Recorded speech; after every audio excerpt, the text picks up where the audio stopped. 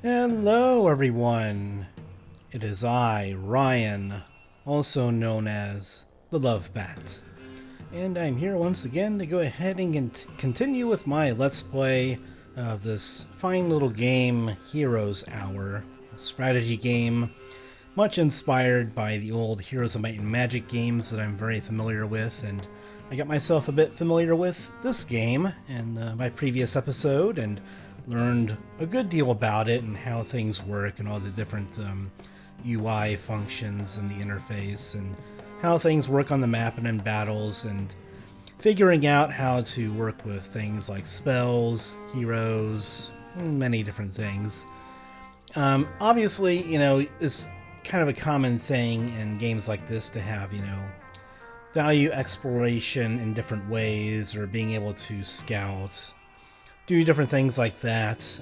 In this game, I guess there are sort of like gates separating different territories that kind of make it hard to scout significantly far ahead and get extra, treasure lying around and gold and different things like that. But, we do have a decent amount of territory in the map here that we've been able to explore so far.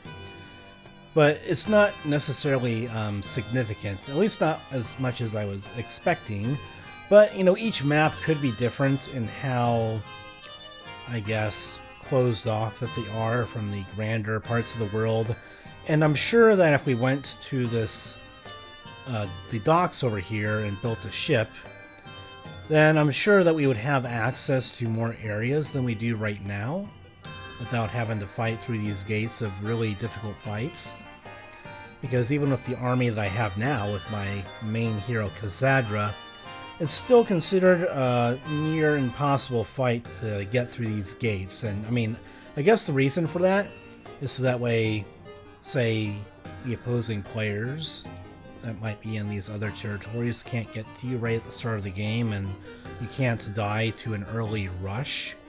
So I don't know if maybe these gates were added in through like a patch of some kind, because I have read up a couple of things that, rushing early on was one of the few ways to stay in it and to prevent, like, how should I say it, a cheating AI from being able to beat you and to kind of beat you to the punch, I guess, and kind of snowball to their own victory over you.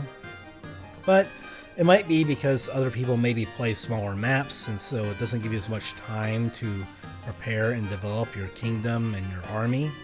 So it could just be the map that I'm playing, and I am playing on the second hardest difficulty settings, so I figured that it would be at least a little bit difficult to be able to win. So far we haven't had too many hiccups, and I guess one thing I want to go ahead and point out is that when I was looking at this little box right here, and I was like, oh, what does the word patience mean? Like, I don't know what that means, I don't know what that's there for. I figured out that once I got back into the game the second time, and also right after I recorded, that Patience, that's the name of the map that we're playing on. And I forgot what the name of the map was because I didn't really remember it, because I didn't think it was all that relevant. I just wanted to go ahead and get into playing in a large-sized map. So the reason it says Patience right here is because that is the map that you're playing on. So that's kind of what that means, and that's kind of what I didn't remember last time and I was confused about. So the name of the map is Patience, and so you have to kind of be patient in this kind of game, and we are in the third week. We have not encountered any of the other players yet. We have seen one of them in this sort of area that's revealed by the Fog of War with this blue floating pendant looking thing. But yeah, so far we've been doing pretty well for ourselves as the Order faction. We have a knight type hero as our main hero. He has some pretty good artifacts. We have the Whittle, or Whittle, however you pronounce that, artifact set with the Crown of the Whittle, Whittle's Hourglass, and the Whittle Guard. So he has a pretty good spell power, even though he usually wouldn't have high spell power, but because of the artifacts, he can do some pretty decent summoning with the spells in his spell book, and one of the artifacts that he has, and the artifact being the Staff of Fire. So he has access to the Pyromancy skill, and the Pyromancy skill allows him to go ahead and summon imps, and so we can get some extra cannon fodder in fights to go ahead and take the heat off of our army a little bit. And so it kind of helps us out there for free. We have a couple other spells here that we haven't really had a chance to use yet. But if I get the Aeromancy skill, it could make Deflect Missile a pretty useful skill to go ahead and deal with opposing ranged units. So this way it could protect our smaller and slower melee units who are going to get pelted with arrows and the like. One other thing I want to go and comment on is that last time I was wondering about the camera controls in combat. And so, what is the game? So I changed the combat camera to manual, to where it will only go ahead and move if I command it to move. So hopefully this time around I won't be complaining about the camera anymore in combat, because it usually kind of just sway around just ever so slightly, and it wouldn't just stay centered on where I wanted it to be. So, and especially I didn't really like that having the mouse on the edge of the screen in combat would move it around like this. So like if I wanted to go and select the spellbook that's like down here, it would usually end up scrolling the combat camera too much for my liking. So I feel like I'm hoping that switching it to manual means that you use only the WASD keys to move the camera like this, because that would be much preferable, because the combat map isn't very big anyway, and so scrolling like this isn't really necessary, especially when you're going to click something on the edge of the interface down in any part of the screen. So I'm hoping that that's going to work better this time around. I also don't know if I should change up the combat grouping or not. I don't know. I'll change it to off, and I'll just manually move every single unit where I want to move them. I could keep it on, because that could group up the ranged units a bit better in the back lines to keep them closer. So maybe I'll stick with this for now, and if I just want to switch it on a combat by combat basis, I can do that. Anyway, now that all the introductions are over and I've kind of explained a couple of the things that kind of went on in the last episode, and maybe a couple of complaints that could be solved by changing some of the settings and such, now we're going to go ahead and get on to doing what we were doing. And so we're going to start off the third week here. We've already built this turn. I kind of left off last time, having already done a couple of things. I think I got a first aid tent for my main hero. And we're trying to build up our gold reserves with a pretty decent daily income. We have a Palace of the Order, and we're working towards getting an Architect. We have a Champion Statue, which gives us more gold per day, some more income, and a counting house as well. So we have many different buildings here that give us additional income, so that way we can recruit more troops and do more buildings and build more buildings. So I'm hoping that in the long run we're going to be in good shape here. Our next order of business was to go after some of these other mines and such that we haven't conquered yet. The sulfur mine over here with these creatures, which is considered not too difficult of a fight, but I'm hoping that we won't face any casualties. And then these other fights are also somewhat easy, but you know, you just don't know if you're going to lose troops to the enemies that you're facing, especially the ranged units kind of have a way of, you know, kind of whittling down your forces and taking out one or two of them because you can't easily reach them a lot of the time. And so we can get extra halberdiers each week from this place, so it might have been a good idea to try and get this early so that way we could get free halberdiers each week. But I thought that the losses by going for a tougher fight, at least when our army wasn't as developed, would have not been quite worth the effort. Instead, I went for the more resource type fights to go ahead and make sure that we can have a steady stream of resources, so that way we can build our buildings that we want. And then we can make sure that we can try and build one building a week, or not one building a week, but make sure we can always build one building per day to keep that going. But yeah, I don't think that we had anything else to do this turn. I think we were having him back at the castle, so that way we could maybe transfer some troops over to our main hero for the next fight.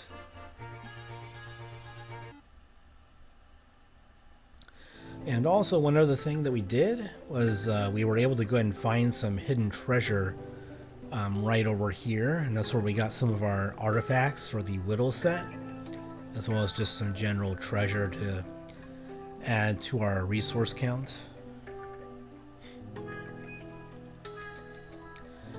So yeah, the music's pretty good. I don't know how loud it shows up in the recording for everyone to hear. Obviously my voice is going to be the prominent fixture of the audio for each episode, so that's why I kind of turned the background audio down at least a little bit.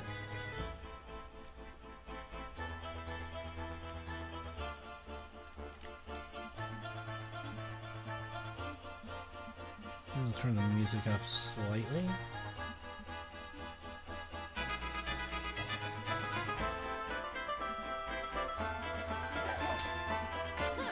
Maybe turn the battle sounds up. I mean, it's not that much of a difference, I guess, but...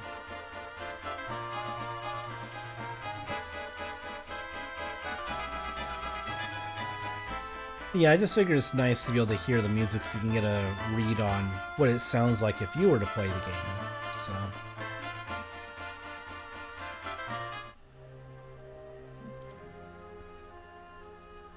no, I'm not going for the Mercenary Hall. I just want to go down here and go ahead and go to the building planner here and see what we've got.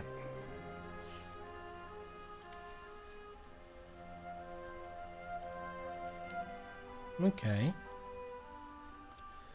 So I'm trying to figure out what I want to do here. I could do Architect to make sure that we can get our income going just as soon as possible here, keep it going. Don't know if we need the marketplace for anything just yet. We could also... can we get the cathedral? I don't think... yeah, we need the stronghold first, yeah.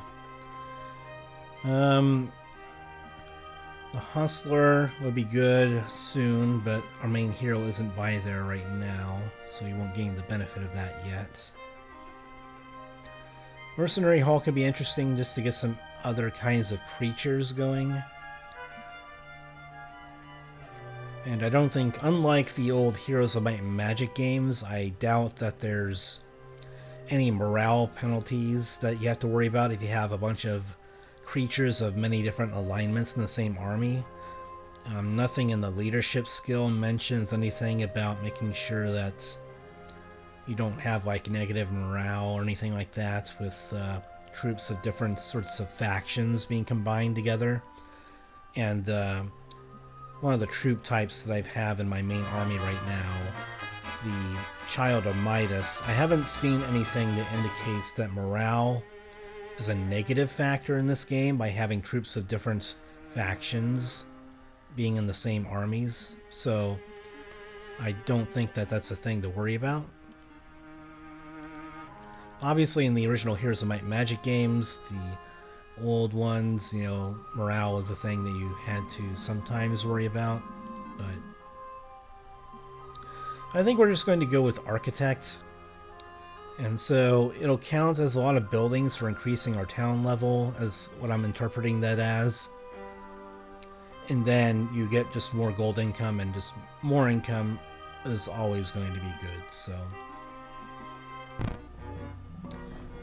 Alright, so we've gone to a city, so we can get a grand library to give more knowledge to our heroes. I don't think I'm going to do that. Marksman Expert will give us more of our ranged units for the our basic ranged units, so that could be good. Royal Institution, probably not that great. Maybe on a smaller map it could be good, where there are more limited amounts of fights on the map for you to work with. And maybe if there were also a single player campaign where you can carry over a hero to different maps and stages and things like that, then maybe this could be interesting to go ahead and give yourself a level up that maybe you otherwise couldn't have gotten. But I think that the choice for our playstyle is pretty easy here. We just want more marksmen. So we just want a higher production of units. This is, in the long run, probably not going to be all that great. So we'll just go for this one.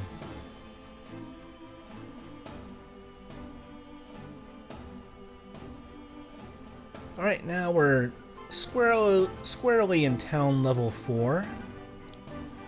And so I'm assuming that we can build most things once we get the building prerequisites, so it appears to seem like we have pretty much a town level that we need to build most everything here, so... And we can build that next turn if we save our money, so... And increase our income even more. Then after that, maybe we can go for the stronghold, the cathedral, just to get the unit flow going before the end of our 3rd week. It does cost a good bit of gold, and we won't be able to recruit that many troops, but I do think that it'll end up being just getting the weekly units going, probably a good idea. I'm not sure if you can carry those units over to future weeks. I haven't quite seen that yet, and obviously in the Heroes of Might and Magic games, if you didn't produce units in a given week because you wanted to save your money or if you didn't have the money, then that would carry over to the next week and the week after that, and etc. And so you could have a big backlog of units that you could recruit and buy later on down the line if you didn't have money to recruit them in the first early parts of the game. So we'll see if that's how it works in this game. I hope it does, because losing out on units would be kind of a bad feeling, but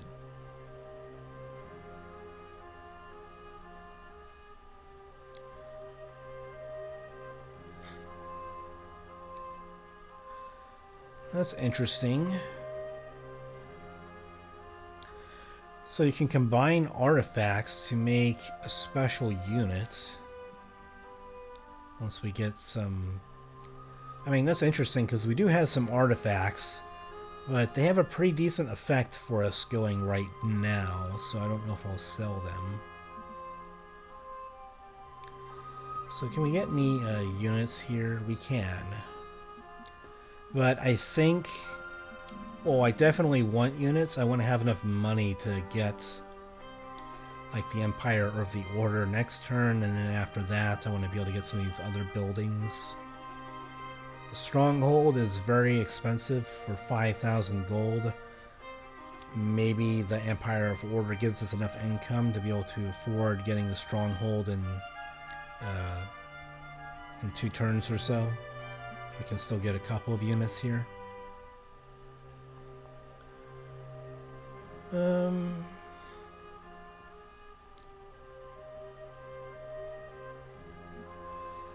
I guess maybe we can get maybe a couple of maybe just get a couple of monks, I guess, or friars.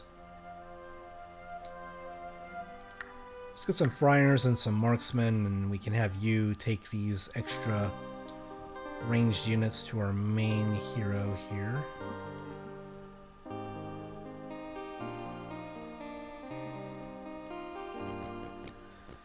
And you can go ahead and play the pack mule here.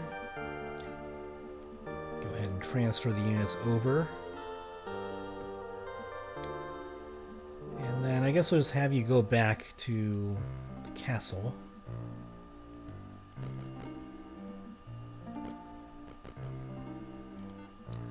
Game is experiencing a little bit of slowdown. I'm not sure what the deal with that is, but we'll see how it's affects the game going forward here. Oh, I don't want to go fight there. I just want to do it right there.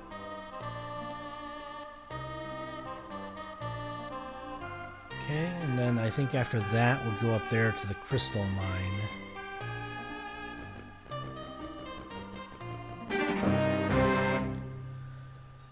So we have more of these melee type units.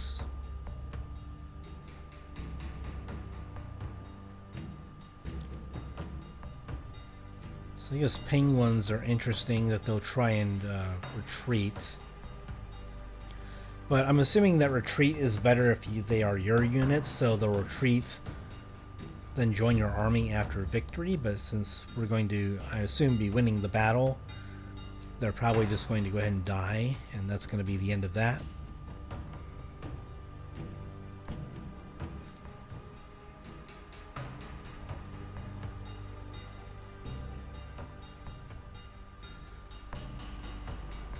So definitely want them getting in the thick of things.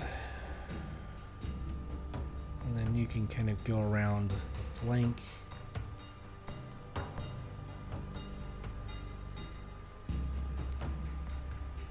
And you guys can go in. Well, I guess I don't want the Child of Midas to die necessarily, so let's go ahead and get him back over here. Then you guys can go ahead and be over here looking after my Paragons and doing the DPS.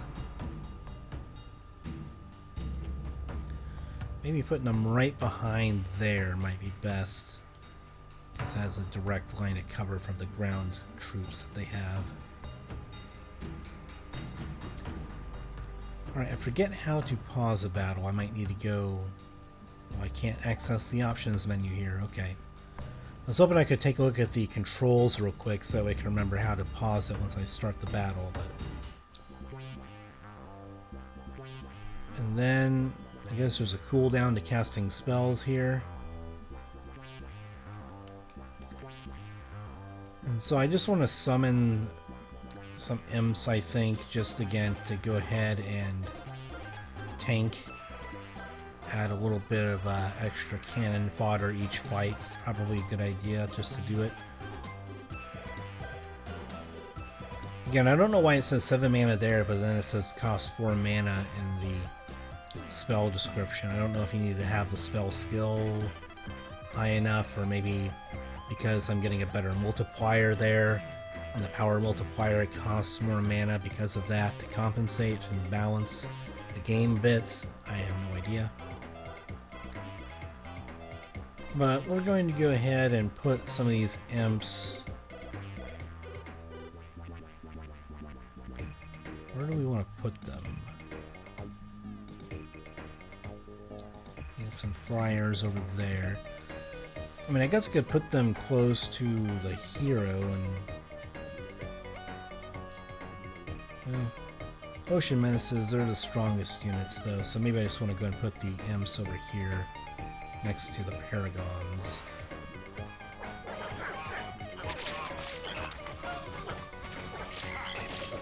Alright, so I got my militias coming in over here on the flanks. I might lose a couple of them. Put my heroes over there so he can kind of give buffs to some of them at least.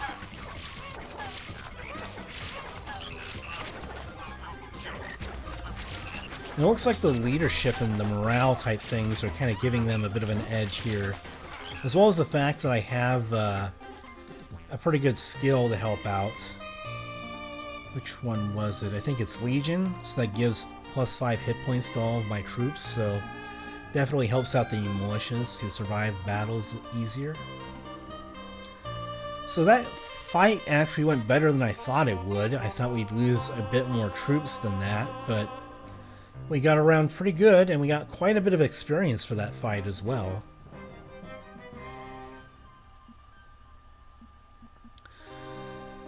Scouting is not really useful.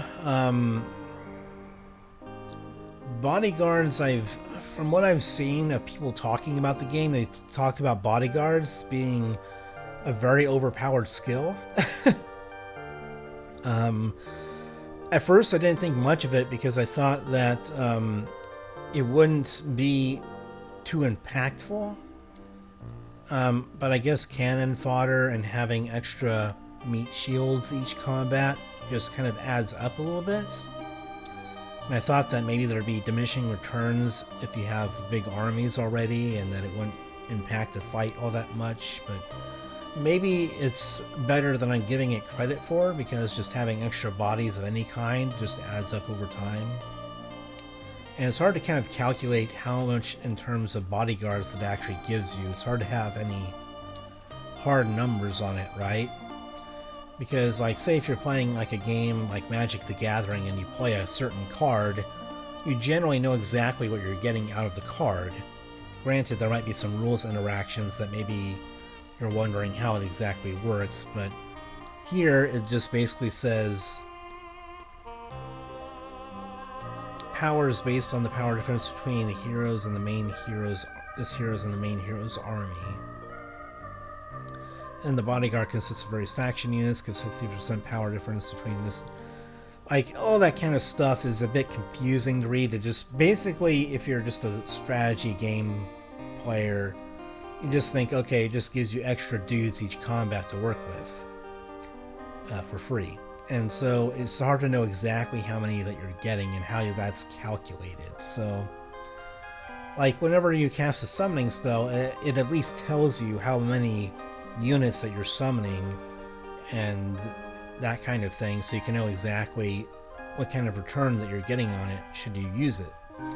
Whereas this doesn't really give you much of a calculation on what it's doing. So that's kind of why I, wonder. I mean, people say this is a really powerful skill, so I'm not going to really debate that. I'm just wondering, how exactly do you calculate how much you get out of it and what makes it so good? So be a bit easier if I could just have the calculations work a bit better in my head. I'll go with Legion. This seems to go ahead and at least it'll keep my creatures alive more. And then rallying and leadership could be great. And then warding and just increasing the tankiness of my units, keeping them going, and then maybe down the line I'll get bodyguards. But I also definitely want combat, because this is going to be good for my hero at the very least. So my hero can hopefully be a powerhouse with all these good skills, I'm hoping. So we'll get Legion, and I guess as you level this up, I guess the icon on there also changes ever so slightly as you level it up. So that's kind of an interesting little tidbit of icon changes there. Kind of like that. Granted, it's pixel art, it's not highly detailed or anything like that, but it's nice to see the thematic changes from ranking up in one of these skills and how it changes over time as it gets more powerful, kind of like growing in rank in like the military or something like that, and your, the rank insignias get more decorated and things like that. So Legion, hopefully that keeps all of our smaller type troops going strong. I guess we can try going to the keep now, just to go ahead and get halberdiers and get a weekly stream of those to replenish our armies. We can also go and take on the neutral hero. Now that we've dealt with the enemies here, let's get the sulfur going.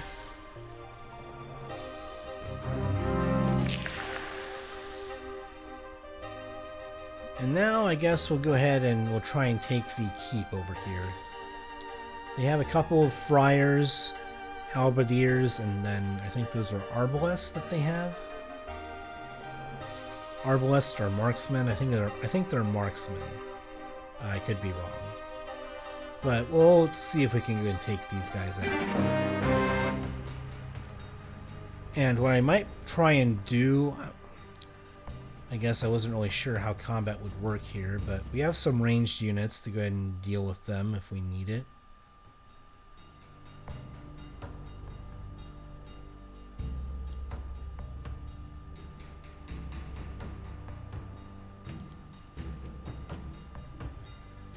And then I guess we have the first aid tent, which should be helping out there.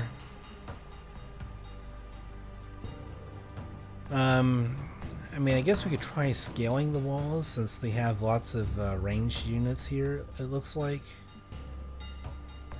But I definitely don't want my cannon fodder getting in the front there. I definitely want my paragons up there, taking the early hits.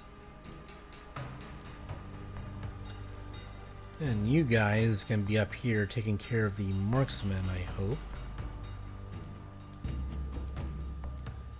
Then as the battle goes on, then we'll get you guys involved. So they do have some arbalests back there.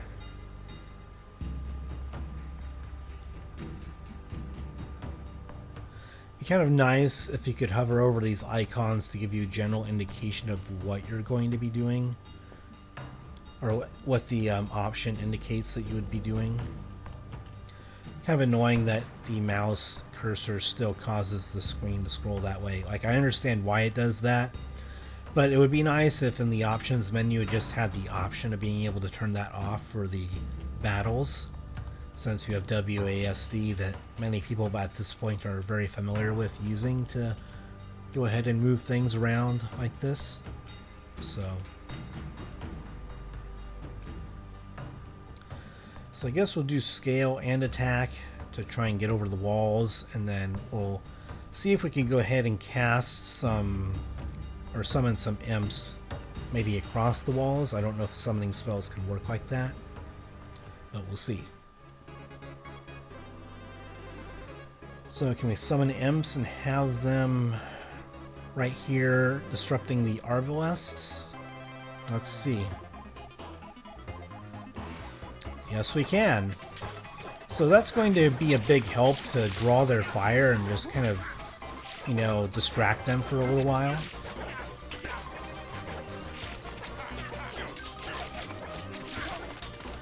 I suppose that the deflect missile could have been good as well. I don't think that we have the mana for it now, but it would have been a pretty good spell to just help tank the shots of all the ranged units that they have going here. But we do have some ways of healing our units, so I'm hoping that that's going to be enough.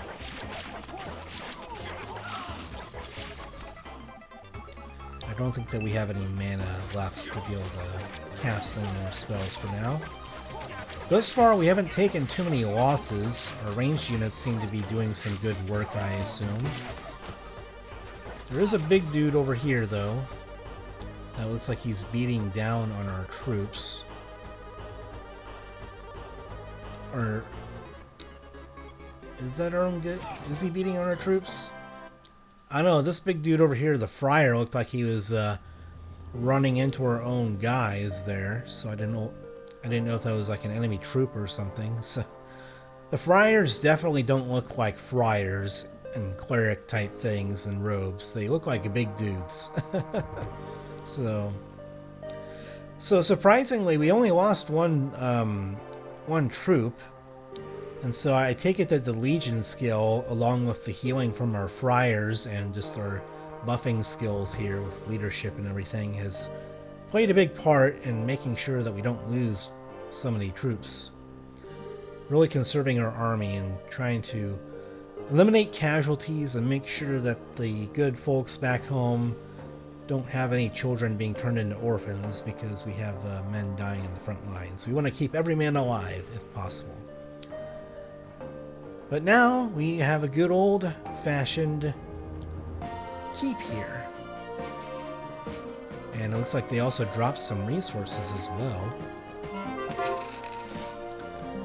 So that's why I have heroes over here, so that way I can use their movement to go ahead and pick things up like that.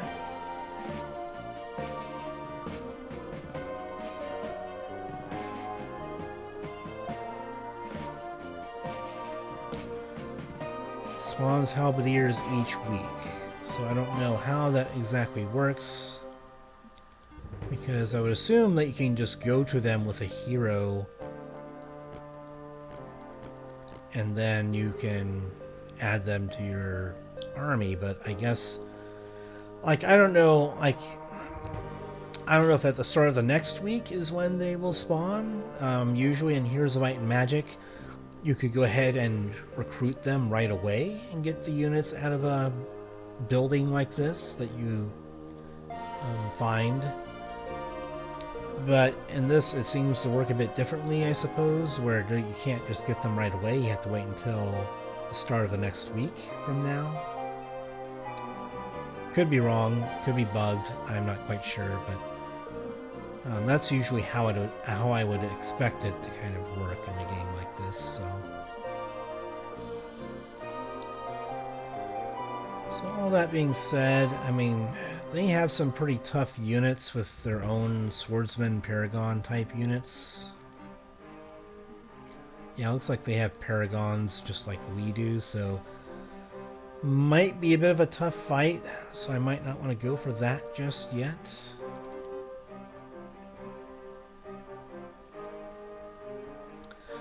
And I might want to wait for some of my mana to replenish before fighting them.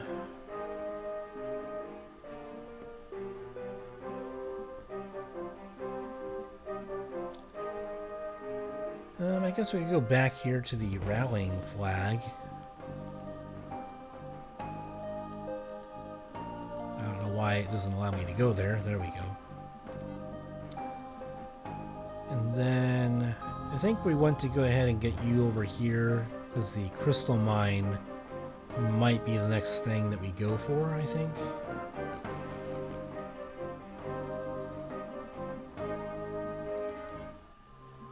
Right, we already built our building. Oops, wrong button. Yeah, alright, so we might get a ballista at some point when we have the spare cash. For now, we don't really have the money for that because we need to save up for our important buildings right now. So maybe in week 4 we'll have enough money to get a ballista for our main hero.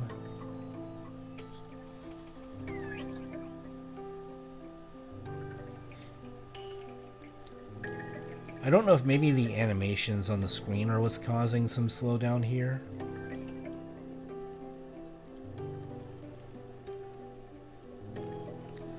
I mean, I wouldn't think that like pixel art animations would cause slowdown in the game, but maybe it is. I'm not quite sure. My computer is a bit on the older side, so I mean, I expect that things aren't going to run, you know, perfectly smooth for all games, but this does not seem like a computer resource intensive kind of game, so I don't think there's anything in the graphics settings that can really change to.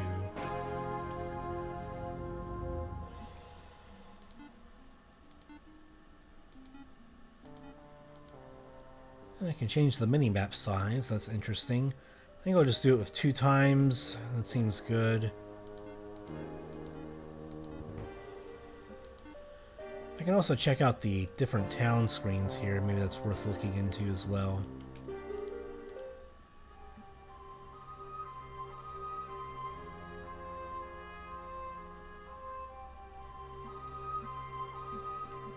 Okay, so you have some different options here, I guess, for the town screens. So it's the classic one. What about the... I'm assuming classic was maybe like an early release version of it that was more text-based. So what about the new version? What does this one look like? And so this one just has lots of the actual town type graphics and buildings and such. Okay. Yeah, I don't mind just sticking with this one, but I was wondering what the differences would be. What does the mini do?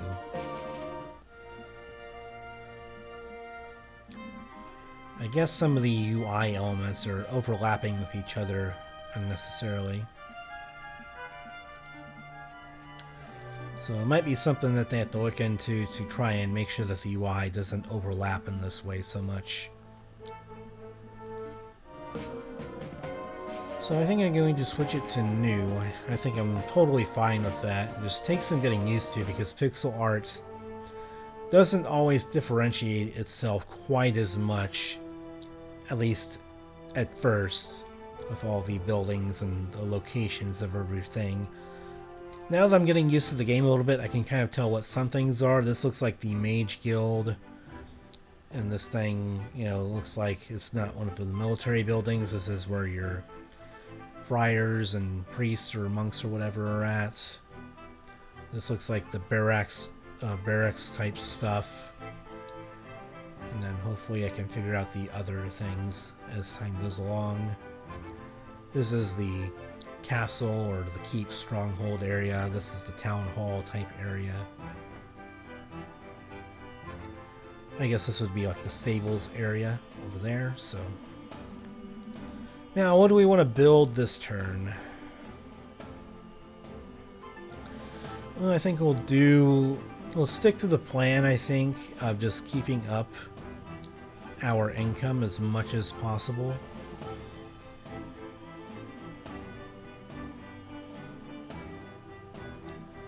And so by doing that, it allows us to just get everything more on schedule and recruits more creatures. So I think we're going to do that. We're just going to increase our income as much as we can. And now we have a pretty solid income now to where we can get at least one building a turn plus change for our creatures to recruit and to get. Might get the conscription center so that way I can make use of maybe creatures that I don't really desire all that much, but they can increase my income long term.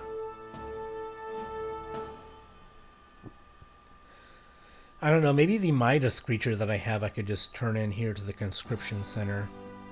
Or maybe if I get a different hero that has units that I'm not really going to use all that much, like this crawler here, maybe I could go ahead and turn the crawler into more income. I don't know. So I'm not too familiar with Zalgar or Zalgor. They do seem like a martial-minded hero. Devour, I'm not sure what that does. Maybe it's some... I think I've seen in the official Heroes Hour Discord, I believe Devour is some kind of like sacrifice type ability where you sacrifice some of your troops and then that powers up your hero for the combat. Not sure about those other things, but we have Riza here, which has a couple of survivors. I'm not really building them, but since they have regeneration, it might be worth getting some of them.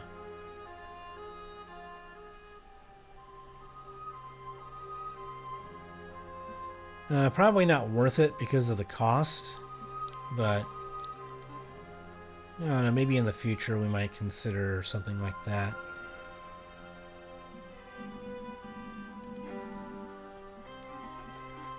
Okay, let's get you over here then. So we have 2,800 gold. I think we can definitely afford to get something here. Stronghold I might want to get next turn. I could go with Conscription Center, but I don't think that I have any troops that I want to offload just yet for that. Except for the Midas creature, and I don't think it's worth it right now. So I'll need 5,000 gold next time for that. And then at the turn after that I can get the Cathedral. And Crusaders seem like they'd be very strong units for us to get. Hospital also seems like it'd be very good for us to get. But our casualties are at a minimum right now, and I don't know if the infirmary has had that big of an effect on getting our creatures back, at least not that I can see. Like, I do not see any of the creatures coming back to my castle here in the garrison, so like I don't know exactly what the infirmary does that I'm missing here, but at least as far as my playthrough goes, the application of the infirmary, it sounds good, but maybe I just have not been losing enough units in combats for it to be a factor yet, because I've only been taking maybe 1, 2, or 3 casualties at a combat for a while now. And so maybe I just haven't lost enough troops for this to kick in yet. So, I don't know, definitely for the big fights, where you're going to lose some guys, I can see, I'm hoping that this would have some impact, but so far it has not.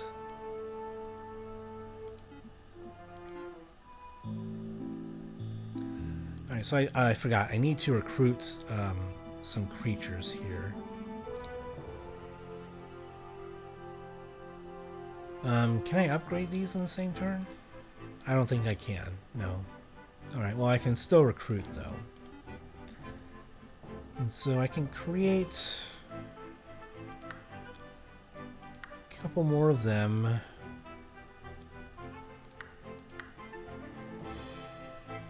I think I want to have at least 1,000 gold left over so that way I can build the building next turn that I want. So we'll get some more of them. And then you will go over there. Or we'll have you go there first. Then you can kind of meet up with him and give him the extra troops.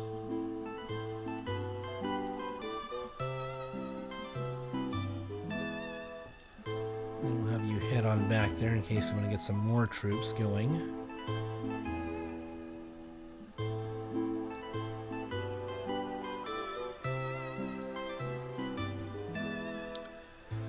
Fights down there are still considered a little bit challenging, so I might avoid them and just get you up here close to the crystals.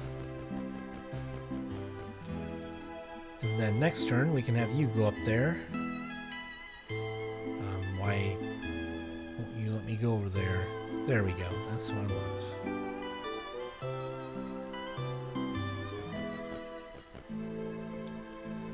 Alright, and let's go ahead and end the turn and see what other goodies await us next turn.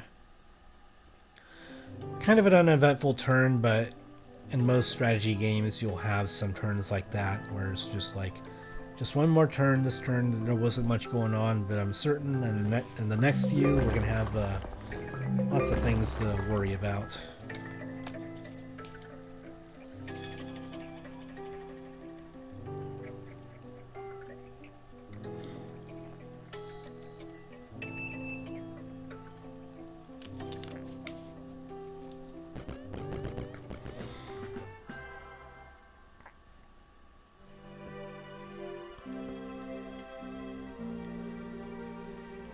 So the neutral army just still roaming around over there.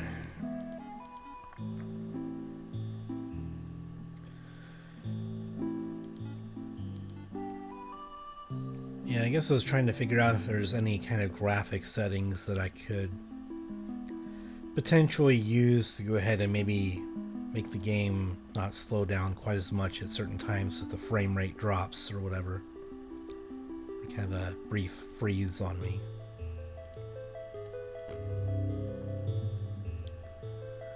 And for some reason, sometimes when I hover my mouse cursor over this rally flag, it doesn't change into this little movement sign. It just goes to the basic mouse cursor like that.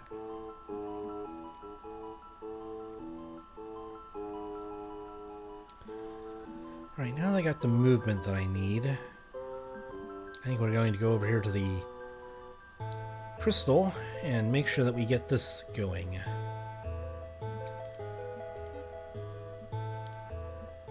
Do we have money to hire any more troops?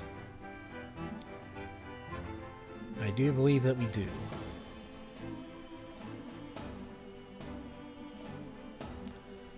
Yeah, we can go ahead and get the stronghold here. And then, what is the unit choice?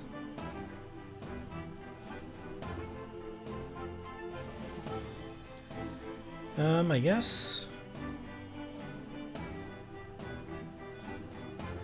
I mean, friars heal our units, so I think that's going to be a good choice.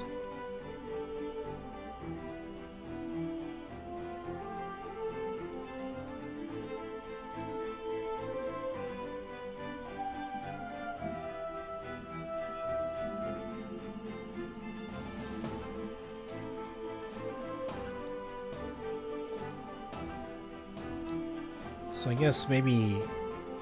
Oh no, that's the... Yeah, that's the unit choice between the two of them.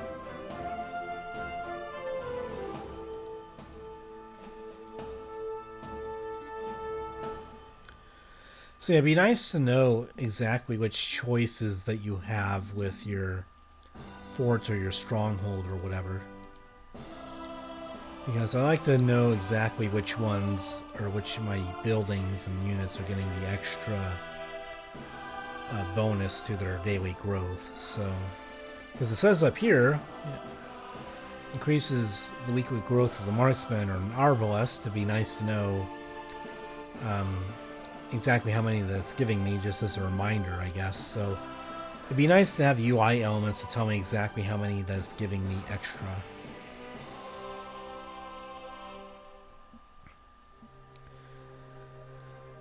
So I guess we can create... I guess we can make one friar and then one paragon here.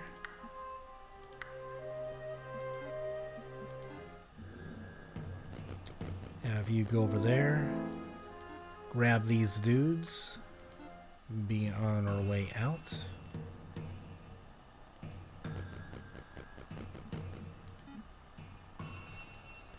Have you travel over here.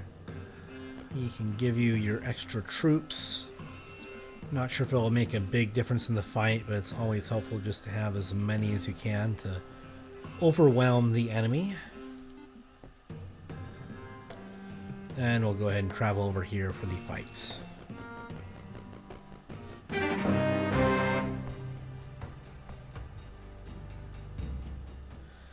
Alright, army reserves and yada yada. Okay. Left bottom corner, which units are included from the start, which ones will wait. You can drag or right-click units to swap between the two states. If you have too many units in the battlefield, send back to reserves so automatically, send it back. Okay. And when you lose enough units during combat, and yada yada. Depends on your army, the enemy's army. And then I think that if you have the tactics skill leveled up a bit, then you can have more units active at one time, so...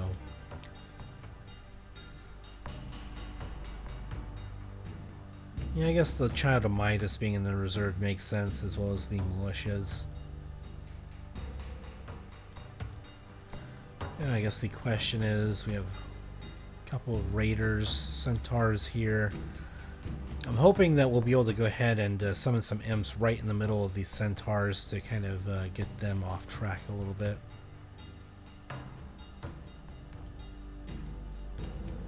You guys stay up there. We definitely want you guys helping out, and then you guys will go ahead and go behind the hero.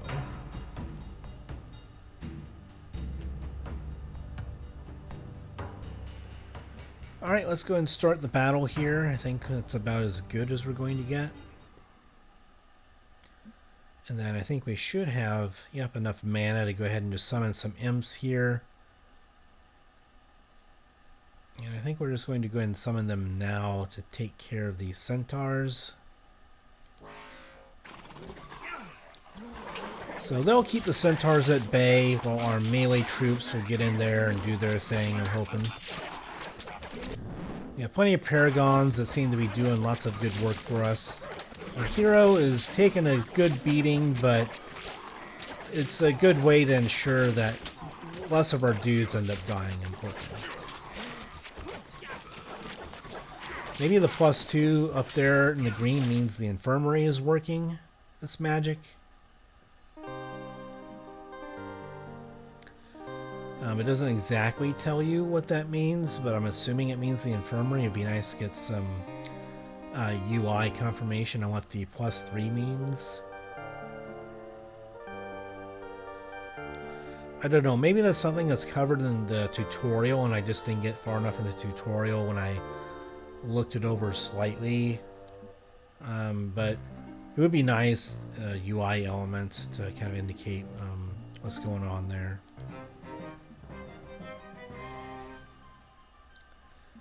Okay, now we have another choice.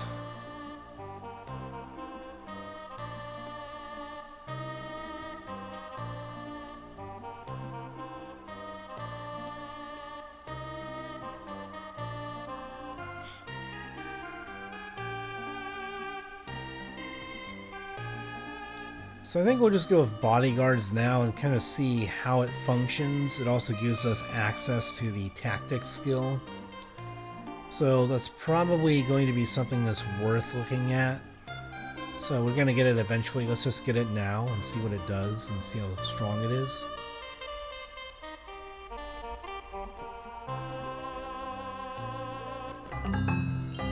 Now then, all the crystal belongs to us, and we shall go ahead and get that going.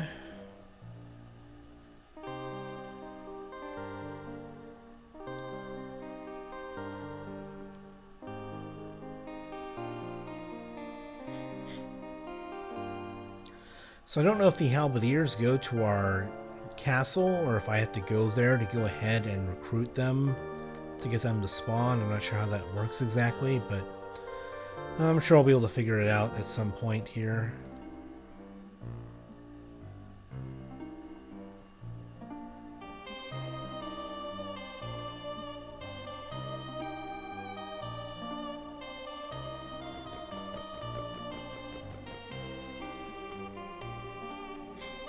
Okay, so we have the mine there now. And I think, where do we want to go after this? It might be worth going over here, so that way I could get a ship going. And then get someone to try and get treasure out there. I don't know if the AI players are going to try and go seafaring to get things and treasure on the water. We can go there to get ourselves more morale, and again more movement to run around here and do things. Alright, time to end the turn once again. Thankfully we have a pretty good amount of income just to be able to buy all the things that we want now. It's a really big help having like 4,000 gold income.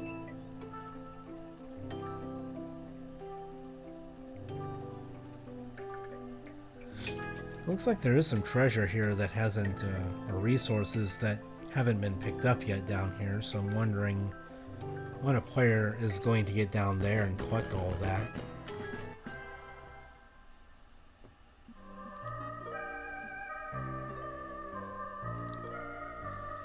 So as usual, let's have him go back here to the castle and see. Okay, so we have one militia there. I'm assuming that the infirmary should just be sending people there that you'll be able to pick up.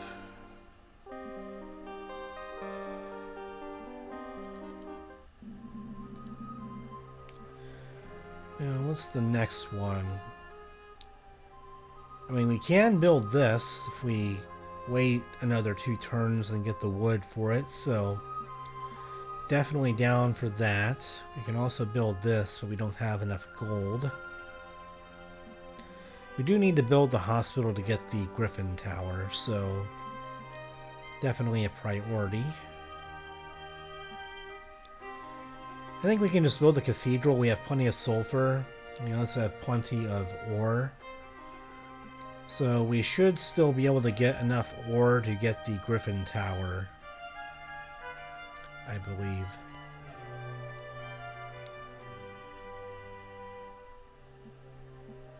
What resources are down here?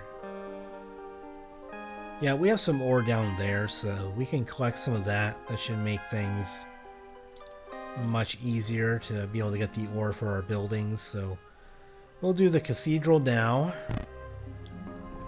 And then I think I like the Crusaders. Like, the cavalry is certainly better dealing with ranged units, because then you can have them charge in and wreck ranged units in the back lines and just goes there straight away. But the upgraded versions of the Crusaders, I think, are... yeah, the Paladins and their Aura of Light, that is going to go ahead and keep our melee units going quite well. So yeah, that's going to go ahead and be interesting. And I can separate these stacks of my Paladin units. That way I could have one Paladin in different spots of the map to make sure that all of my melee units are getting the healing from them.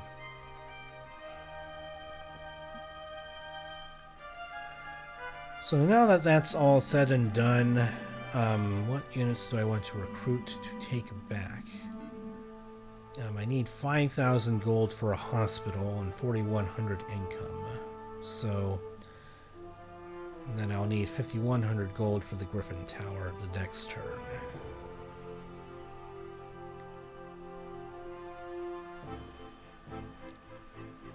But I will be getting some extra gold down here, I believe.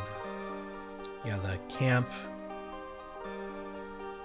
should give us some extra gold. So I think I can hire maybe like one unit here. And command should still be okay for gold the next 2 turns.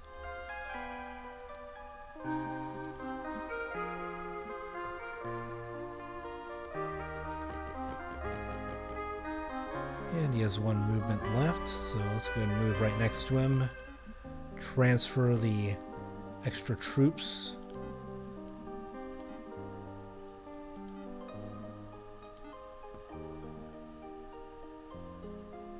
And then we'll get her down there so that way we can have her gather the resources with her movement speed. Do that all over again. And I guess I'll save the game this time just in case we end up doing terribly.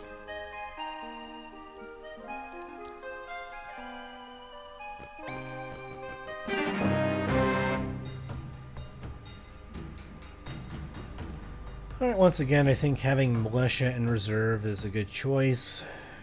What ranged units do they have here? Marauders seem pretty strong. They have Equine Guards. I can hopefully summon some imps. I don't know if I have enough mana points for that, but we'll see. And we have some powerful Sunbringers who are spellcasters.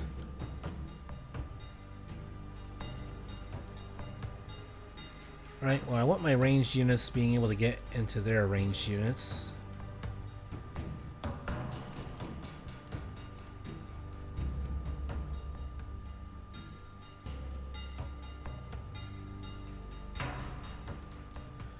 I'm not exactly sure what the up arrow means. Like on the right there's like an up arrow right there. I'm not exactly sure what that means for the command. I mean, it looks like it's supposed to mean like merging a unit stack together with something, but I'm not sure what that means. Like how you can get that to go.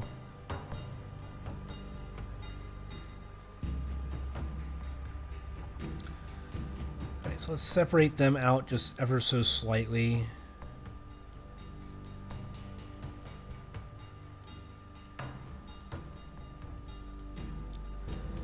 Have some next to our hero there, and we want our ranged units there as well.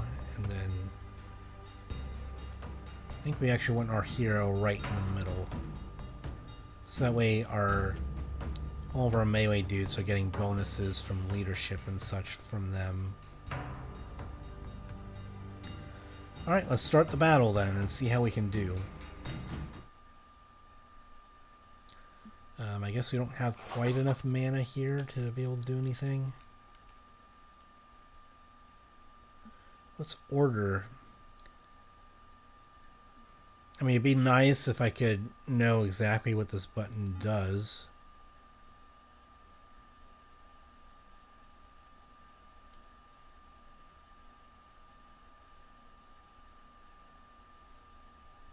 Huh.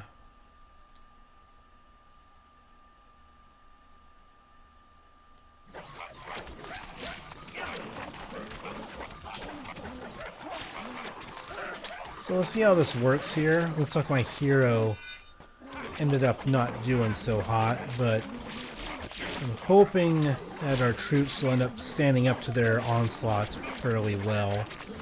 We are making some casualties here, or suffering some casualties, but yeah, I guess that's a side effect of not having summoned imps to be able to take care of the centaur dudes back here. The Equine Guards that can shoot bows at us. Yeah, we are suffering many more casualties here than we usually do.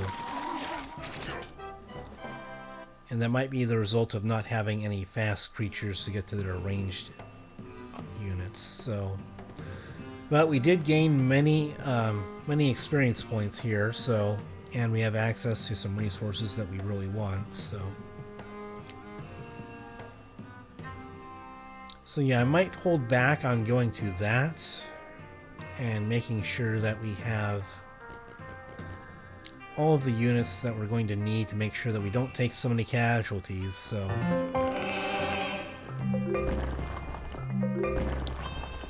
Maybe we'll end up going and taking this fight instead.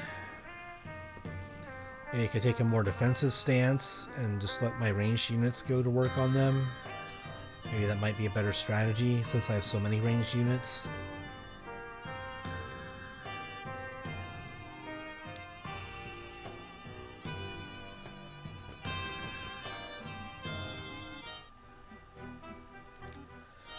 Alright, well let's go ahead and end the turn then. Like I said, I did not expect to take as many casualties there, but you know, there's only so much that healing can do with your friar units and things like that, so...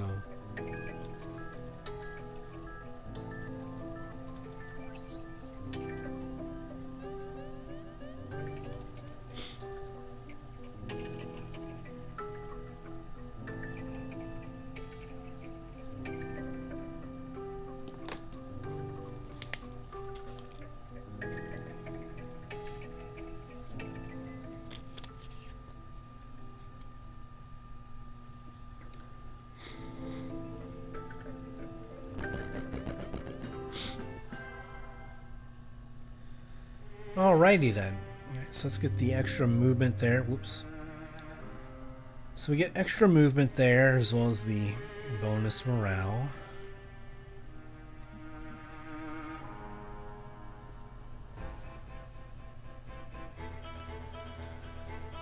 We can go ahead and fight the neutral hero over there, should we choose. But I think that maybe getting a boat and having someone go out here and trying to collect resources could be good.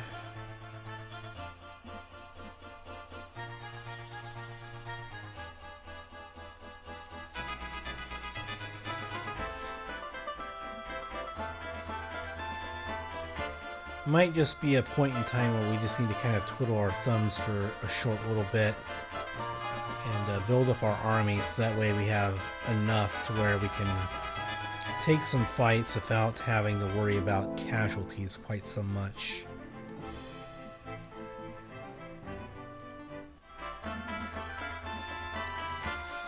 So it looks like now our infirmary is starting to go and do some work for us.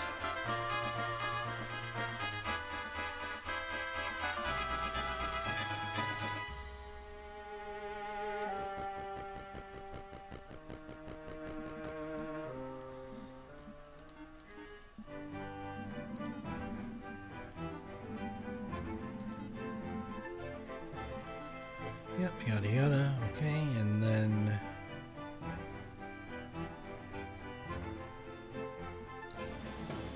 I think it's time that we can just go ahead and build a hospital now, I think.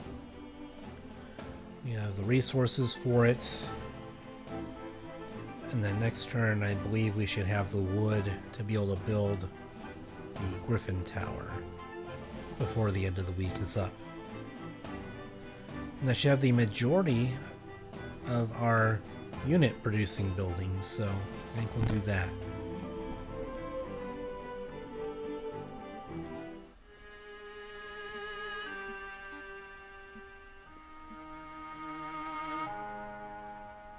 Yeah, the main reason I'm keeping my hero here, well, I could go ahead and move him forward a bit more, and then have her kind of move over here.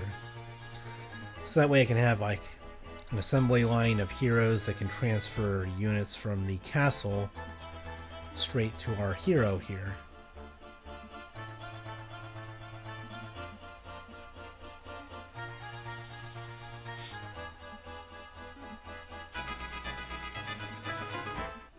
Alright, and I think that's going to be the end of my turn here. Again, a more uneventful turn here, but I don't want to go into the next fights with the risk of losing a good deal of units. I want to try and keep them as much as I can, so that way when it comes to doing some seafaring and fighting the pirates,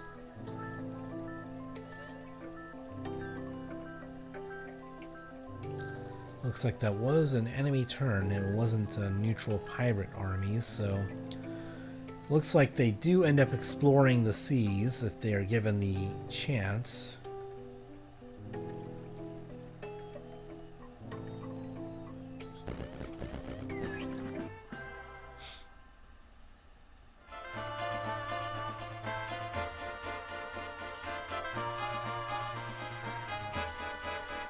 Alrighty then, so now let's go ahead and do the thing, and we're going to go ahead and get the Griffin Tower now since we have the resources for that. Might as well get it, and then I think we'll go ahead and get the Citadel sometime next week if we get the wood built up for it. Maybe the marketplace can allow us to go ahead and trade for some wood and resources if we need it to get some of these buildings,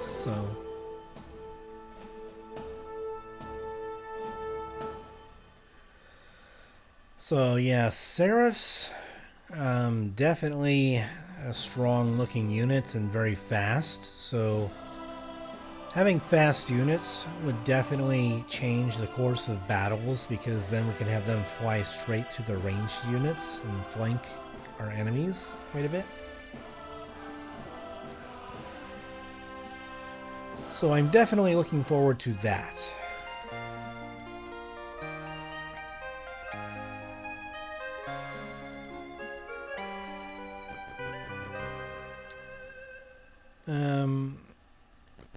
Like, I don't know if I want to go ahead and maybe give some units here just to make sure that I can go ahead and have these units upgraded and have her bring some of these units back after being upgraded.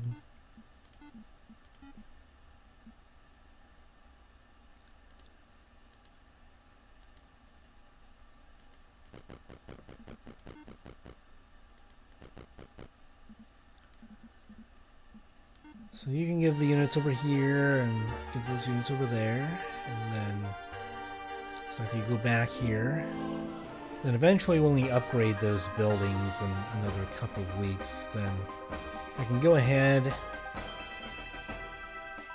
and have him deliver the upgraded units back to him. I am wasting a little bit of time here with the turns and not being too efficient, but in the long run, I think it'll help because we have all the resource producing things here. And so right now, it's just a matter of when do we deal with these little gate areas and when we start going onto the water to grab some things there. Okay, I just like to double check just to make sure I built a building, and away we go.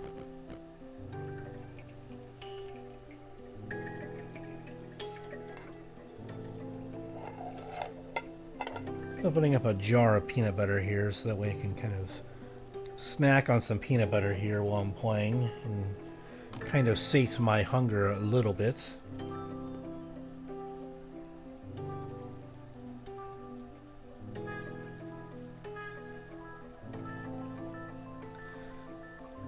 I mean, I'm not gonna lie, you know, peanut butter out of the jar is actually pretty decent.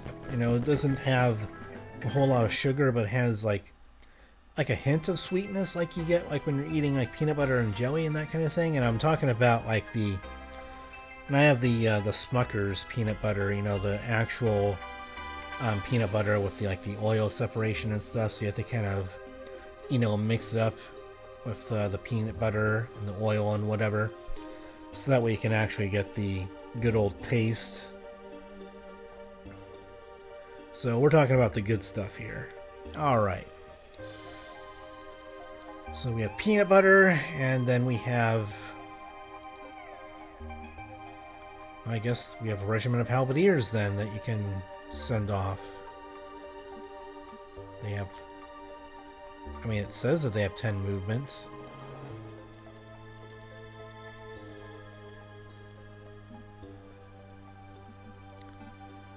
I think we can just have you go and gather them then, since we can't move them. So instead we'll have them come to us.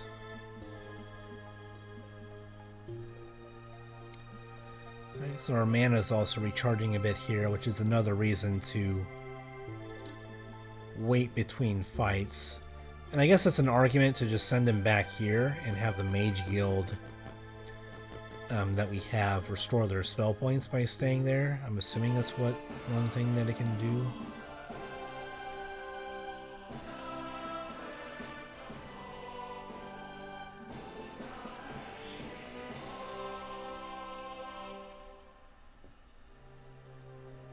I mean, I'm assuming, at least in Heroes of Might and Magic, which this is heavily inspired by, when you stuck next to town for one full day,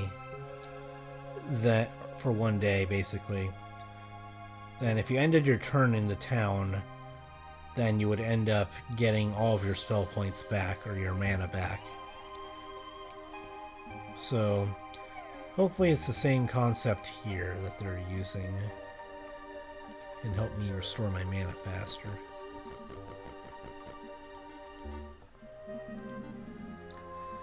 Alright, so now we have a good deal of gold, but we don't have enough wood for the upgraded Griffin Tower. Mercenary Hall could be interesting. Tower of Idolatry could also be interesting because we do have some artifacts here. I guess the Staff of Fire counts as a weapon. Intermediate stuff.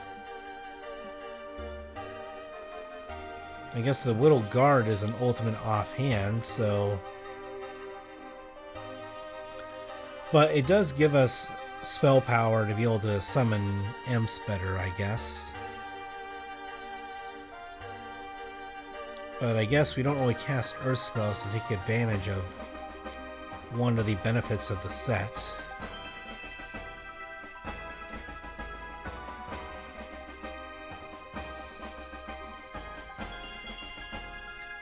So I don't know, like it could be interesting to get the Tower of Idolatry, but I'm not really sure if I can. Don't have enough wood for some of those things yet. The marketplace could be interesting.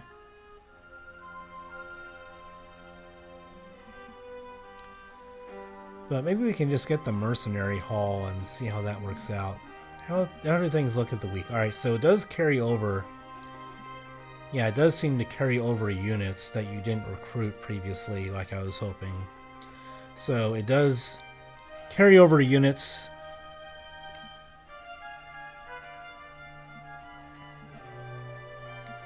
Yep, it carries over units, so that way you don't have to worry about missing out on recruiting them. So we can upgrade the cathedral now, since we do have the secondary resources for that. The Mercenary Hall could also be interesting to get some other creatures in here.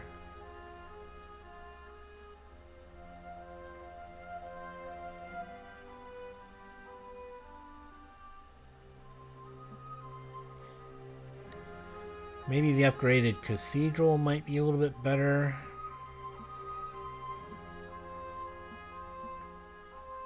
Because it's a unit type that maybe I care more about. Upgraded armory would also be pretty great to get our ranged units being much better. But I think that upgrading the cathedral maybe is just the best option. The citadel, maybe it's a bit far off because of the wood cost, and we need the marketplace to get enough wood to build it this week.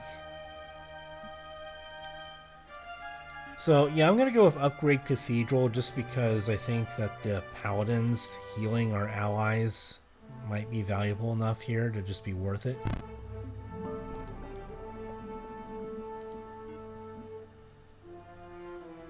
Alright, so let's go ahead and make some paladins then. I might also want to make a griffin here as well. Just so that way we have it to go ahead and deal with the ranged units and get back there. I mean, they're pretty sturdy as well.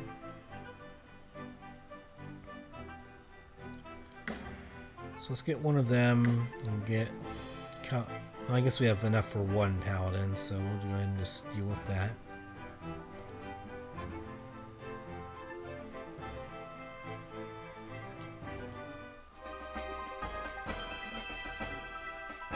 And I guess we'll just wait a turn or two here so that way we can recruit enough creatures to make a difference in a battle.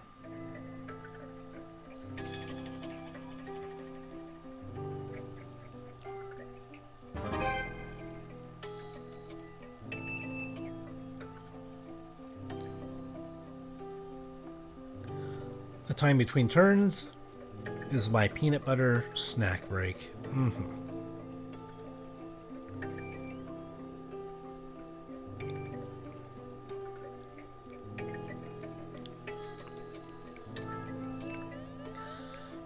Ah, yes. Good old creamy protein goodness.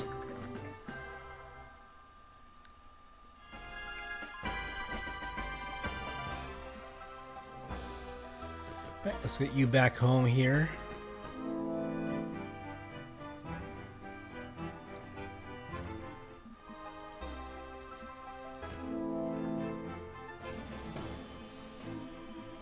So now I guess since our main heroes here, I guess we'll just go ahead and put them in the garrison for now.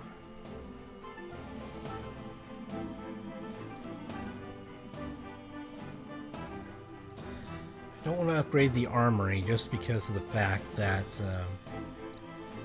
while I would most certainly like to, I want to be able to get the Citadel as soon as possible. Or at least before the end of the week. I at least want to be able to get it before the end of the week.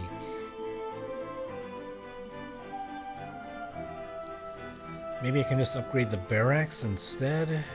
Make sure that my militia aren't just twiddling their thumbs, I guess, and it only costs ore, which I have much more of than wood.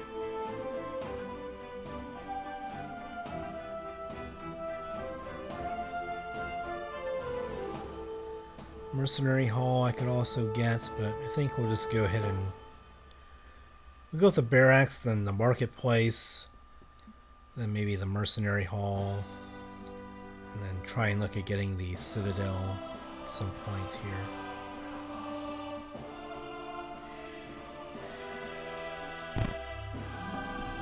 We have the ore to support it, we just need to save up wood, essentially. So we'll do that, and then we'll upgrade. Yeah, we'll upgrade all of our militia here that we have. Alright, excellent.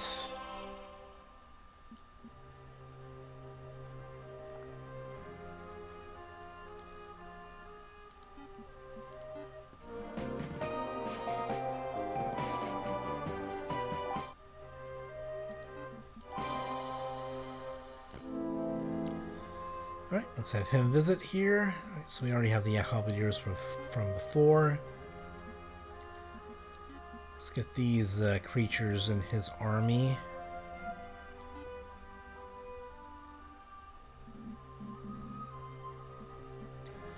And I guess we'll just stick with the marksman for now, since we don't have the secondary resources to be able to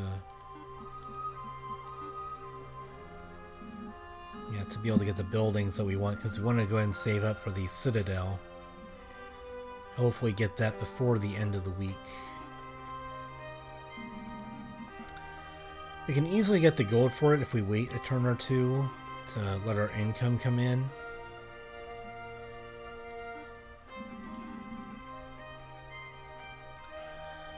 I think we definitely want one more Griffin, so we don't have one Griffin out on our lonesome getting hit by everything at once, and then get one extra there,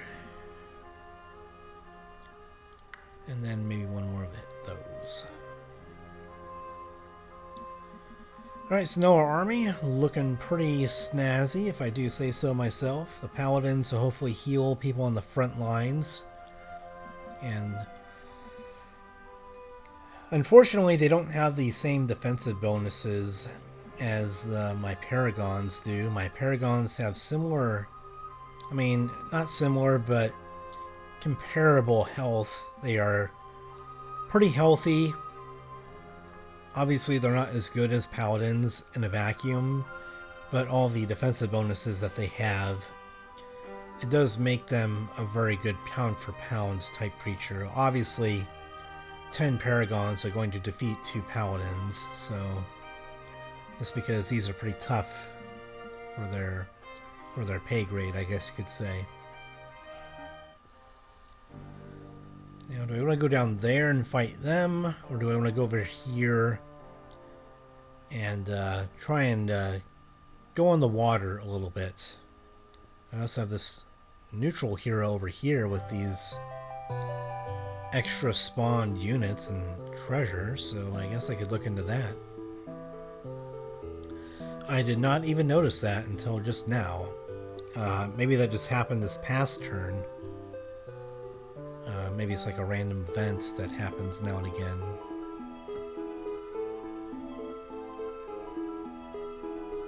Russian Tide.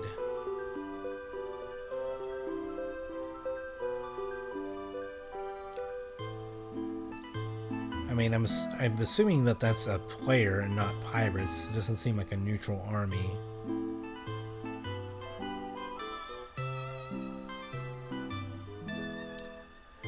Hard for me to tell exactly what all those units are too,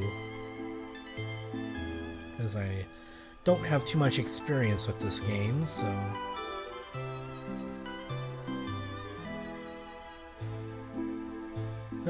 I think it might be good to go ahead and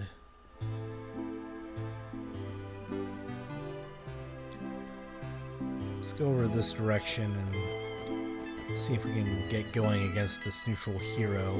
And then you can get over here so that we can gather up this resources and stuff a bit.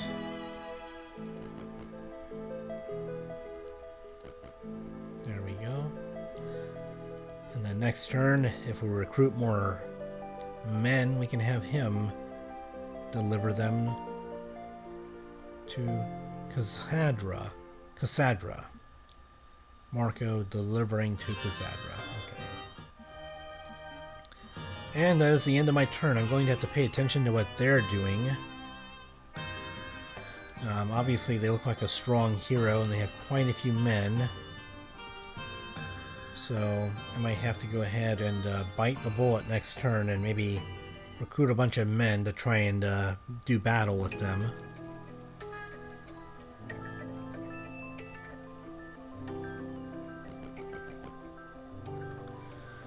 Looks like the indigo pillar down there is doing some things. First sighting of them too. I don't think I've seen them down there yet.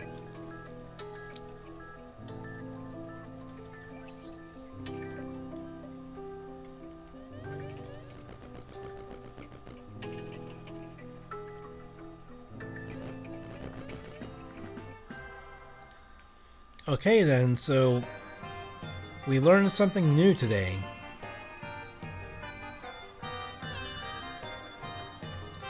Disembarking from a boat does not take care of all your movement for that turn.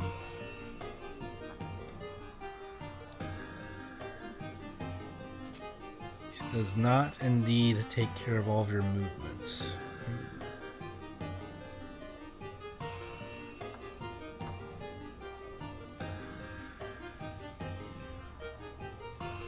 So how do I want to do this? I want to fight them and get some more experience to level up.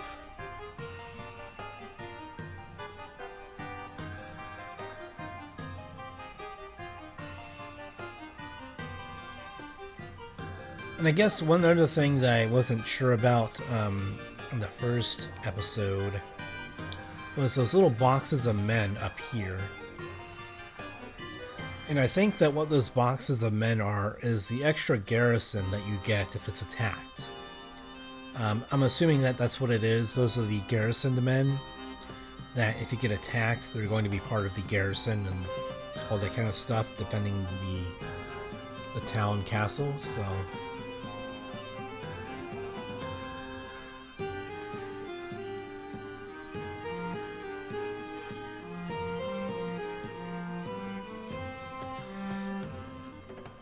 we do have a bit of a goal to work with here. The question is, do we want to focus entirely on troops? Which probably is the right thing to do. We can upgrade the armory, so that way we can get upgrade our marksmen into arbalests. Then maybe next turn we can get the marketplace and try and get enough wood for the citadel.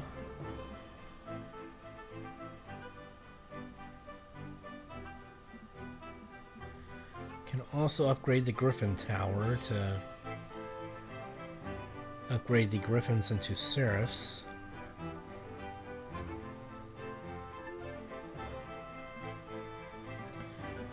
I think we have more marksmen though that we can upgrade into arbalests, and this is a very inexpensive type upgrade. We do use some wood for this, but considering that we're being attacked and our hand is being forced, I think that we need this now.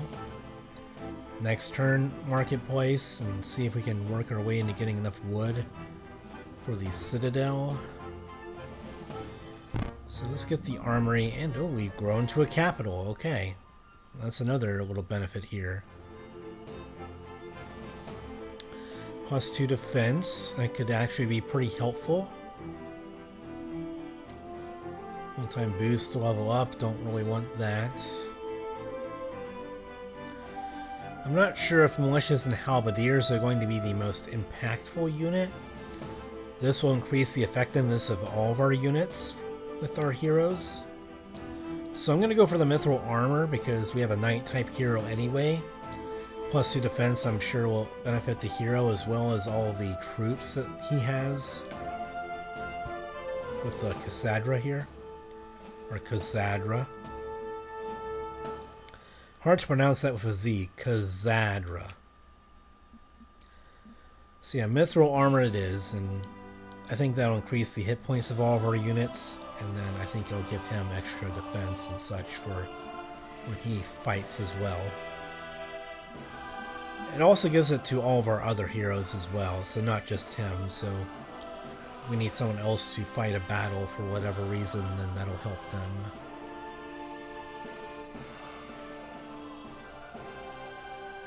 But yeah, I felt like the marksman getting additional growth probably more impactful than the cannon fodder type units, strength and numbers type units. Ranged unit probably better to get more of. Speaking of which, we're going to want to recruit them and upgrade them. Unfortunately, we have to kind of go around here to be able to get into position and properly upgrade the marksmen that we have.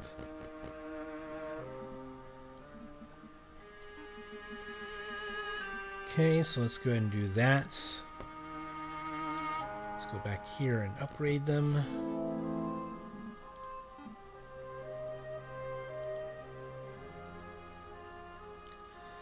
And now, what kinds of troops do we want? I think one more paladin could be useful for just being able to restore health to everybody.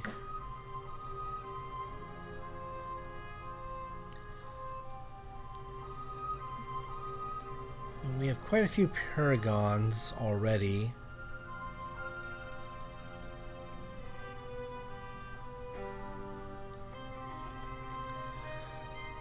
I don't know, maybe just getting a bunch of arbalests here. Maybe it just might be the play. Just get a bunch of cheap ranged units and hope for the best for our melee units to hang in there.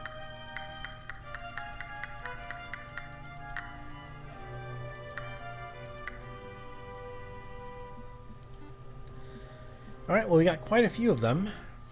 So I'm hoping that this will be enough for us to be able to win the battle.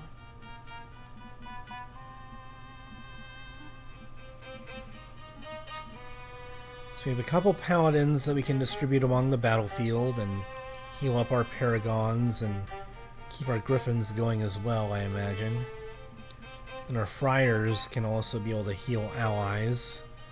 I'm hoping that, I'm not sure exactly how that works if it's done automatically, but I'm hoping it's working as intended. Feel free to comment on the video if there's a certain mechanic that I'm not understanding, that I have to command them maybe to go ahead and heal creatures, or if they do it by themselves.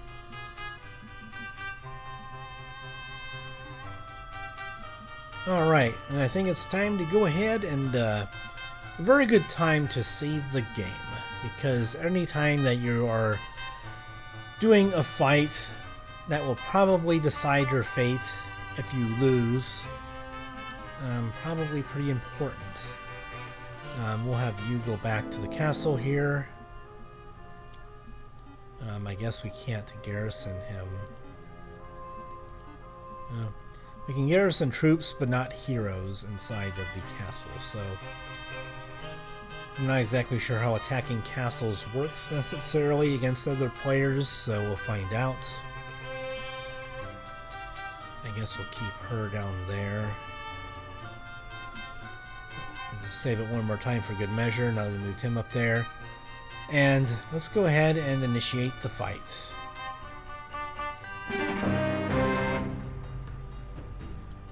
Figured that if we're going to fight, we might as well be the one initiating it. So we could try and bait them into attacking them inside the castle, but I'm not sure if they're going to just magically go for that, so I think we'll just go for some of them in reserve.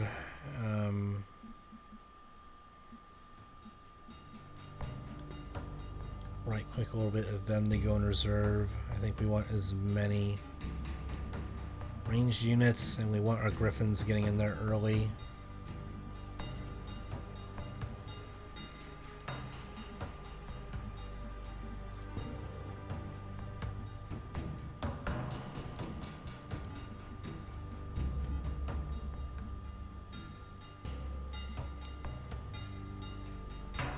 I'm not exactly sure how much unit power that they have, but they have what looks like a strong army. Oh, it's because I don't have my friars in there.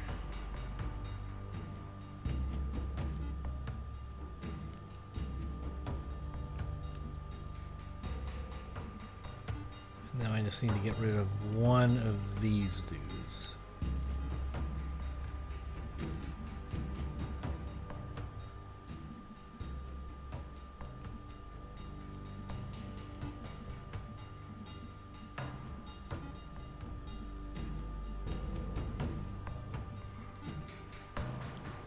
Okay. So I think I have the maximum unit power fielded that I'm going to be able to field for the start of combat. Now I'm going to go and separate these guys a little bit.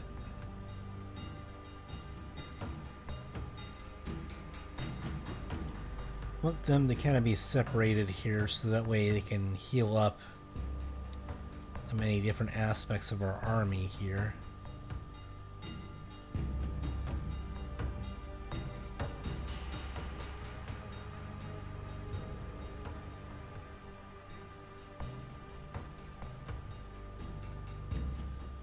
So it looks like we're dealing with a variety of enemies here. Some of these enemies are very inexpensive type creatures, but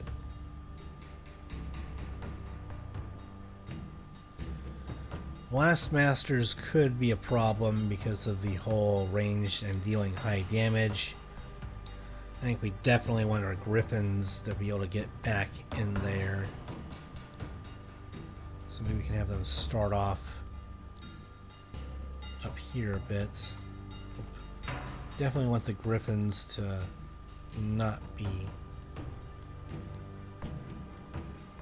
grouped up with them. Alright. So our hero, probably put them somewhere towards the middle. I mean, we could just go and focus more on one side as well. So we can focus on this side and try and overwhelm them on one side.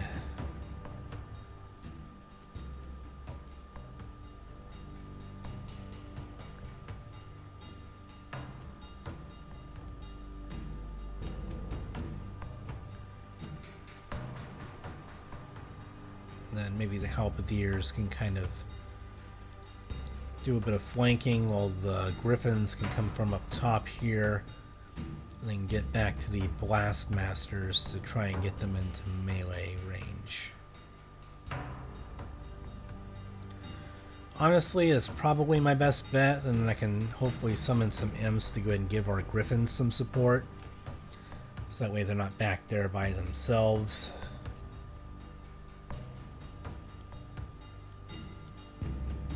Separate some of these. Where did the rest of them go?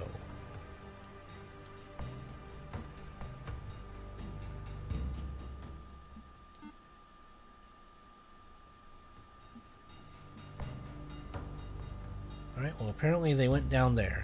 I don't know why they did, but that's where they went. Okay, that's better.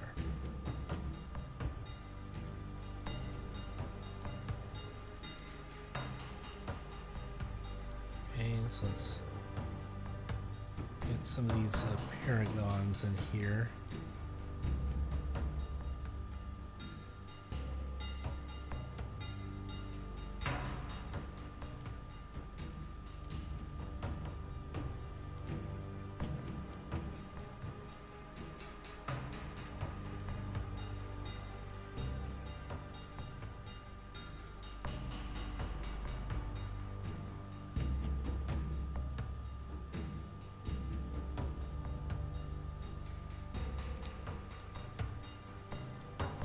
I think I might want to put them over here, and then we're going to put these 6 over there.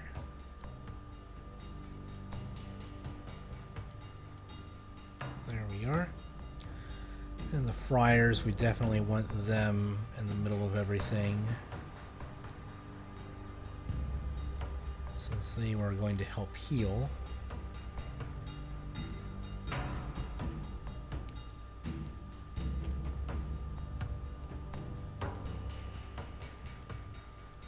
Alright, maybe that's about the best that we're going to be able to do for now. Alright, now it's time to start the battle. I'm trying to click here. I definitely want you to go back there. And I also want you to make your way back there. And then we want to go ahead and summon these imps. It's a pretty effective spell to deal with ranged units here, so I don't see any reason not to do it right away. And then I want everyone around here to just keep going in that.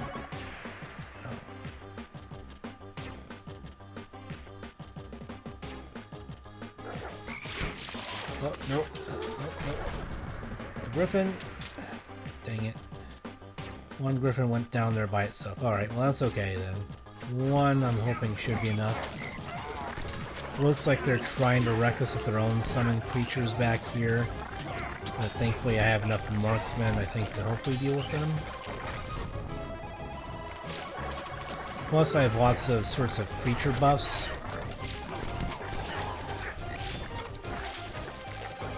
Okay, so I am losing some halberdiers here, but losing them is pretty acceptable as long as we can deal with their ranged blastmaster dudes.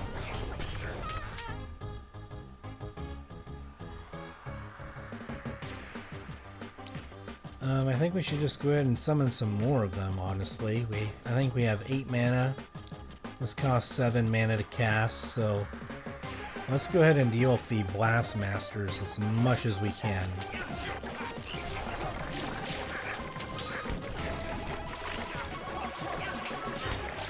They have a fire spell that's kind of wreaking havoc on us right now, but we have healing to hopefully offset the area of effect damage that they're doing on us. I'm hoping that the friars here are kind of helping out.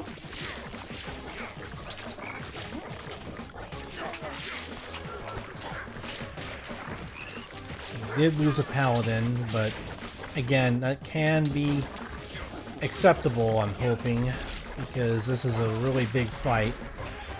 One of our griffin, we want to get our griffins out of there. That griffin's getting kind of ganged up on.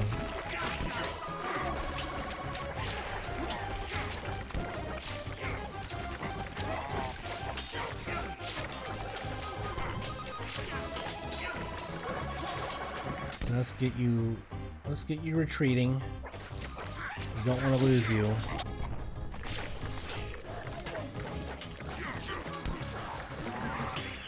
Don't die, please. No! Come on. Oh, man. Okay, so are we able to go ahead and send in our additional troops now? How does that work?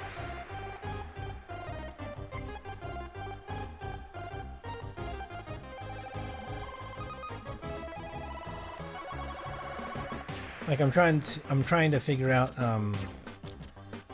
how it is I send in like the reserve troops. Does it automatically send them in?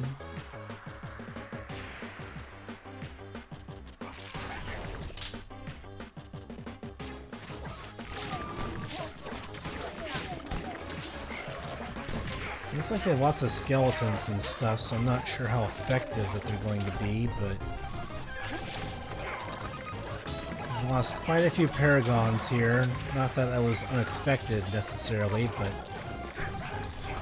you have some paragons back here, I guess. Yes, send reinforcements, please. Send them all.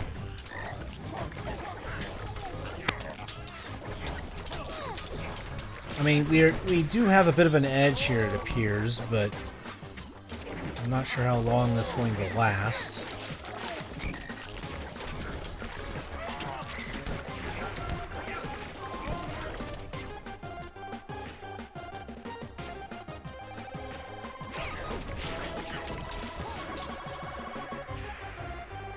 Let's get you out of there. I don't want you dying on me, Griffin. No! No! I really didn't want to lose my griffins, but I tried to control them as best I can, but it's just kind of difficult in this game. We really need to kill their hero, so let's take care of them as much as we can.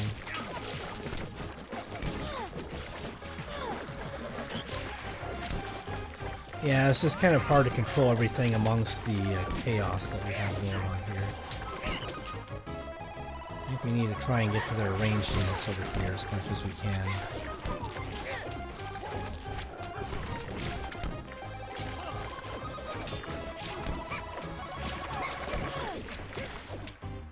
Yep, let's try and get in there and try and prevent them from just lobbing things at us and killing us.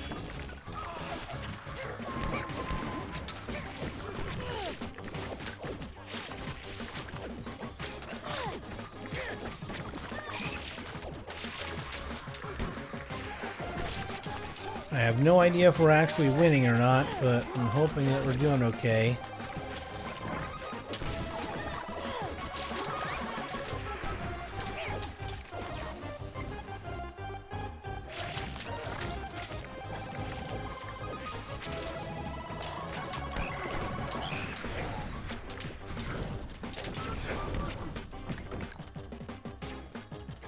Forwards! We gotta win!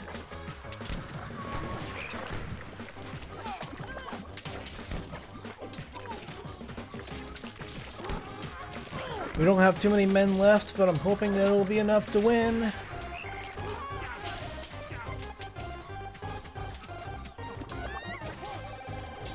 And it looks like they're retreating! And we won! By the skin of our teeth! That was a mess. That was an absolute mess. We lost both of our griffins. I tried to micromanage them as best I could, but at the end of the day, what matters is that we won! We won the epic battle of the ages. I'm not even sure. The battle between GeoCama and Cazadra. I'm disappointed by the UI here. Developers, if you could make sure that the UI is not going off screen there, that would be great. But that's a minor gripe. But you know, if you guys are watching this, or if you are aware of the UI here, then you know, if you have UI scaling issues, then do with that as best you can, I guess. So in a future patch, Alright, anyway, the epic battle, we lost quite a few troops in the minus red there, and then the plus green, I imagine, is the infirmary coming into play. And the hospital, I believe, might have helped us a little bit there as well with the numbers that we get back, I'm hoping. And I guess their hero, I don't know if they were able to get away or not. I'm assuming that because they were level 9 going into the battle and now they're level 10, that maybe they retreated and so now they're still alive somehow. But yeah, we get some of our troops back. They don't, because they lost. And we got tons of experience points, so let's see how many levels that we gain from this one fight.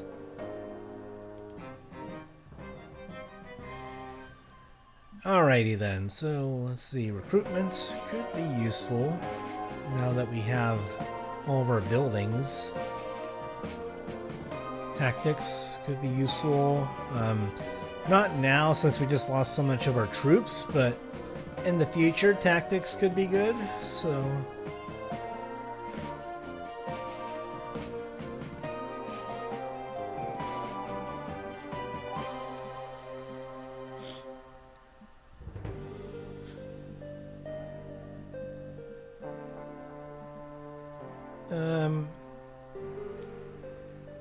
Recruitment could be good for another level up.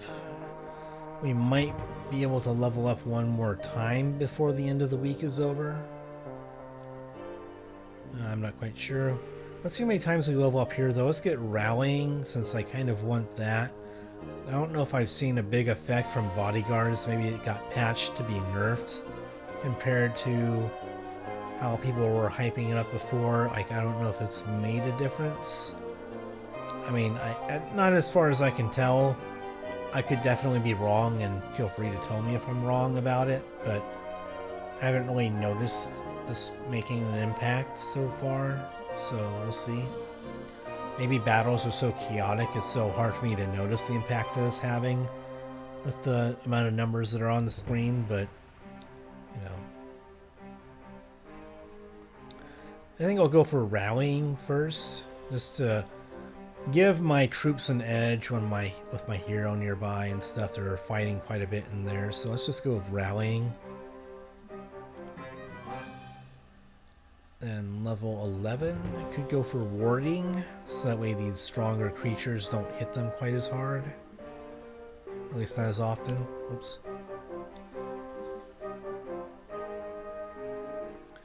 Could also go for another rank in rallying.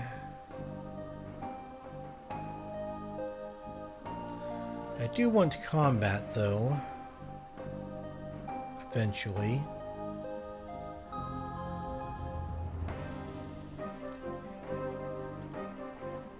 Let's just get recruitment now, just to make sure that we have it, I guess. Might as well. Might as well. And it looks like they dropped a bit of gold after we defeated them. So, okay, that's not bad. So we're going to have to lick our wounds here a bit.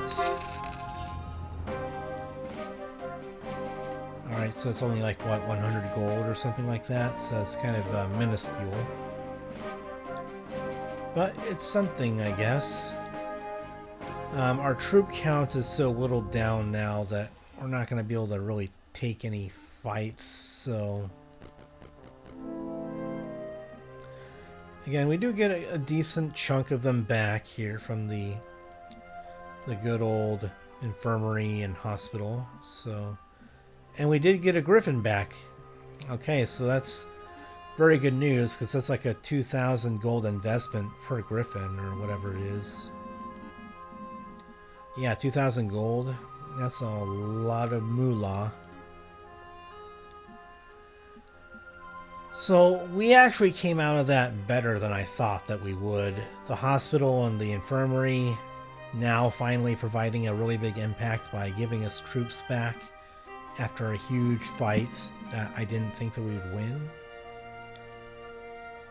Because if they were coming after us, like generally the idea is that if they're coming after you, that generally means that they think that they can beat you if they're the aggressor and coming to your territory. So the fact that we won there, I am pleasantly surprised. We still have to deal with the hostile pirate armies out here if we want to go out there, but let's just lick our wounds for one turn, then maybe we can go and fight these beholder things or whatever. Then maybe we can go out onto the water and do our thing there now that we've cleared out one opposing faction hero that would have otherwise tried to kill us eventually.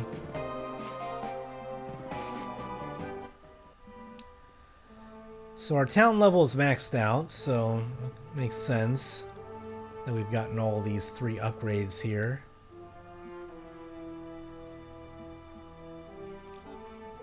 And let's go ahead and just end the turn.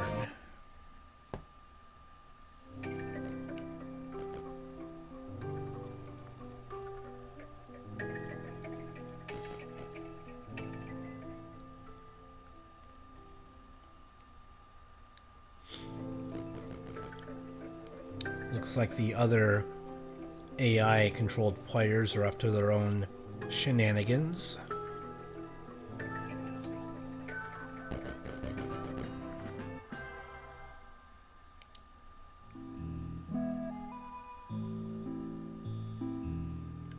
Well then.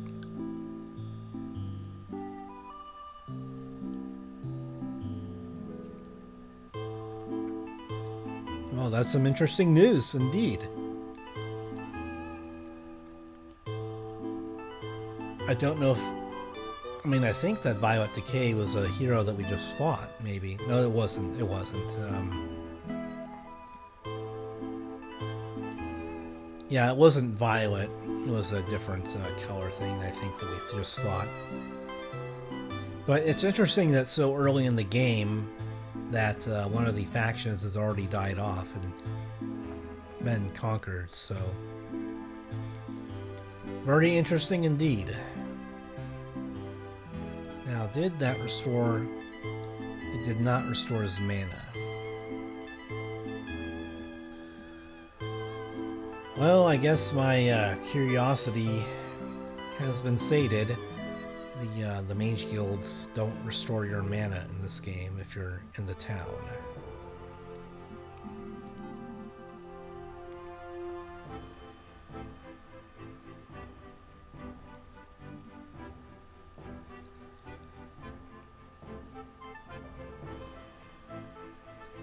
So yeah, maybe there is... Maybe one of the factions allows you to build a building that restores all of your spell points if you stay there for a day. But it appears, at least for this faction, it does not do that the way that mage guilds normally would in other games to restore your magic or your mana points, basically. So I think that now would be a good time to build the marketplace. And now we can go ahead and eventually get the citadel here by getting all the wood. Since we spent a good deal of wood getting like the upgraded armory and different things, so the Griffin Tower upgrade will have to wait. It would be totally great to have this and to have our Griffins have super high amounts of health here, but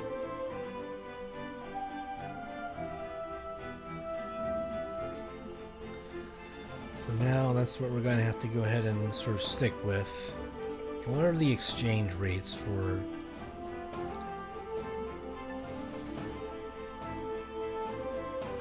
so it's like a little bit of a different menu here than I'm used to, but okay. I figured that gold would be up here that you could use to buy and sell stuff with gold, but I guess it just has it all here.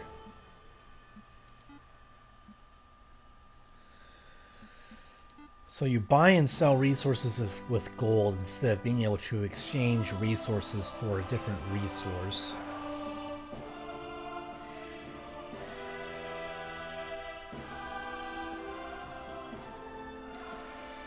And I think it means that we're going to be selling some sulfur and crystal, mainly because we already have the crystal and sulfur mine type stuff to give us an influx of this each turn.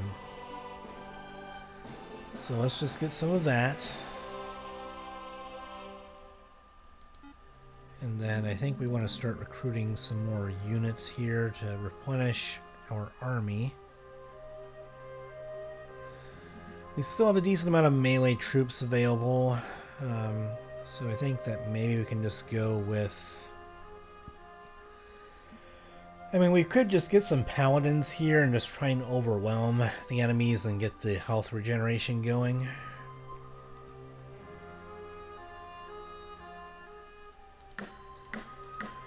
I don't know, let's just go ahead and try it and see if this strategy works. Just having paladins on the front lines to heal our units.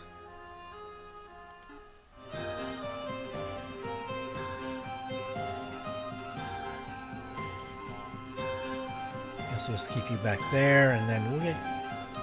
I mean, we don't even need to get the dock because we already have this boat available here. So maybe in effect we don't need to conquer the dock yet. We can just go straight to the boat.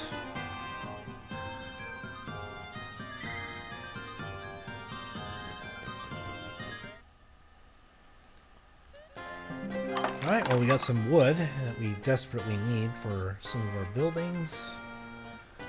And I'm pretty confident with the amount of troops that I have that could survive a battle if someone attacked me.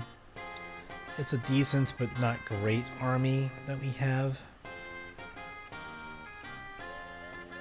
And it might be a little too unsafe. Oh, we stored some mana there too. It might be a little too unsafe to have someone else going on a boat without an army to work with, so we'll just have our main hero going out here. And we've stored a bit of mana by picking up some gold, so that's always good. And it gives us more money to work with here, so that's most excellent. And we have spent a bit of ore here out of the blue. I don't remember what we spent our ore on. The marketplace is only gold to spend on that. Oh, it was the, I remember now. It was the paladins. The paladins were the reason that their ore went down. I didn't realize that. I think I might have misread that for Mercury, but it's actually ore that we're spending on them. The more you know. I just was not paying attention there. But we do need some ore as well. We do need ore as well for our Citadel upgrade. So maybe at the end of the day we'll just have to go and purchase some ore as well. So, and there's nothing else to grab around here, nothing that spawned. No. I mean, I guess as long as the neutral hero just stays there, maybe they just can't move out of our little zone here. We can eventually come back and get this treasure. We also could go ahead and initiate a fight with this guy or our cleric. Get them leveled up a bit too. They do have aeromancy, so they do have some spells to work with here, as well as haste. That's interesting. So yeah, they're pretty good with spells from their air magic, aeromancy, so maybe that we could consider as well. They would, admittedly, they would also do better with the artifacts that we have, since they're more of a spellcasting focused character, but I like the idea of being able to have our troops powered up by our hero who also goes in and fights.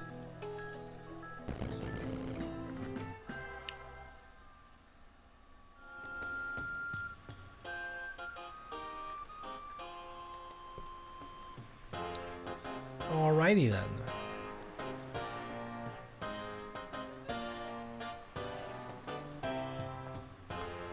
Moderate fight. I don't know if it's worth it to fight that right now, but maybe a bit later.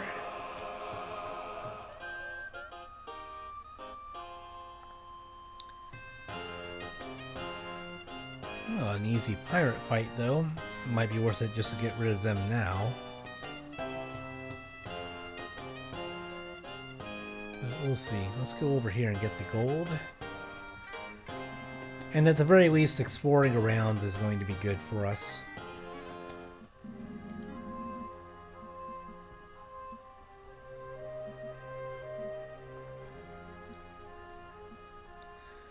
The mercenary hall would not cost any wood or ore.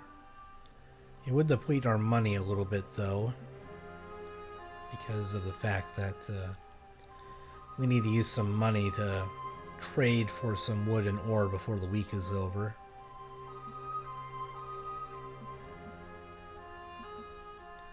But I'll get it and see what kinds of creatures that we can have from here.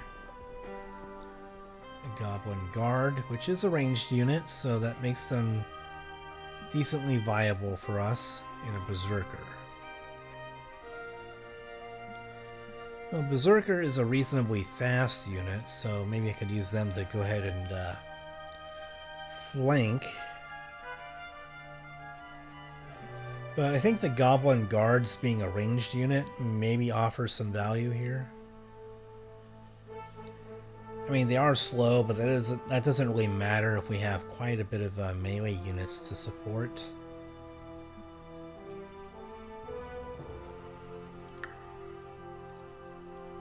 Oh. Okay, so that's just the create button then. Okay, well I don't want to create them just yet. I just want to kind of save up my money a little bit for the Citadel, upgrade the Griffin Tower, maybe get some of these other things going here.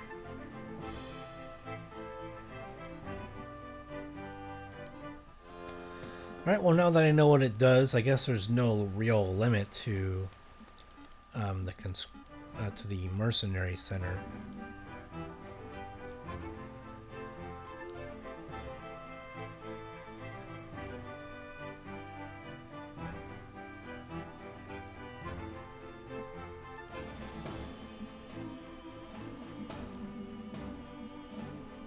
Okay then. So I guess the more of them that we decide to recruit or create, then the price here might end up going up higher and higher as we get more of them. Alright, well I don't think that there's anything else that we can accomplish on this turn, so once again it's going to be a boring end turn button.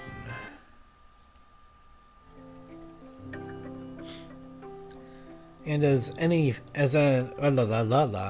got my tongue twisted up there. As some enemy factions end up either getting conquered or maybe whittled down, then maybe the turns will go by faster when it's simulating the AI computer player turns. And I guess the pirate armies may not attack you if you have a significantly better army than them, and they will just avoid you.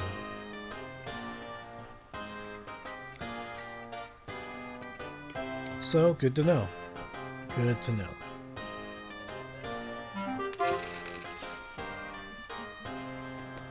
Okay, restoring mana, very nice.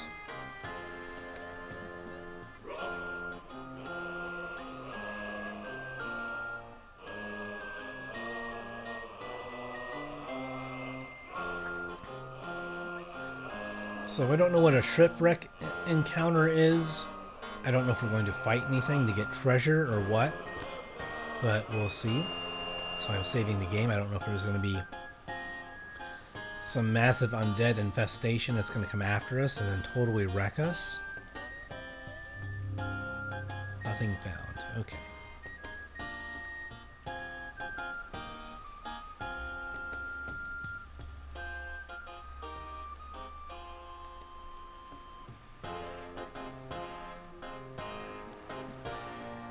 Well, at the very least, getting the Fog of War explored will give us some advanced warning if we end up encountering any opposing player factions here.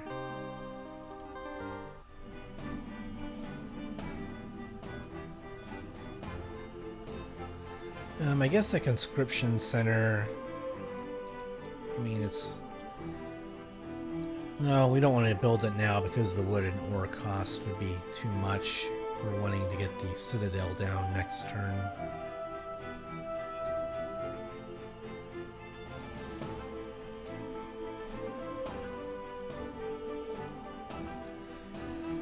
So yeah, I think for now we're just going to have to not build anything because we really want the citadel and we need to save money both to be able to build it as well as to be able to trade for the wood and ore that we need next turn for that.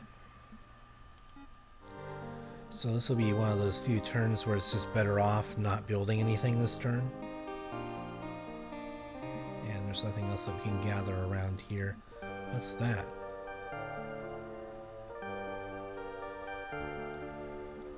Okay, well if we had a way to get a boat down there, then we could go to that sea spirit. I imagine that we would have to fight through one of these gate guard things and then find a dock to build a boat. But for now, we're just gonna have to go with the good old end turn.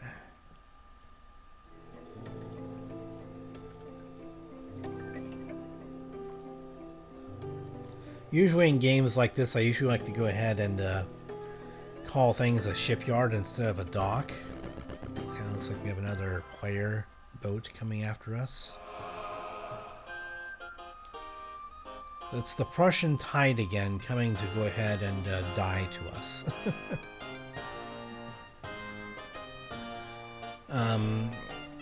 Yeah, the Prussian tide is who we fought last time, and now they're coming back for more. And honestly, I don't want to have to fight them again. It looks like they have some undead units on them this time again. They have the skeletons, and maybe some spellcasting like liches or something like that, and then some vampire-looking things. So that looks like a fully undead army.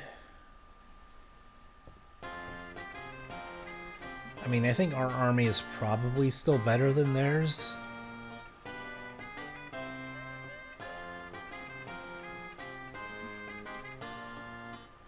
But I just don't want to have to fight them before, you know, getting that critical mass of army up.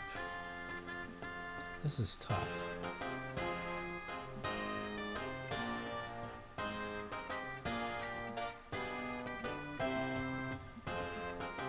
It's tough because I really want to get my citadel, but at the same time,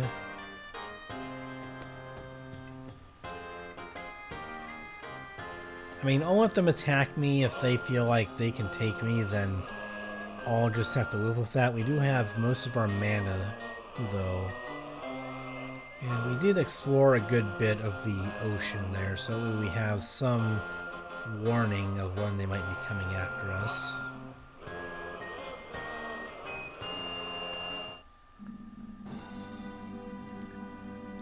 Yeah, we definitely need to trade in the marketplace here to grab resources.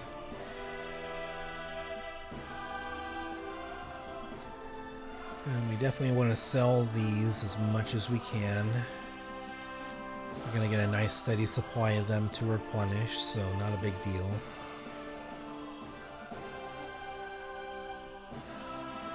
And then we will buy 5 and 5. And then buy 5. Alright, so that actually wasn't too difficult because wood and ore are much less expensive to get at the market than the other resources. So, Citadel it is. Let's get it.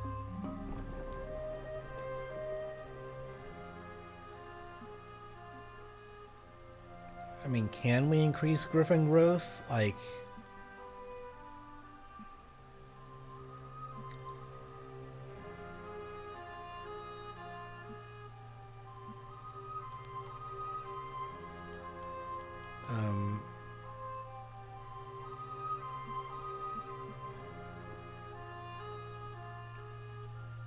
Oops. What I really want to do is, like, would it have an effect on griffin growth? I mean, I assume that it should, if it's giving me the option for it. I mean, since it's the strongest unit that I have, and I definitely want more of them, I'll just do the griffin, I guess.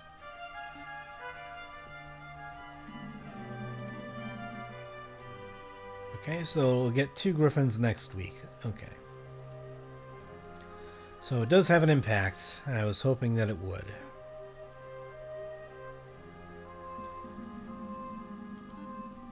And then, heck, next turn I could get this. Or not next turn, in 3 turns I can get this. So that way I can upgrade my griffins.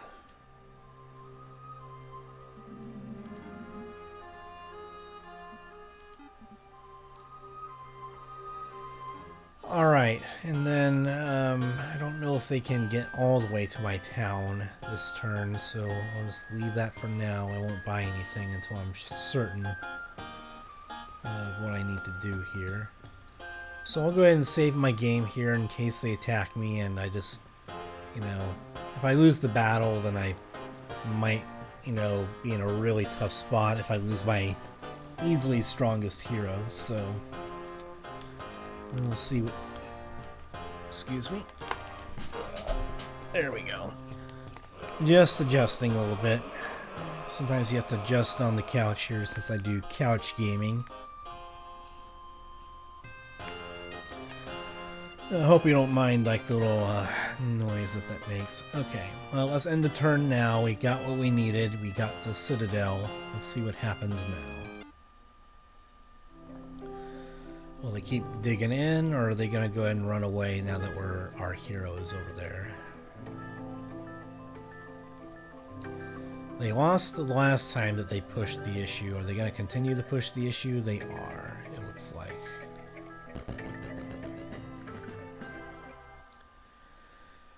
So, I mean, oh, why does it show that we're fighting something there? Okay, that must have been a display bug of maybe since they went through our path on their turn, it assumed that I'm going through an area controlled by them when this thing generated. So it's like a small little UI bug that maybe the developers need to kind of squash in their next couple of patches or something. I'm not sure if they're aware of it, but hopefully they are now. They have to go all the way around to be able to get reinforcements.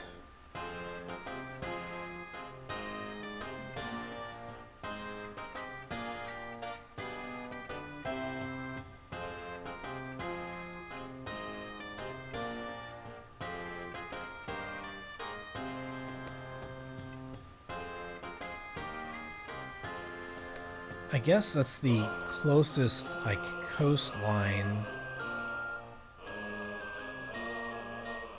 Like maybe this is a coastline right here, and it's the only place I can enter in safely. can I go there? I'm going to save the game because I don't know how this mechanic works. It should be more clear, but it's not. In Heroes of Might and Magic, it would usually be pretty clear which areas are coastlines, and your heroes could go ahead and like exchange units and things like that, and then you could send your hero in a boat out to sea again. I'm hoping that I can go here, then I get my hero over here to go ahead and give them more reinforcements, then I can take the battle, I'm hoping.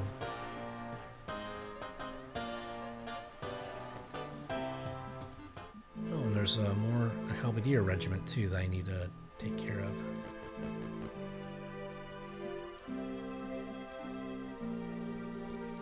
Don't know why it goes to the spell book, but okay. Not enough movement to get over there with the reinforcements, but next turn it will.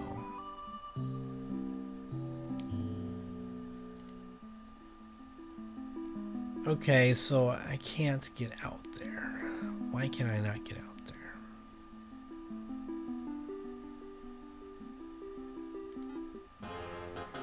I guess you have 6 movement left.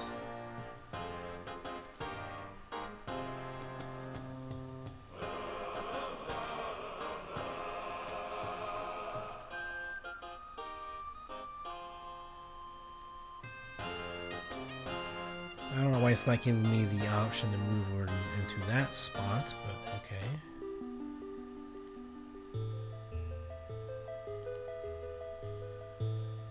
But I do have enough movement to do that, so that's at least possible. Okay, so let's go ahead and get our hero in here, and we need to decide on what we're going to do this turn. I would like to get the upgraded Griffin Tower. I mean, I could do that too. I have the money for it to get the wood and ore now. Then I could upgrade the griffins, the griffin that I have into a seraph, and build some seraphs as well.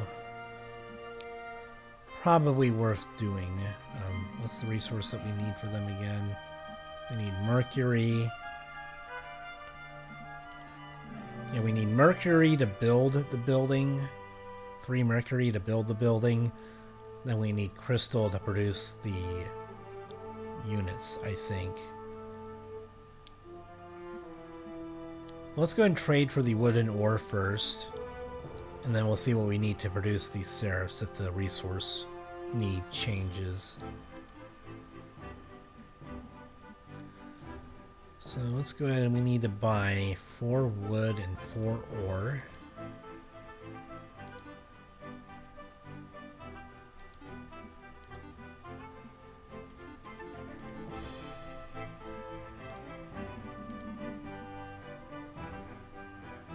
Alright, so let's go ahead and get the upgraded Griffin Tower.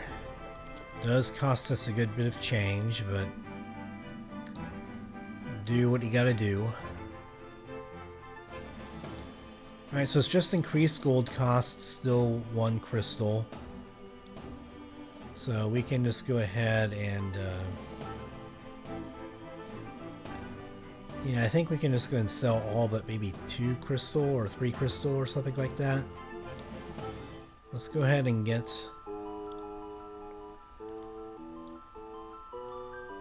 I think we have enough movement to do this, so...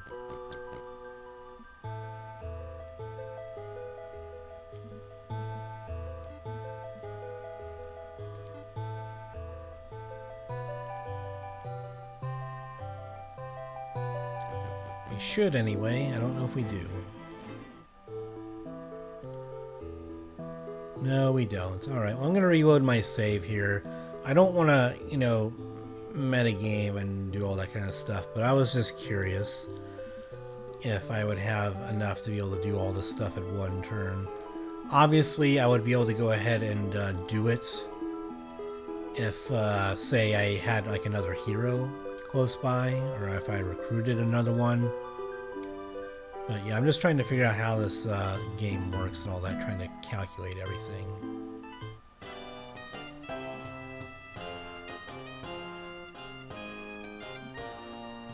So yeah, I think this is the correct save.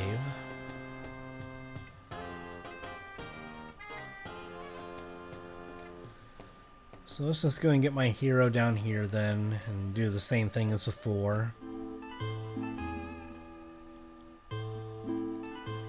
Have you gather up the halberdiers. Yeah, from now on I'm not going to do any, you know, save game, save scumming type things, but just because I'm learning the game and things like that, and I just want to make sure that I'm learning how to do things correctly and calculate things, then as the learning experience goes, then I'll be able to more effectively do things here.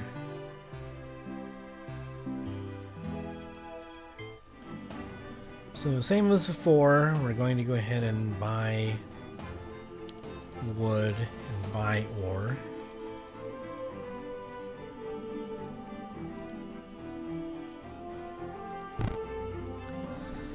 Upgrade the Griffin Tower, and we don't have enough movement.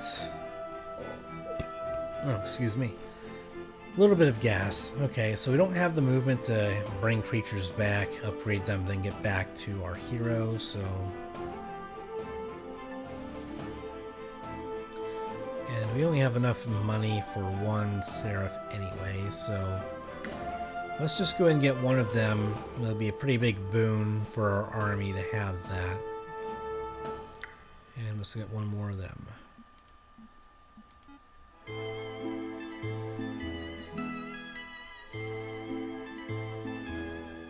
Alright, so they do have the troops, and now we're going to just initiate the fight and not worry about it too much.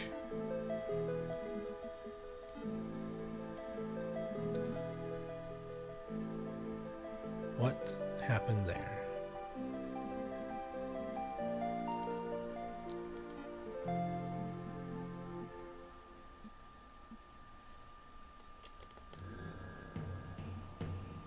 What? No, that's not what I meant to do. Jeez. Okay. I just want one. There we go. Get you guys over there. That's all I wanted. So yeah, I guess I accidentally clicked the arrow thing here, which transfers all units from one hero to another. So, which, I mean, it's a nice convenient way to do it, but not what I wanted to do here, so.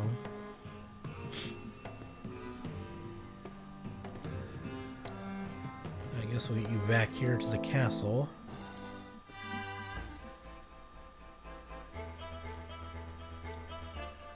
What? Why do I not have the movement speed for that? Okay, I have to go there. I don't know why it makes me go all the way around to do that when it should just have me do this. Let's go ahead and save the game here. And just in case I end up losing this battle worse than I think that I will. So how does ship-to-ship combat work?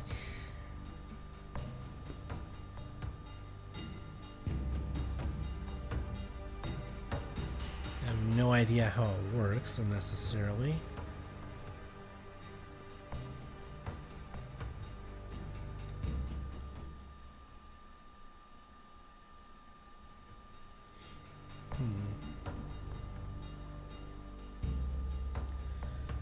I guess you can't see the enemy stats. Like you can see, oh, sorry. It keeps moving the screen when I try and hover over icons and such. So yeah, if you can recognize what the icons there in the upper part of their portrait are, then you can know what skills that they have. But it's kind of like the icons are very small, and if you're, I guess, newer to the game, it's not going to be easily recognizable what they are. So it'll take some getting used to try and figure that out.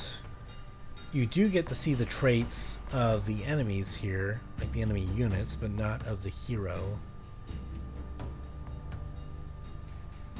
And I don't know why. Like that's another little minor detail that sometimes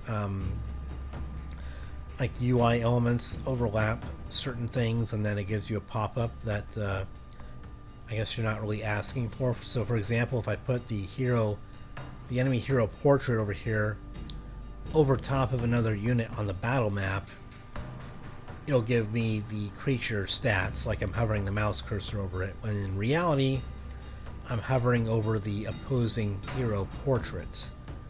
And so so this overlap kind of creates some situations where it gives you a information pop-up that you're not really wanting.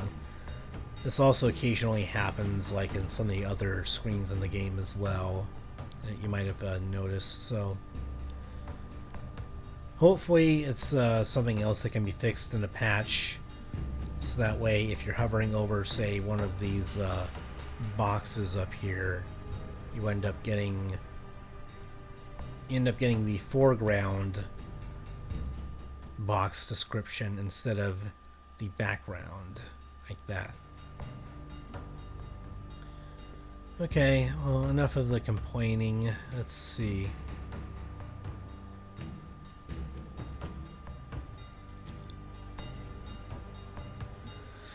Yeah, again, I don't know how ship-to-ship combat works, but I'm hoping that it can work.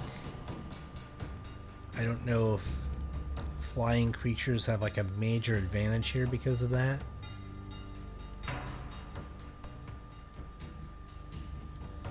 Definitely want my melee units in front.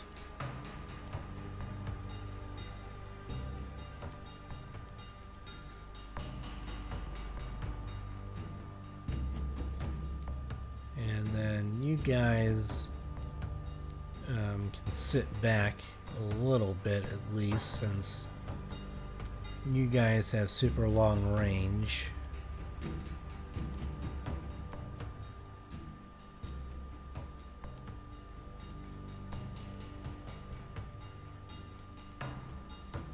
And then we want you guys around here a little bit.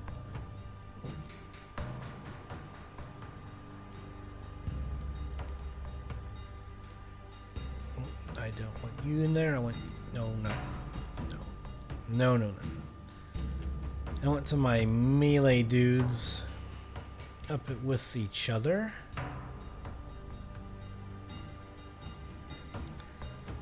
And then my flying dudes, how do I want to get them in there? Because they will be on their own if my other guys cannot get in there to help them.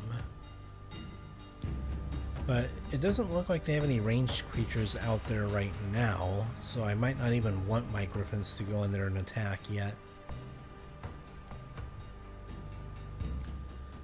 So I'll just put my griffins then back here.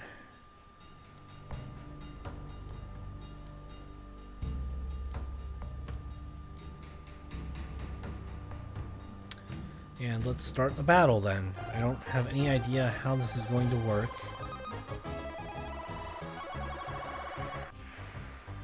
Okay, not what I expected, but at least my marksmen and dudes should be able to start shooting them. I don't want my griffins going in there on their lonesome. Let's play defensive.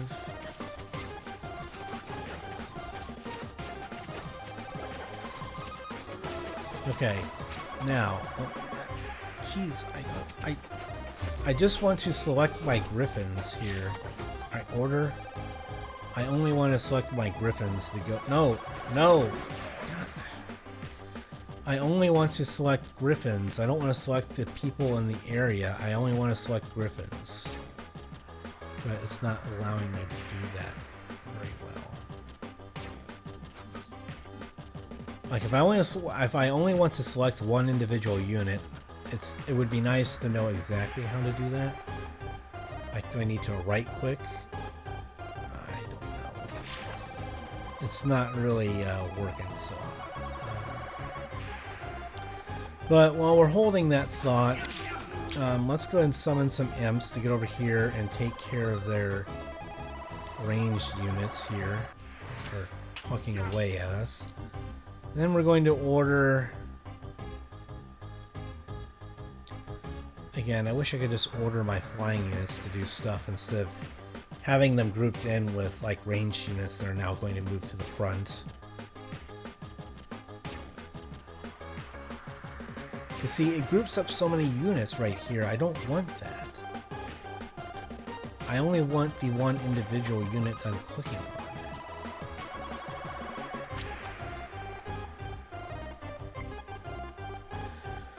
I mean, at this point, maybe we just go and try and attack now. Let's just go and attack instead of defend.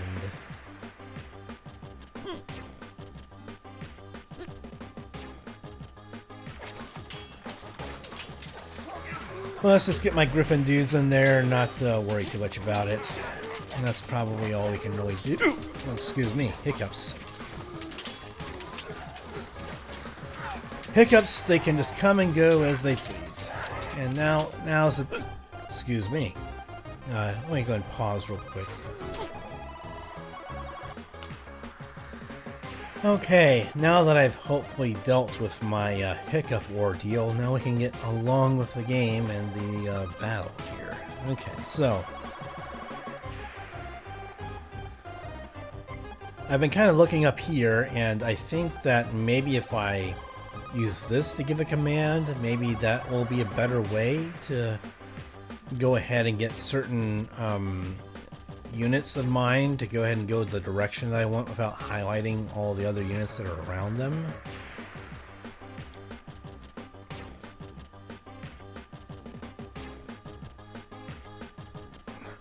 Or maybe not. Maybe I'm not doing it correctly.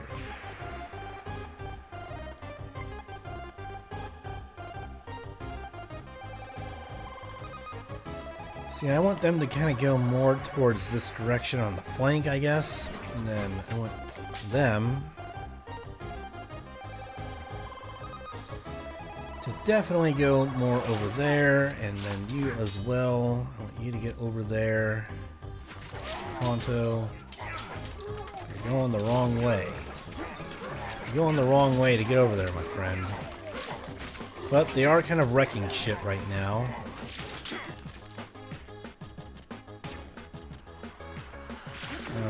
I want you to get over in this direction, over there. I want you to... And similarly, I want you to get over there as well. I don't want you to get in the middle of all that. Let's just summon some imps to kind of give our Griffin boys some cover.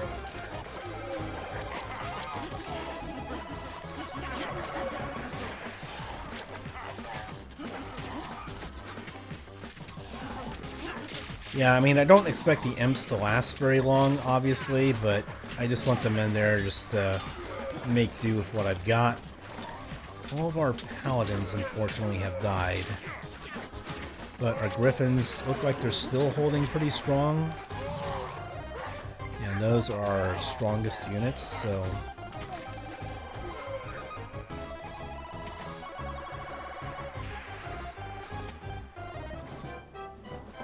And at the very least, we won the battle. Sadly, it doesn't look like our infirmary was doing much here, so... It was definitely a very costly battle. So that much is for sure. I don't know why the infirmary wasn't doing all that much for us in this thing, but... You know, it is what it is.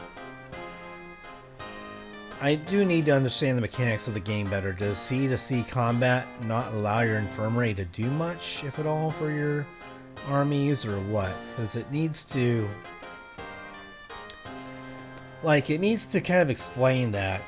It needs to go and tell you, okay, so this is for land-based combats. Like, if the infirmary is only affecting land-based combats and has many diminishing returns for sea-based combat, I mean, it should tell you that. You know, it should give you those details to be like, when engaging in land-based combat, it allows you to go ahead and return men to the garrison or whatever. And then maybe for sea-based combat, maybe there's a building that maybe you need to build to have, like, medical ships or something like that to send them back to the infirmary, or, you know, some other thing where you can, like, capture a building that has like a medical dock with medical ships or something. And that allows you to make use of your infirmary if you have a boat out at sea or something. It would just be nice to know or have the option somehow to do that.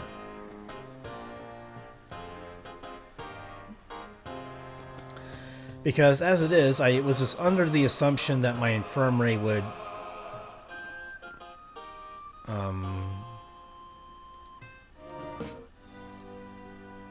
okay, so I guess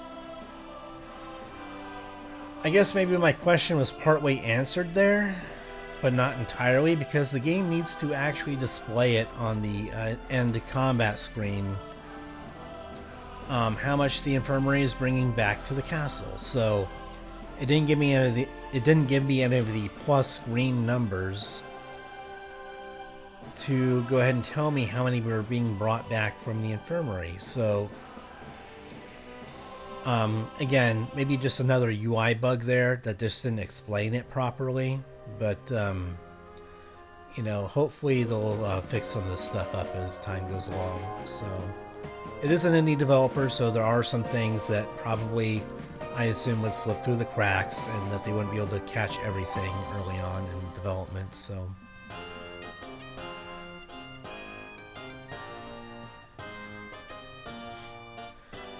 Now that's an impossible fight with the amount of men that we have, so.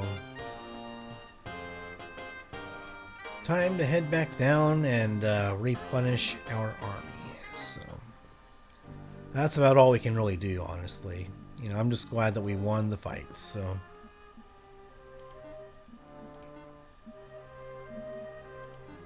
And then, yep, it's still the same.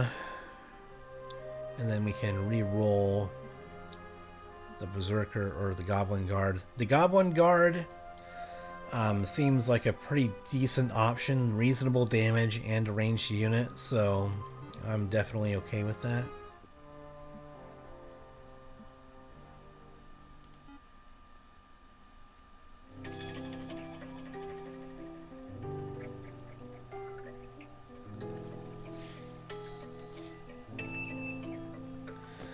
But yeah, it's the second time now that I've had to go and take a fight with those knuckleheads, the Prussian Tide.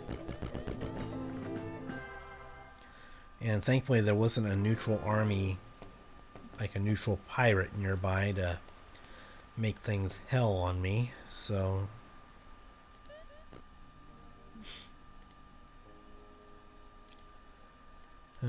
Let's just go ahead and have you get the Griffin to upgrade.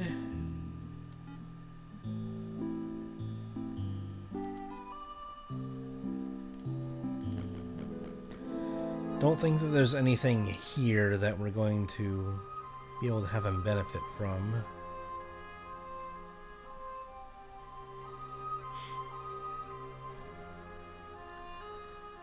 Yeah, the only building that we can build is the Archives of Magic, but that's...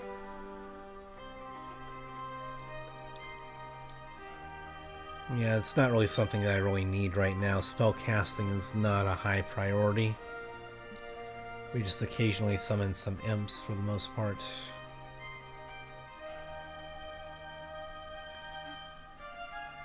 Okay, so... and we do need ore for the paladins. We have more crystal available, so we'll just go ahead and... let's upgrade the Griffin into a Seraph. And then I guess we'll get one more Seraph.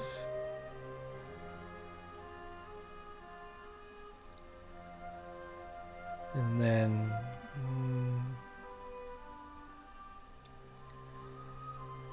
I guess we'll get some friars to heal up our units as best we can.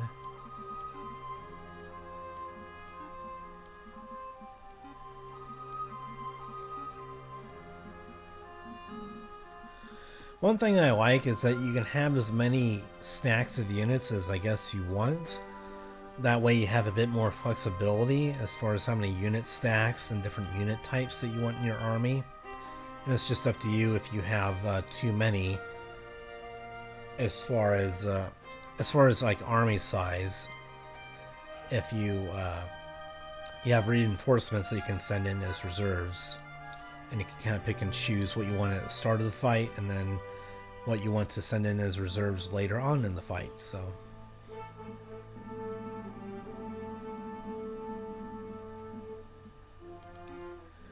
I think we'll keep a hold of our resources for now. But the fact that we have a couple of Seraphs now, I think, is the most important thing, because those are pretty burly units.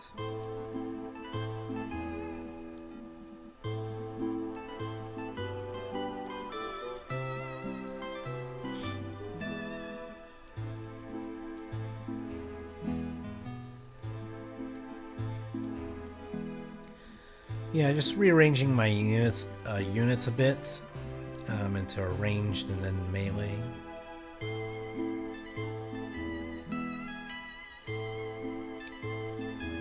There is the neutral hero that we could try and do battle with, this stuff over there.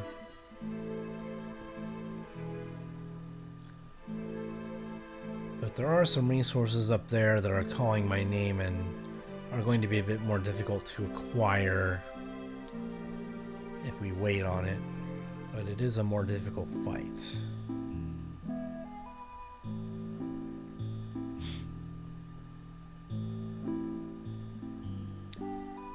Oh, it looks like there's more stuff showing up here on the map too. Yeah, maybe we can go over here and get some more movement and do all that jazz and try and build up our army a bit again. Get these resources down here, maybe. They're just popping up on the map at random, I guess.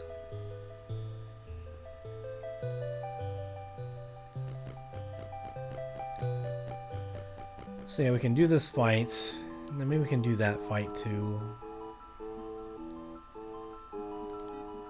And then you have the halberdiers to go and give.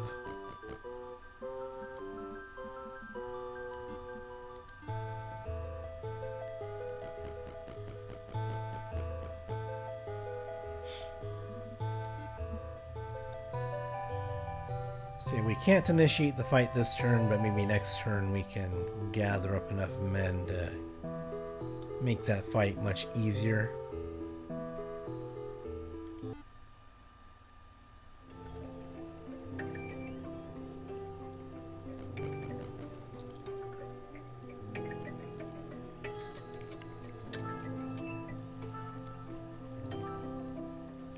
Hopefully we don't have to deal with more of the Prussian tide coming after us.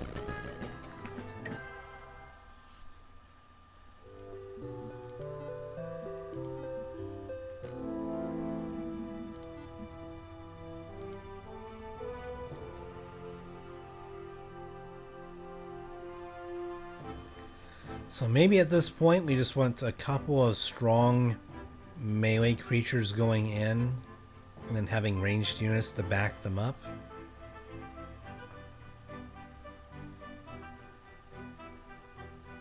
And then maybe the marksmen, they're good enough that we can just have them hanging back really far away while our melee dudes go in and do their thing.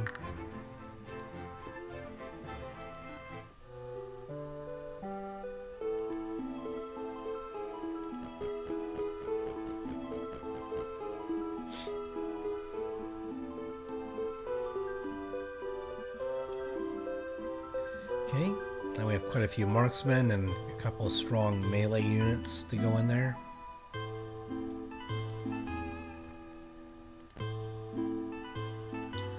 I'd rather just control the battle here, not worry about auto-calculating things.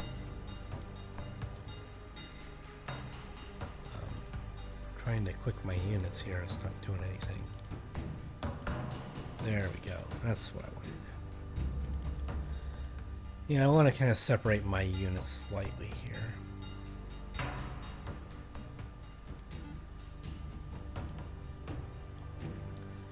Let's keep things a little bit more defensive, I guess.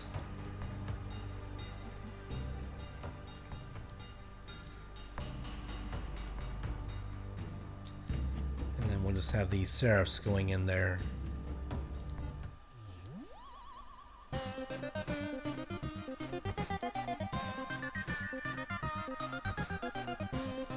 Go in there. I'm telling you to go in there. Come on. If I only want certain units to go in there, then it should allow me to do that. But hoping that I don't lose any units due to this, but we'll see.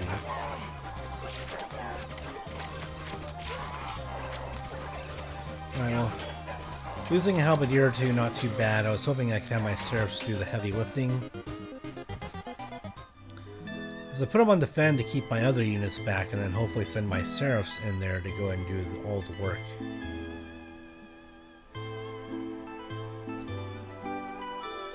I'm not sure what the... I guess the plus, the green numbers there mean that they just retreated. In this case, so... Alright, well I leveled up, so that was some good of coming of that. Tactics could be good.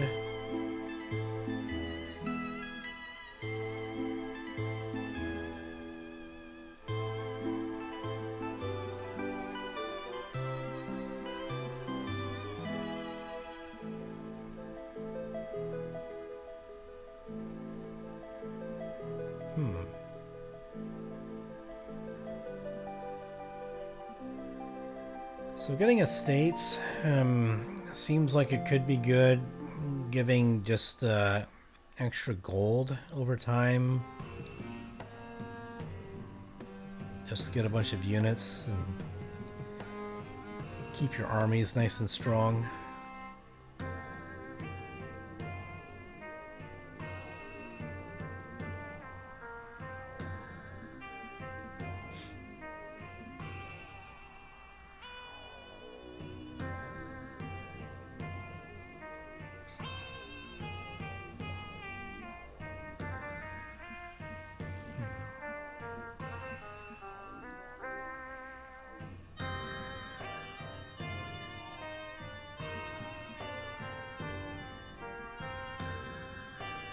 I mean, I guess we can get leadership, and then we can go ahead and get these extra skills over here with the archery and different things. Tactics could be good too, so that way we can, now that our armies are big enough, we're going to have to worry about having reserves getting in there, but just increasing the potency of the troops that we have.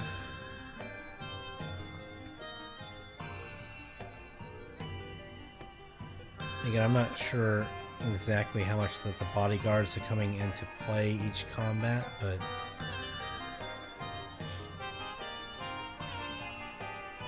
since leadership helps out all of my troops, I just get the skills to help out all of my troops, since the battles are getting bigger here and there's more troops to benefit from it. Stronger troops as well to benefit from it.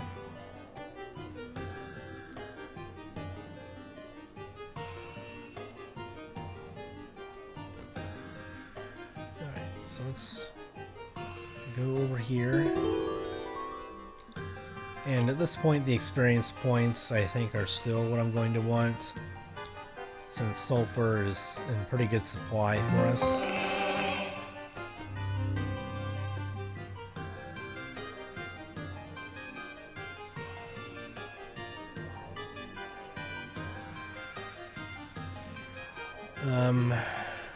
I mean, if I pick up the gold with him, then I restore mana as well, so I think I'll do this instead of having her do it.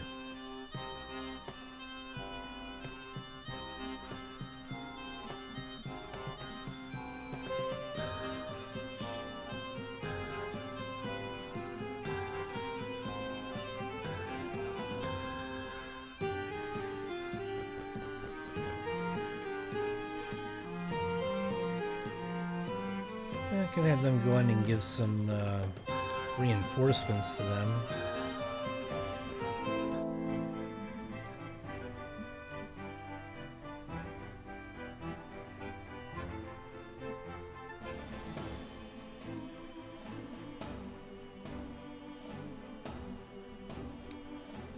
And we could get another paladin in there.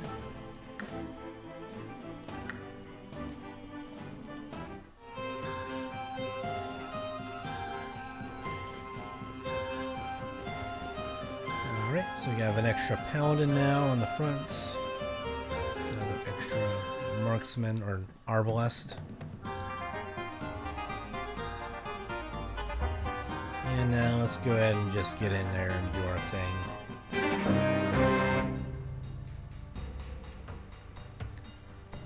A slightly larger open looking battle map here.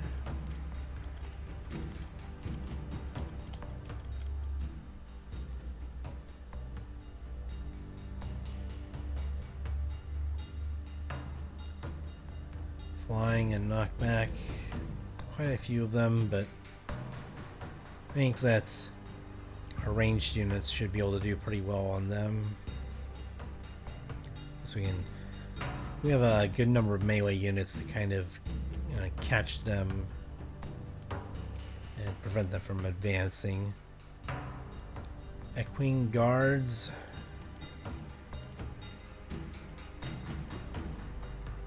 I think we want. I don't want them grouped together. Thank you. So I think we want a couple of my Seraphs to get in over there and go after the ranged units. One Seraph can go in here with its aura, and my melee units to get in here on these guys. And then they can stay more defensive.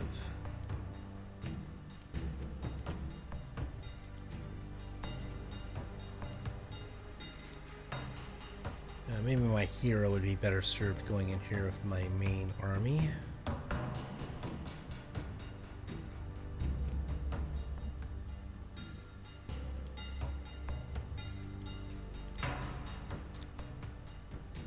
Definitely want them getting in closer. And my ranged guys, they have really high range, so they can be a bit further back.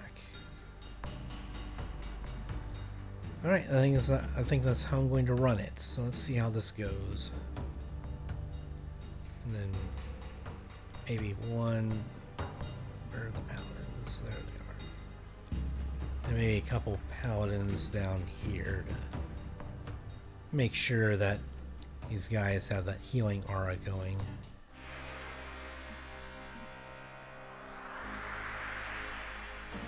Okay, let's summon some imps over here.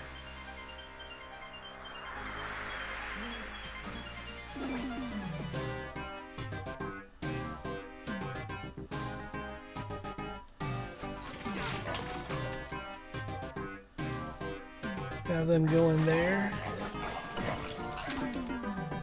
Have you guys get in over there.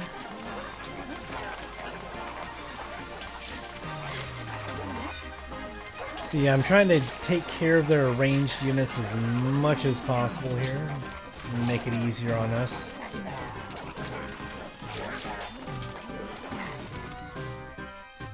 Alright, let's get in there. Take care of their little centaur archer dudes.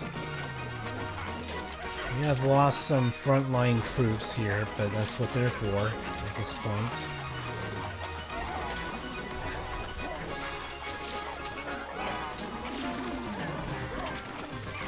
Looks like there's a paladin down there that's not looking so hot.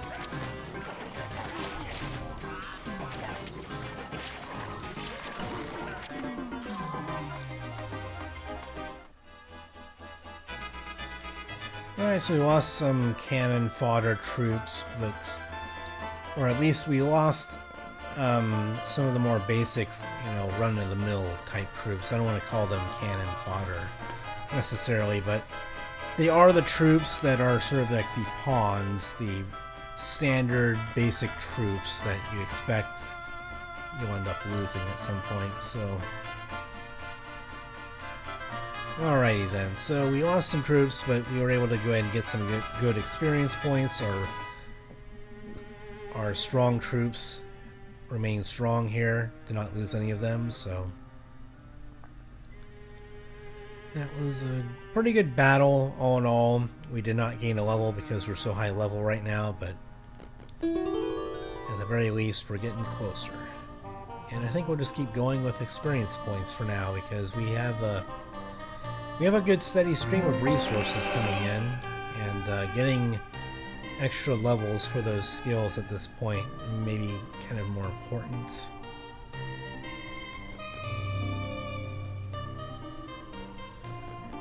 Then we can go back to the rally flag and get even more movement. Partridge in a pear tree.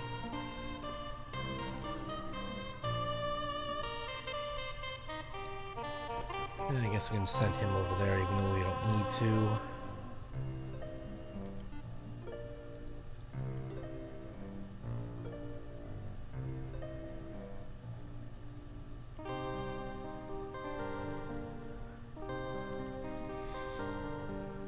And then it'll be time to go over there and take care of the neutral hero. Then maybe we can take care of those beholder enemies as well. Yep, and we just didn't have the resources to build anything, so that'll be the end of the turn.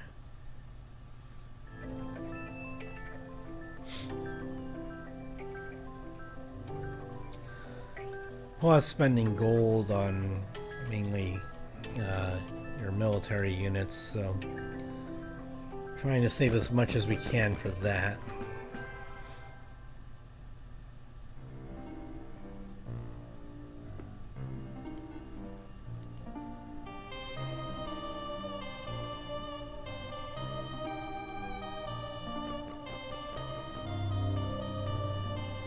Probably won't be too relevant for our secondary heroes, but might as well do it anyway.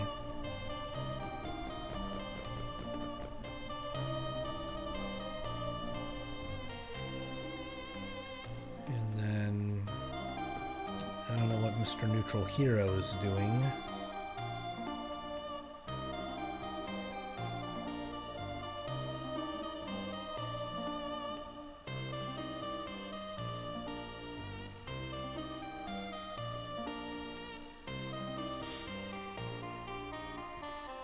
I thought that they were over here on that side of the map, but they seem to have disappeared. I don't know what happened to them.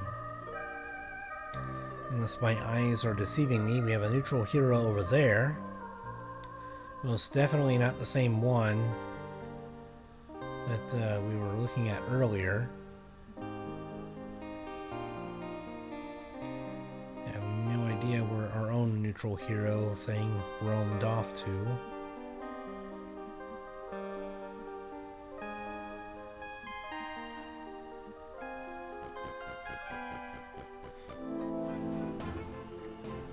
Okay, so we have some of our troops available back here.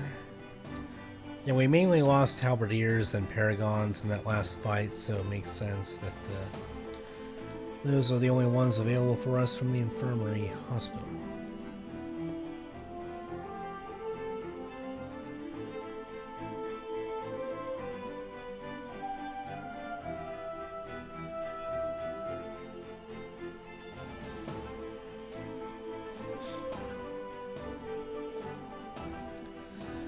So we can increase knowledge of the aeromancy skill. Maybe not worth it right now.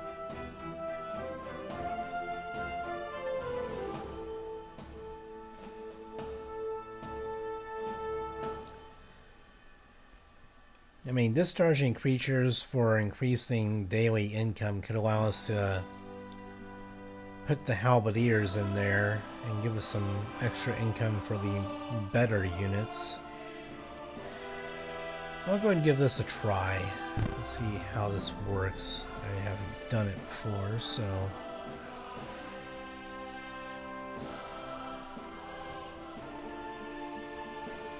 So do I just drag and drop them in there and enlist them of some kind?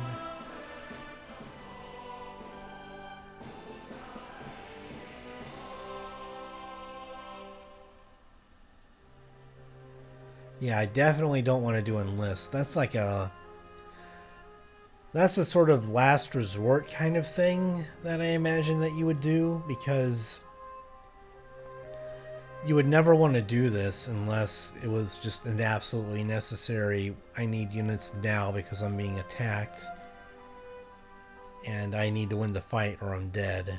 So that's the only reason I could see to enlist, because daily gold income, that's worth way more. Like, you're recruiting, at least as far as this number goes, 5 days worth of gold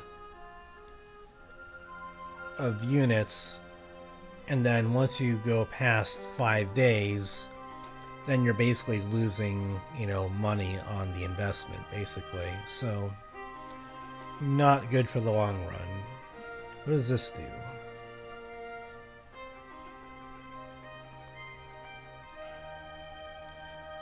So, I mean, 250 daily gold income, that's actually not that bad.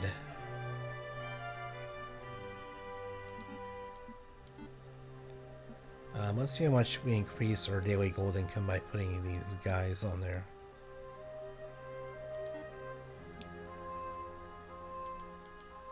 Okay, so I have to have 1,500 gold income exactly on the dot. Or at least a certain amount of 1,500 gold worth of units, so I think that they're 100 each. Yeah. So what I could do is I could just get a bunch of halberdiers now, recruit them, and then increase my daily gold income to make it better in the long run. So I just recruit and turn my basic units here into income for future turns. I mean, that's not a bad idea, so I might as well just go ahead and do it. And it'll give me more money for my more expensive units. And I don't have to worry about losing them in battle either, so that's not bad.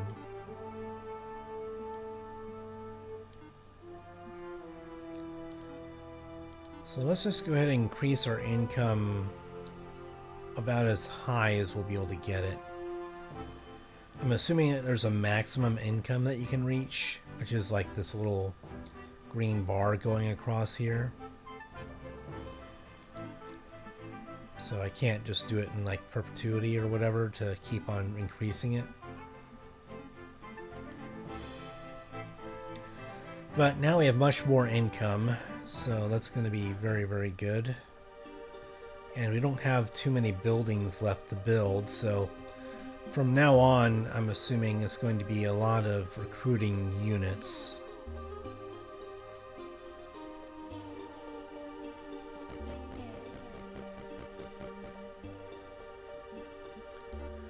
Moving them over there so that way I can gather up resources once I take care of that fight.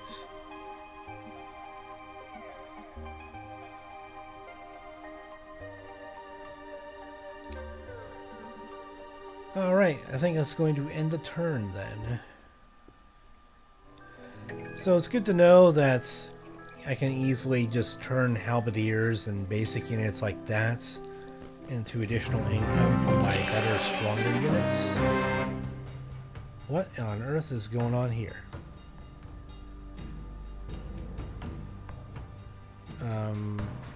What is going on here?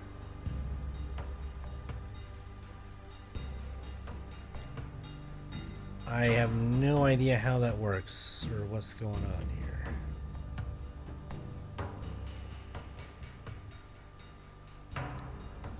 Well, I definitely want my halberdiers in reserve, and I want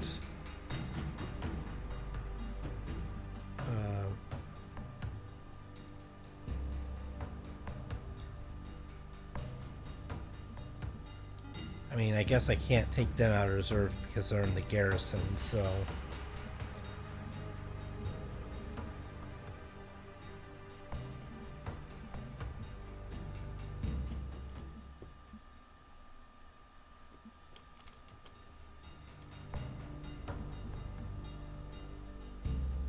okay, that's exactly how many I need in there to get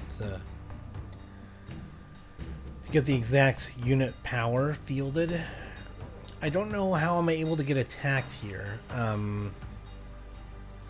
mean, I did see a hero conquer one of those pendant amulet looking things or whatever. Maybe it's some kind of teleporter that I'm not aware of. Like, I don't know, maybe this is again, this could be something that the tutorial in this game ends up discussing and making you aware of if you play the tutorial all the way through. But from my immediate, glancing at those things, I didn't actually know what they were. I thought that they were, shall we say, I thought that they were just like artifacts that you could eventually get. So I don't know how we're even being attacked here, because I didn't see a hero coming after us. So maybe they have magical powers of teleportation.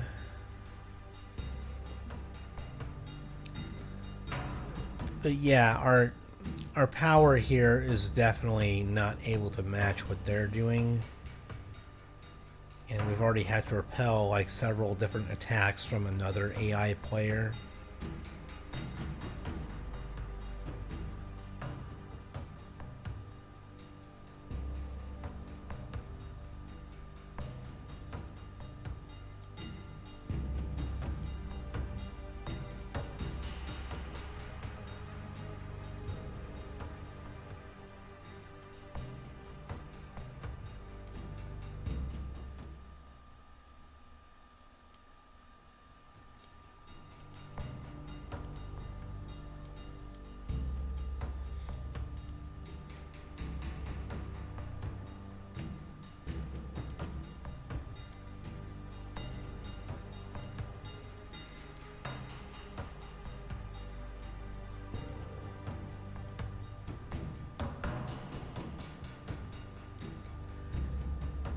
So how is it that you get these two things together? Oh, it's not working out too well.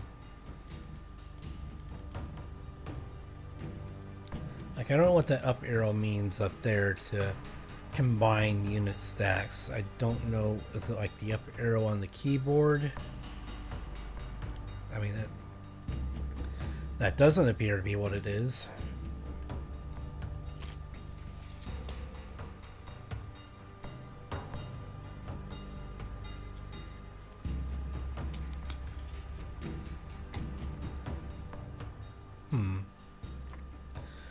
Well, it may not be too relevant for this battle, so we'll just go ahead and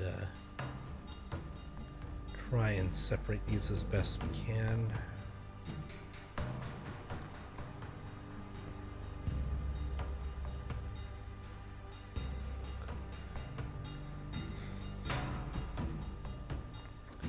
So a Cyclops can go ahead and leap over the walls. Interesting.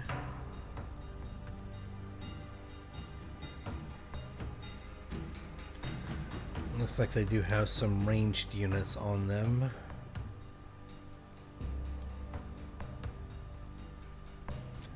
Thankfully though, we do too. We have a good chunk of ranged units.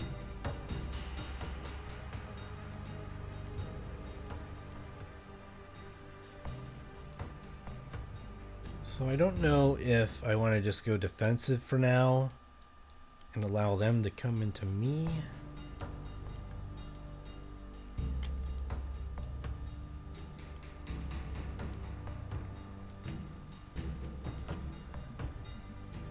Let's just defend. We're not going to open up the gates right now. We're just going to let them come at us. Maybe since our Cyclops can hop over the walls, we'll just get some guys over here.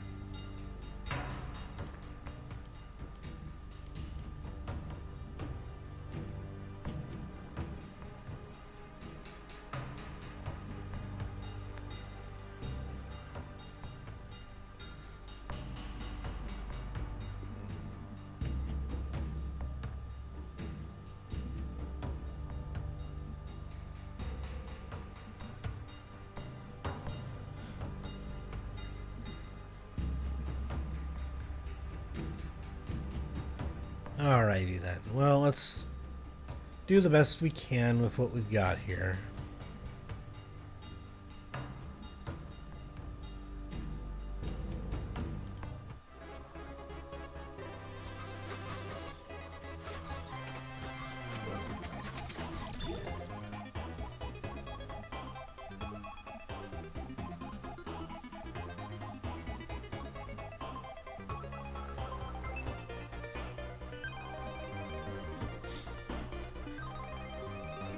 So I guess deflect missile could be interesting as a way of dealing with their ranged units, so could be worth the effort for that. But then again, I only have 10 mana, so I don't think I can even cast that. So an imps I could do though in a bit. Let's go and attack now.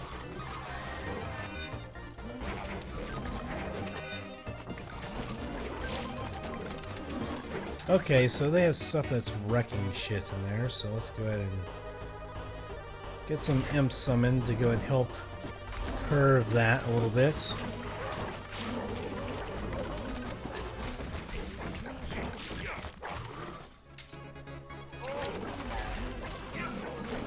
Looks like they're nomming a bit in there as well.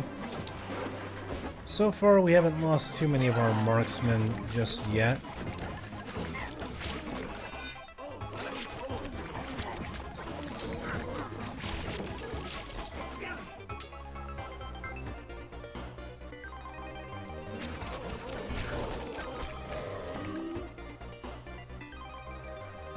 Let's get over there to the cyclones or whatever they're going on over there and kill them so that our ranged units can not have to worry about them anymore.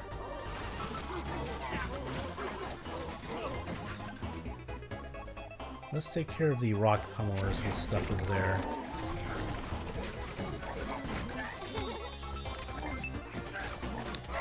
And hopefully we'll get a bit of healing on these guys.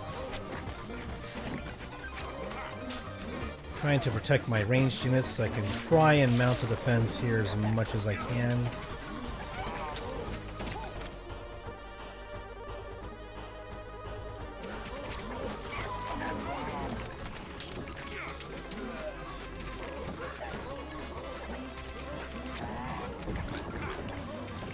Alright, so I've lost a couple of Seraphs here, but you know, that's pretty much what's going to happen when it appears that you are on the defensive and they have a superior force.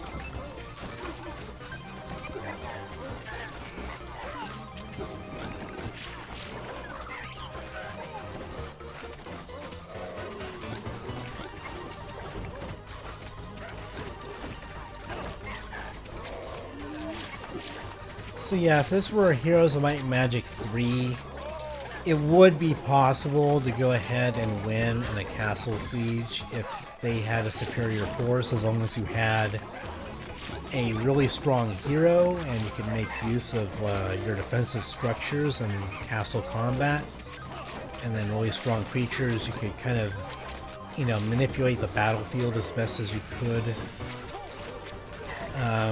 In this game, since it's so hard to control, it's a bit difficult to win if you're outnumbered.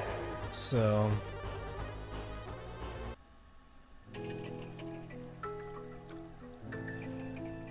yeah, I guess the direction that they came from seems to indicate that this thing right here, okay, so it's a portal.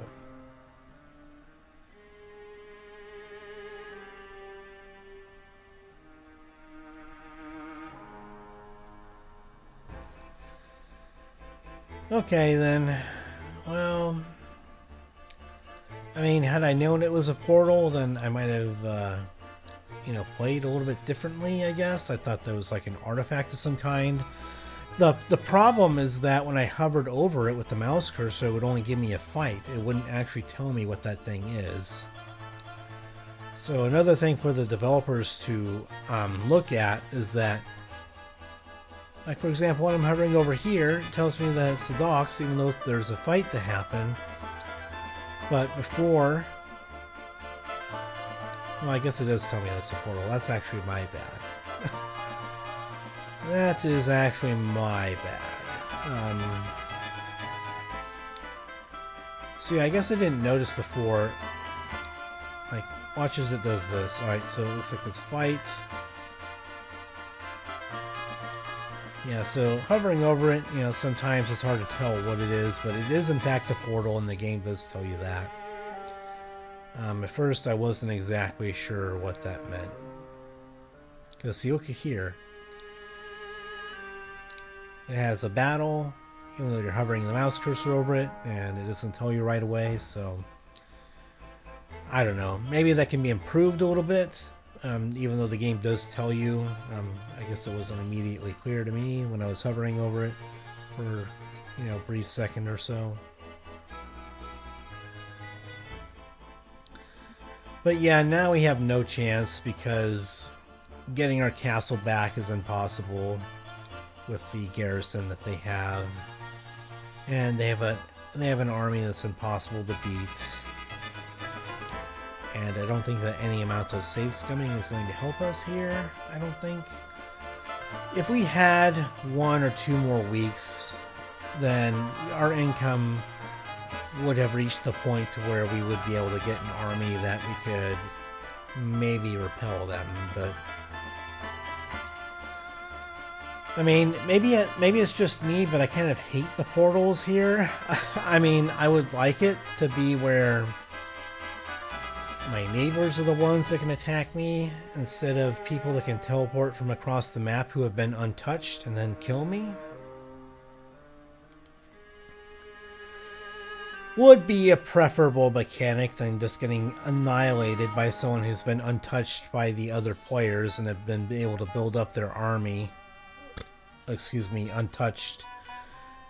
And well, I've had to deal with one player coming after me in this direction, while also having to deal with trying to get my structures and all that kind of different stuff. And yeah, not a fun proposition. When was the last time that I saved my game? Can I salvage this in some way? I mean, I'll go ahead and save the game here, just for posterity's sake, just in case. But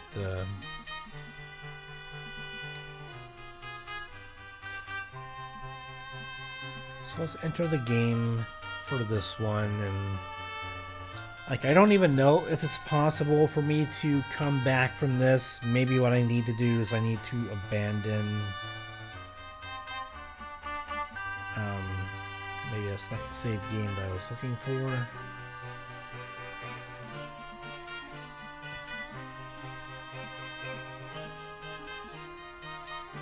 I don't know, maybe that's like an autosave and it saved at the start of my turn.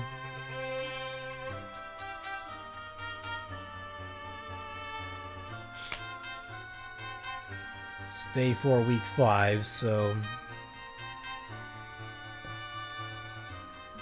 I don't know, like, do I need to just go off on the boat and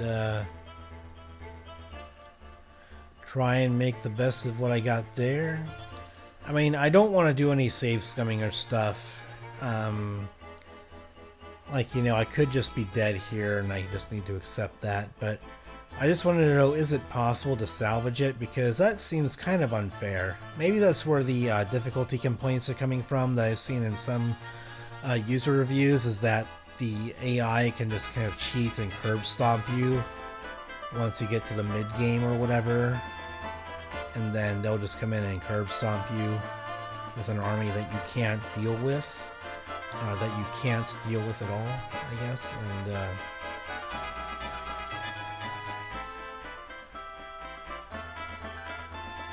I mean, over here, I mean, look.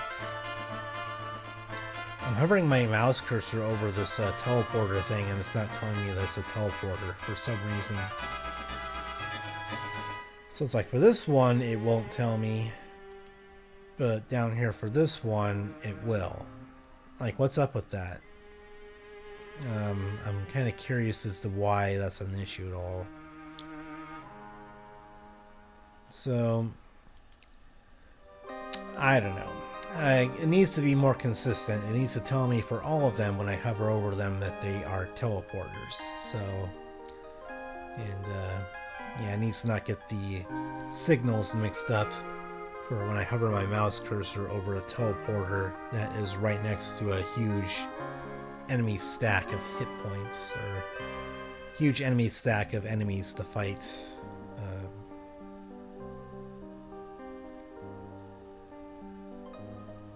So, how many movement points would it take for you to get over there? 1, 2, 3, 4, 5, 6, 7, 8, 9, 10, 11, 12.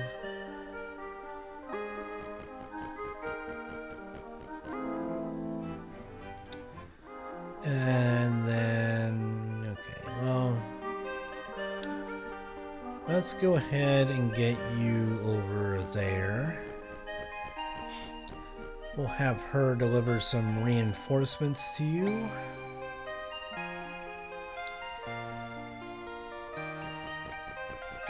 And probably doesn't matter too much where I move him to. He's going to be dead meat either way.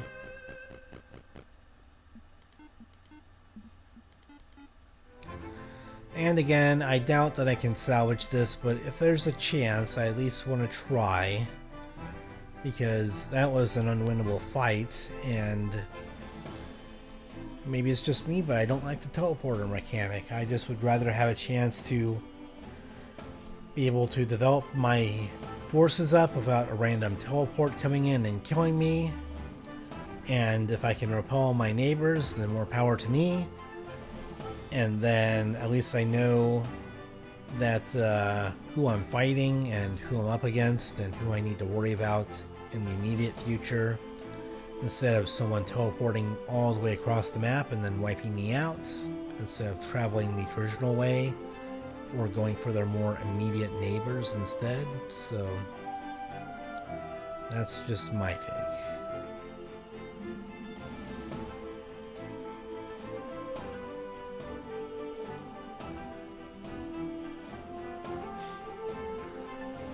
Okay, so what units would I want to take with me on my journey, since I guess the income plan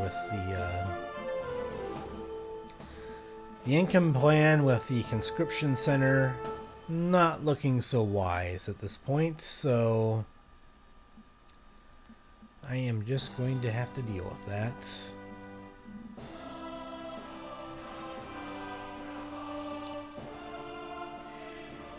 I do have a decent amount of ranged units already. Maybe just getting some more paladins is going to be helpful. And then I could go for just some more marksmen here, just as a general way to get the DPS going.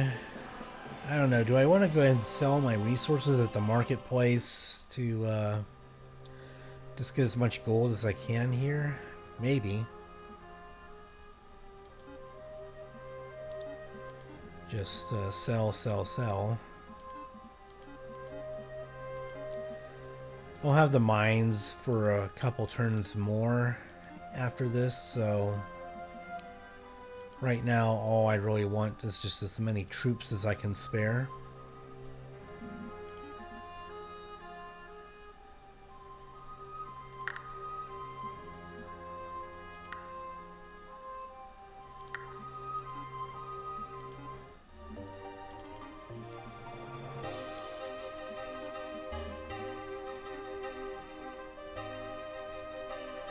And then we're going to give him all of the troops that we can give them.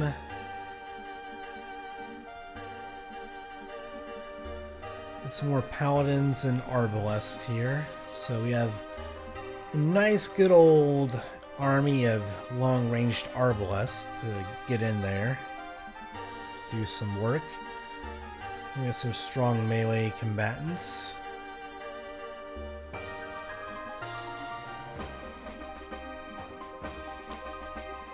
He's probably gonna die, but we're just going to hope that the castle garrison can maybe kind of slow them down a little bit. And then we can hope that they can't follow us out on our boat. So we're going to need to go ahead and find some kind of town to get. Maybe we need to go over here and attack the player that was attacking us before. And then we can go ahead and hopefully take their town far away from the aggressors here that are going to try and wipe us out. And maybe we'll be able to survive that way with a different faction's town. Don't know if I have a big enough army to be able to take someone else's castle, but we'll see.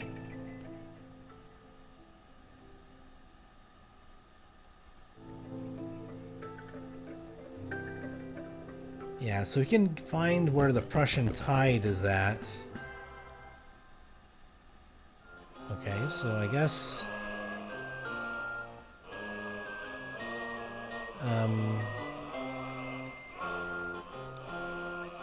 that was unexpected.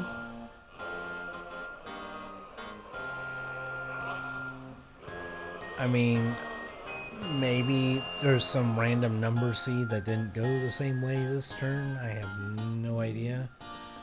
I expected them to come in and wipe us out, but I guess apparently not.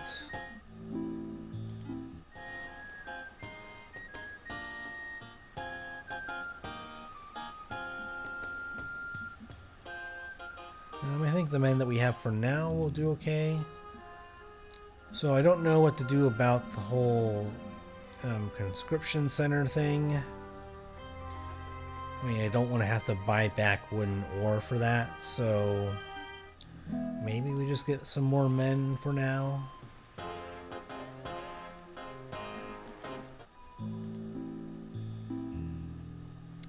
Alright, so apparently I can't do that. Let's just get you onto land then. Do it this way.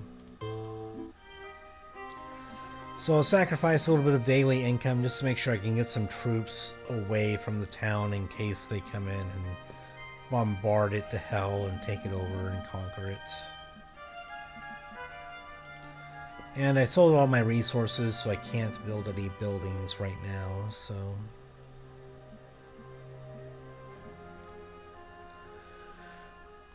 let's just go and get some friars with some ranged units. Get a bunch of them. And another paragon, I guess will kind of help out in the front lines.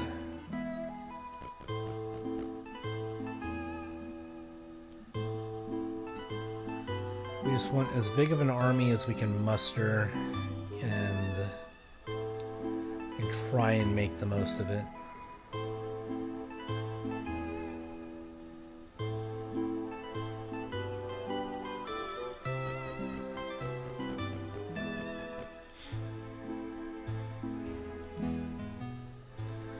There's a neutral hero that appeared out of nowhere again. Maybe they were hiding somewhere behind some terrain or something of the other.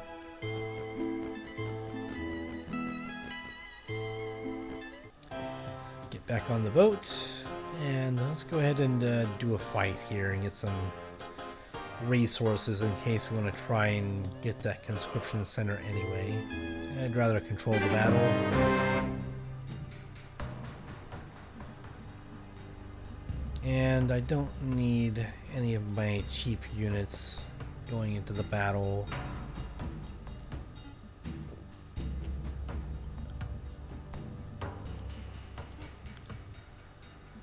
Let's just have the good old-fashioned paladins and stuff going in there. Paladins and seraphs.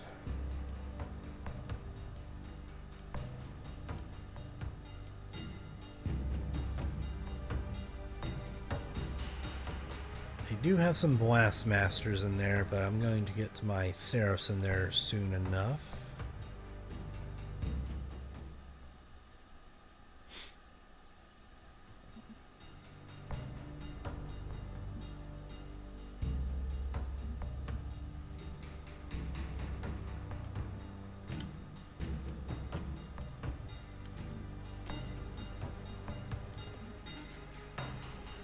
There we go, got the unit power done correctly, and then I'm going to have them swoop in from over there.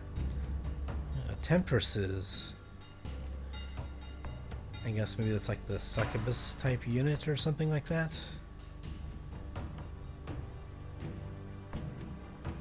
and some pretty strong cultist type enemies.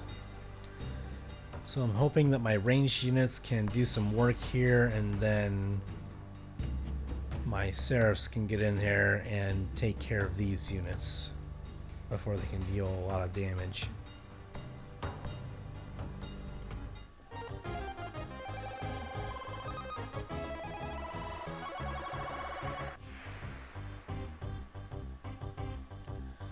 Let's take care of the Blastmasters now, and then we're also going to go ahead and get some imps to kind of get a surround on them back there.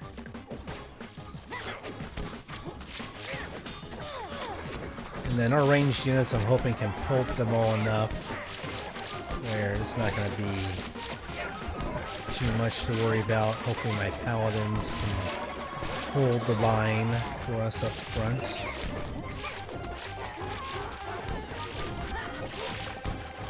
Looks like I lost a couple of them, but what can you do? Someone's got to go at some point.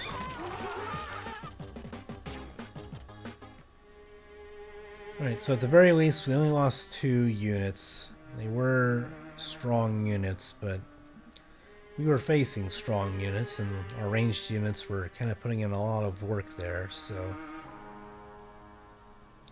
maybe in the future I'll just get the Paragons in there to go ahead and play Protector, but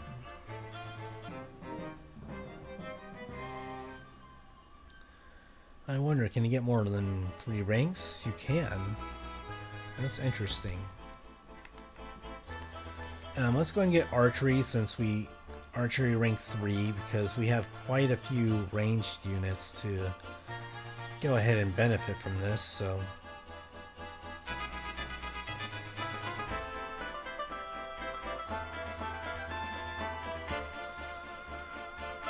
yeah, I think Archery is going to be good for us, so let's go ahead and do that.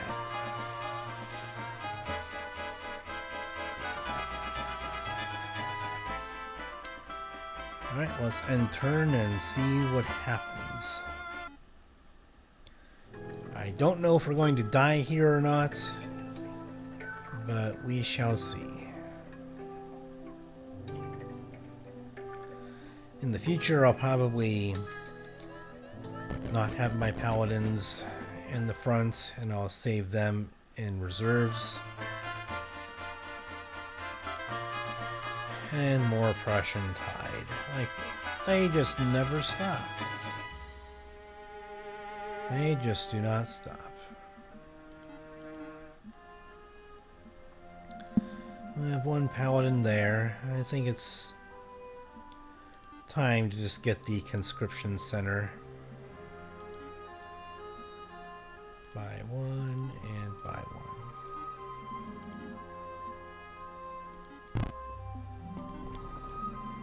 And then we're going to go ahead and hire a bunch of the halberdiers and then discharge them.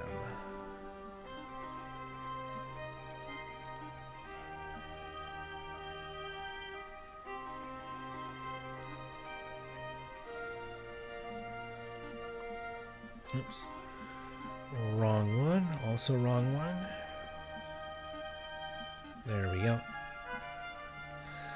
Okay, so yeah, things are, I mean, they're definitely going differently than they did before when I just stuck there with my hero. Maybe they were waiting around just so they could get the killing blow in all one fell swoop.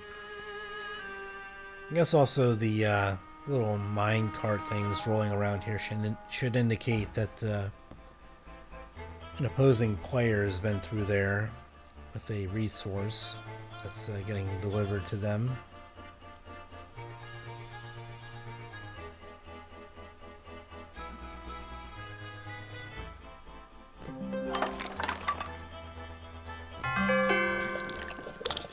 And I guess I didn't need to buy that extra wood because I was an idiot and I forgot that there was some wood over here that I hadn't collected yet, so I was still wondering why they see it in their hearts to keep on coming after me, even though I dealt with them 2 times and they keep on losing, and that can't be good for them in the long run.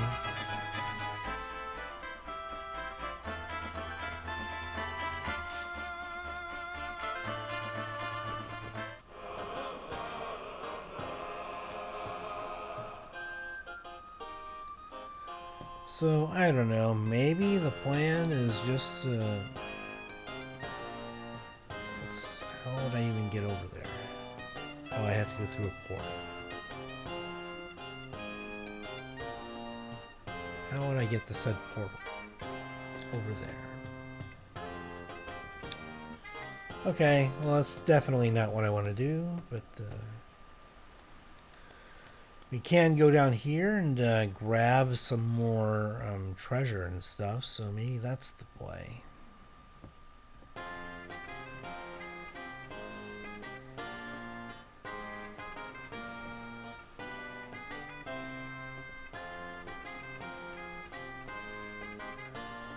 Alright, so let's go and do that then.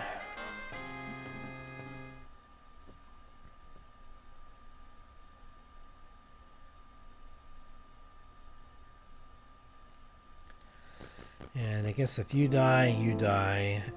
And I guess we do have some reinforcements that we want to give to them anyway, so...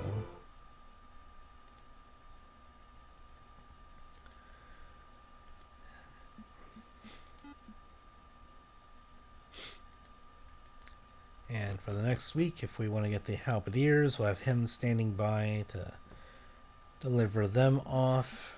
And that'll be the end of this turn.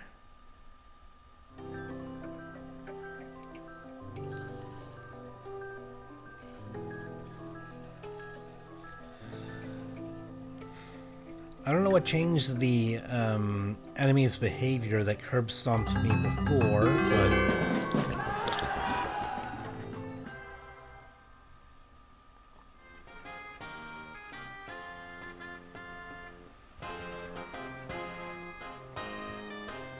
I guess in the future, good to know that defeating the,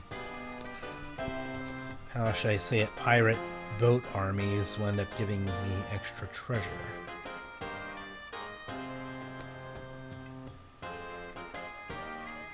Oh,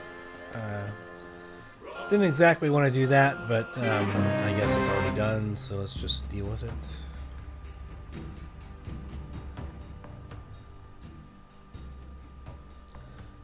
Looks like these are like aquatic type units that we're fighting, so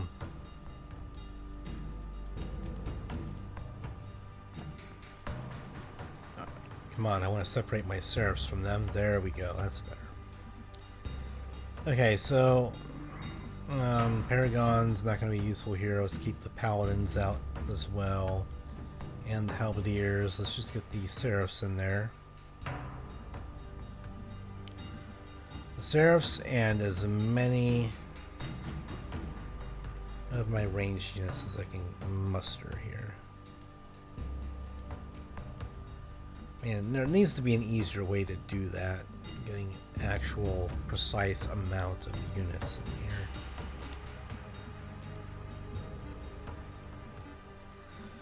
Like, I don't know, maybe just like a shift click would be better so that way you could, you know, input a raw number with like your keyboard or something like that kind of easily. Might be helpful, so that way it's more precise instead of using the V key to slowly trickle them in real time by the number.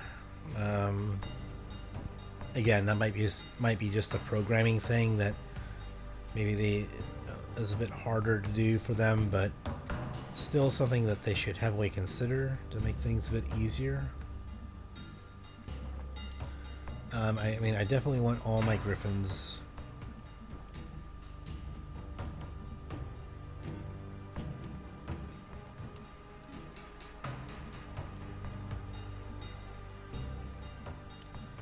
Okay, so that's how you do it. Left click, right click. So apparently that's how it's done. But it's kind of weird that you have to hold the left click and then you have to go ahead and do the right click. So I'm learning things. The problem is that it's just not immediately apparent. So it is what it is.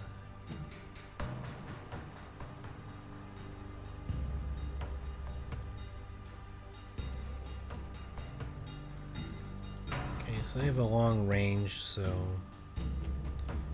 shouldn't be too much of a problem for them to be able to hit. Let's go ahead and get our ranged units a little bit further back.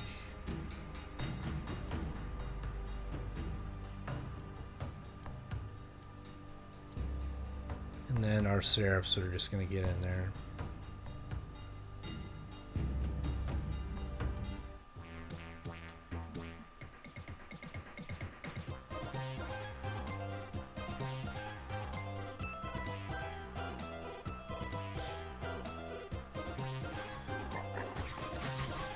Yeah, if they trickle in little bits at a time, we're gonna make mincemeat of them, I hope. Our Seraphs, I'm hoping they're strong enough to deal with all of them. Not worrying too much.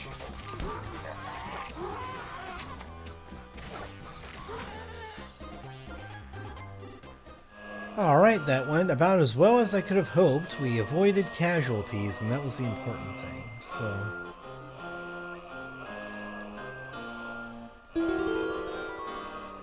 Gold or experience? Well, this is a bit tougher than resources.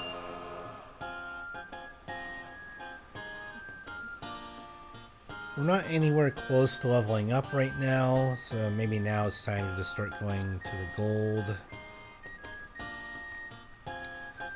Yeah, I think gold probably better. If it was resources, I'd probably go with experience points again, but with gold, I definitely want that a bit more.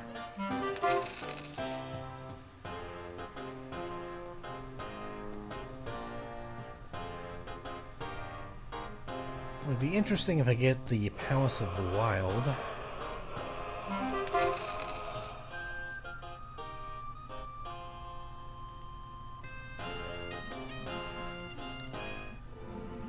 Alright, so let's see how much we can pump our daily income up here.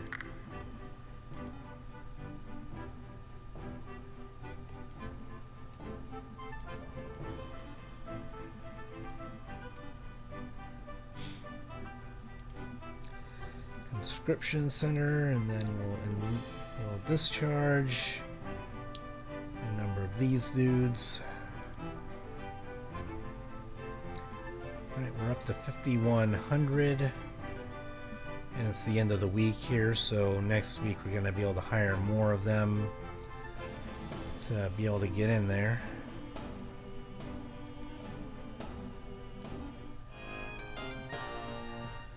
So I'll save the game, and then it'll be one more day to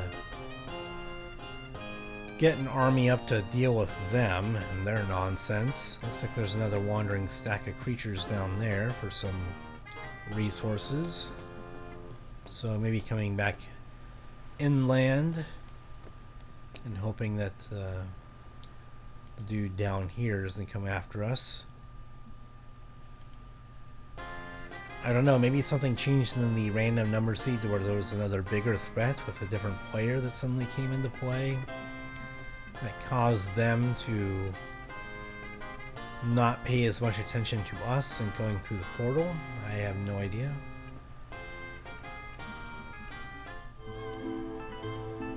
And we'll keep them there. We'll keep him here so that way we can get the halberdiers that show up here next week. And let's go ahead and save the game, just in case.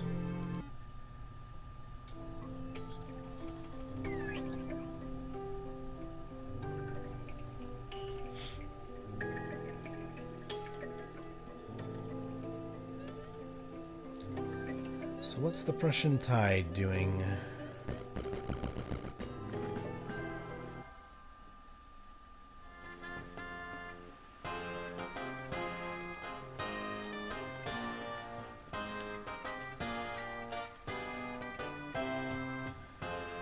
Okray Enclave. I don't know why they're not fighting each other. I hope they're not just beelining it towards me because I'm a player. Like a player character type thing, whereas they're AI controlled. Like, they're not on the same team. Like, they're not on the same teams, so... At least not that my knowledge goes for the scenario. What does move caravans mean? Oh. It means moving that. Okay. Well... I'm not going to bother with that. I'm just going to have you go and grab them.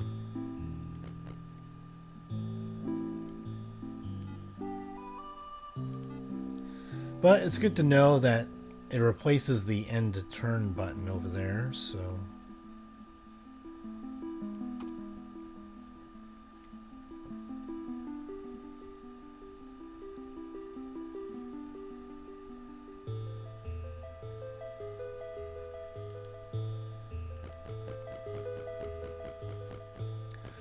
Might have enough movement to grab the halberdiers from him and transfer the army off to my main hero.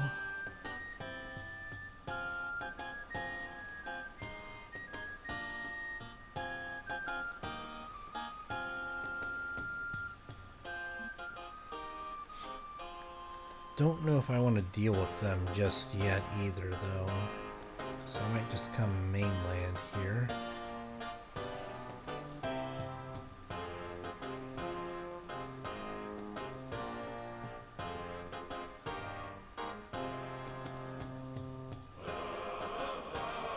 No, I don't want to go over there. Stop.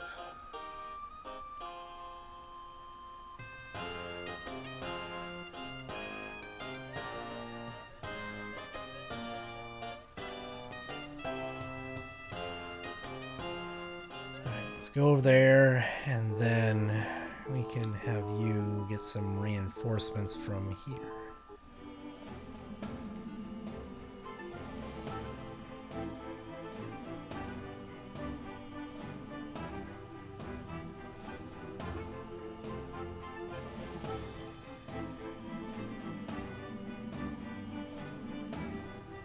Alright, let's see what we can get going with our dudes.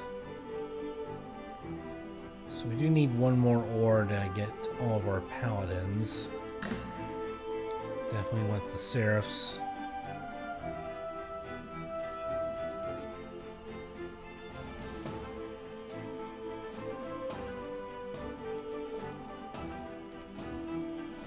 Need to buy a bit of that. Let's sell a little bit of that.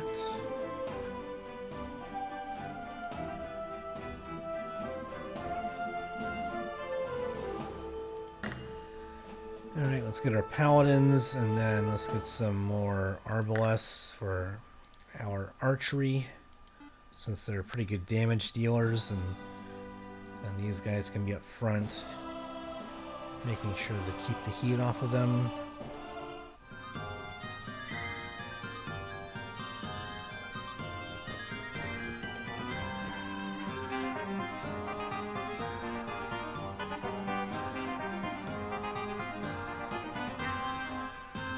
Yeah, so now it might be a good time to start getting some skill points into the tactics skill, so that way I can have more of them active at the start of the battle. Make things a bit easier to try and overwhelm the opponent.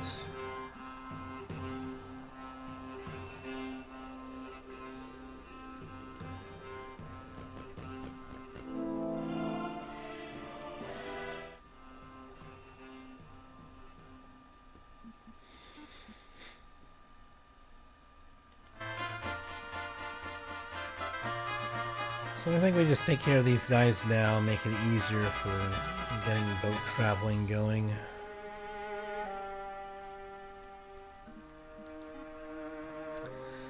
Save the game in case after the turn's over, the portal through here opens up and a player comes through and AI player comes in and kills me, so... I just like to control the battles just to make sure I don't lose troops needlessly.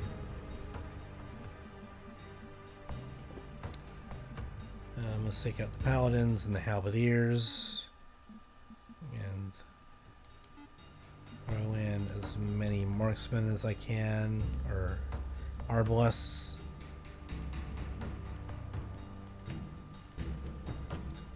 There we go.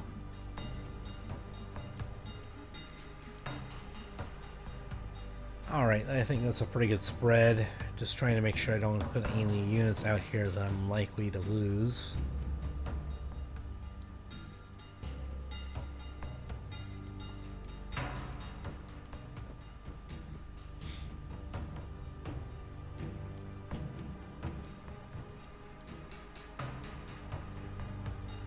I think that the animas will easily be dealt with by my massive amount of ranged creatures here.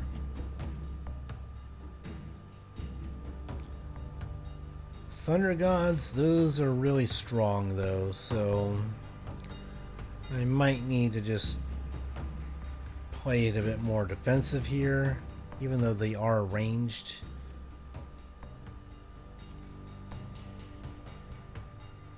Yeah, they're versatile and able to fight in melee without penalty, so...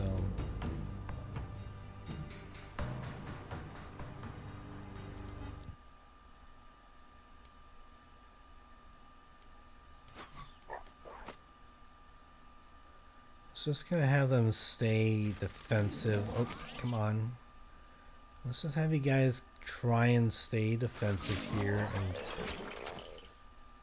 let my ranged units kind of do the work here.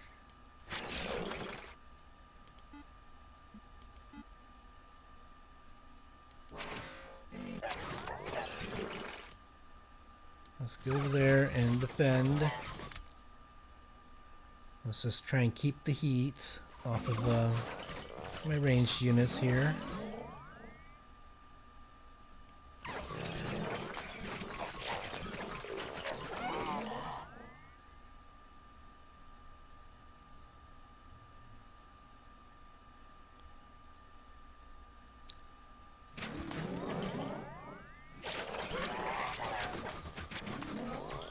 Alright, now it might be time to... I don't know if it's time to attack or not, but we're gonna have to do something here, so let's go ahead and get in there now.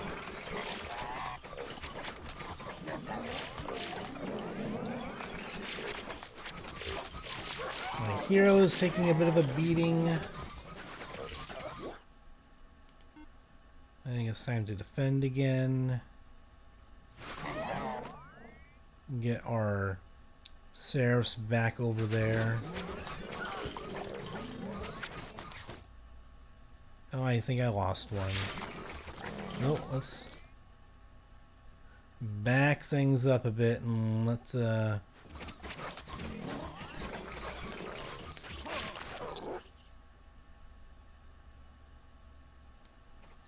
now let's attack again. See if we can finish them off. Alright, so we did lose one Seraph there, which is kind of a big bummer, but I was hoping I wouldn't lose any. But we took out quite a bit of troops, and some pretty strong ones at that, so...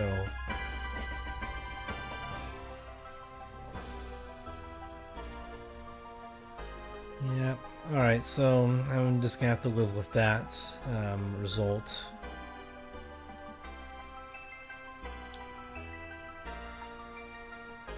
Okay, so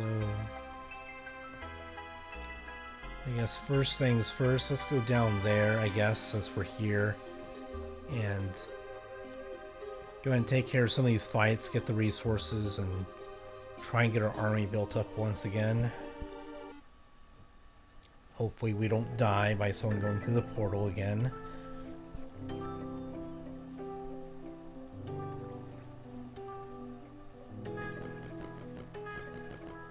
Okay, not looking so hot.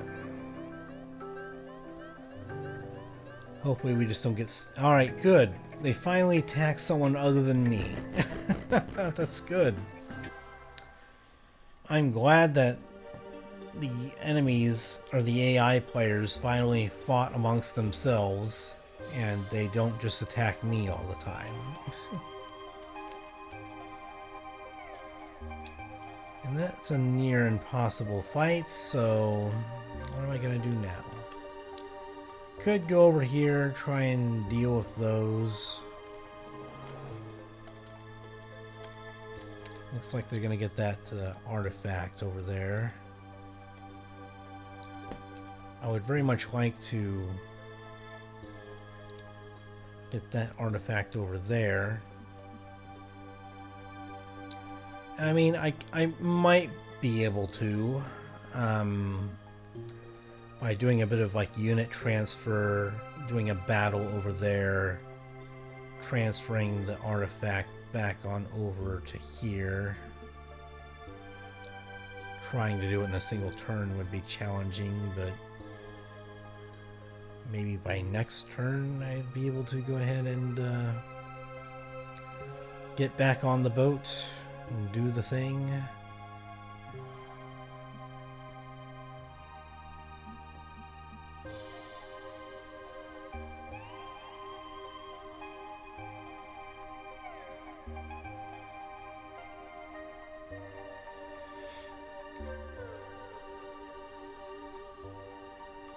Yeah, I'd have to get a lot of mileage out of my ranged units to be able to win that battle, I imagine.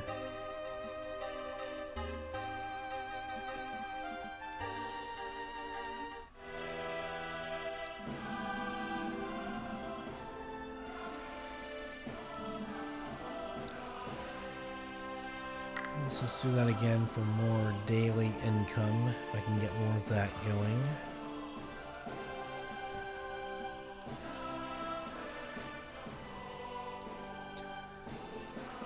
So I guess that's the maximum amount of income I can get going through the conscription center.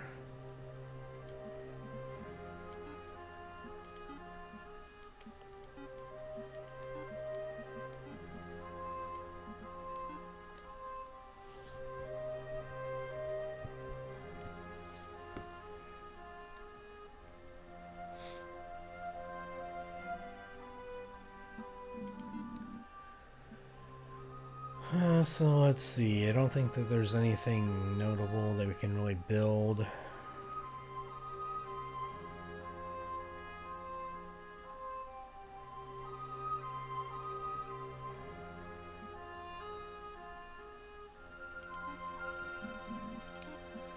I think it might just come down to recruiting units here.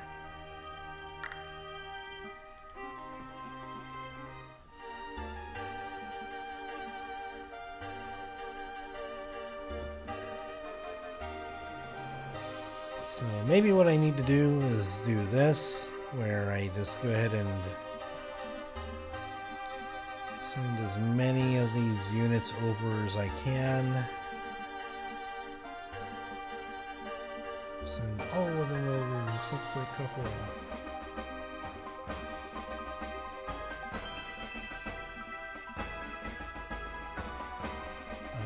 Come on. There we go.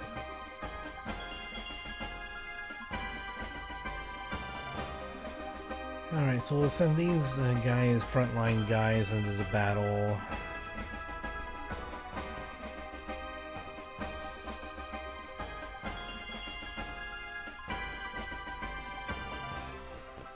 So the hope is... No, I didn't... Oh, jeez. Come on, game. Okay, well, the intent was to send this here over here to do a little transfer.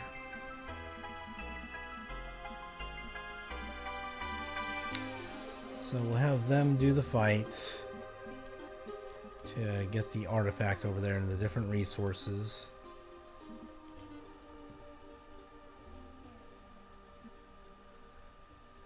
Maybe they can do the fight over here as well.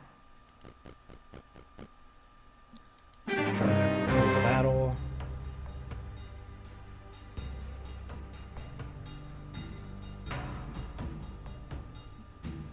Definitely don't care about getting halberdiers in there. Maybe a couple friars can go to make sure that I can get my serifs in there.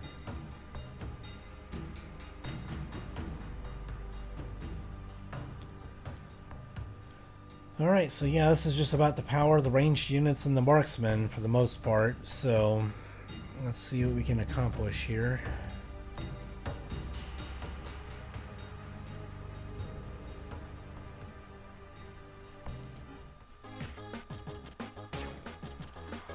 And maybe just kind of play defense here.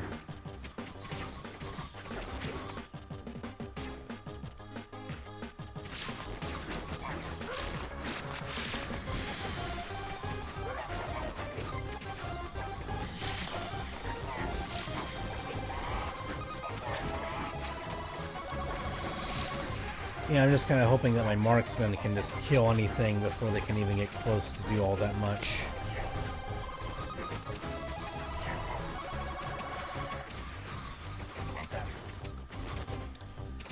So yeah, the archery skill definitely coming, well, not the archery skill because this guy doesn't have it, but the massive amounts of ranged units definitely coming through to where it can kind of DPS creatures down before they can do much of getting close.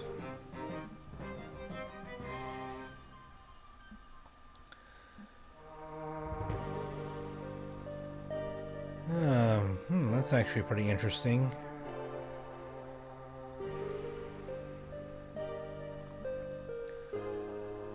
It doesn't really get your units back, which would obviously be better, but I mean that does again help in the big fights where you do experience casualties in large numbers that they'll keep on fighting for you. So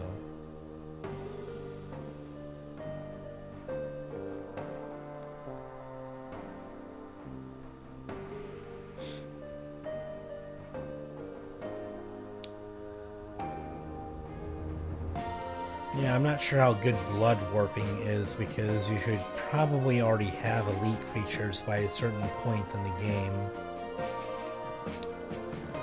Kind of stinks that swarming is behind blood warping.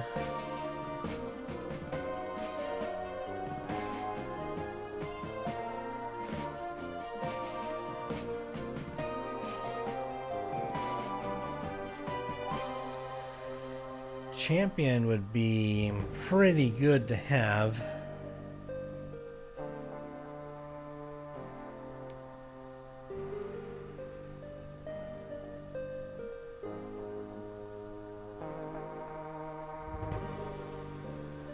Royalty would actually be pretty good as a secondary kind of skill for like a secondary hero.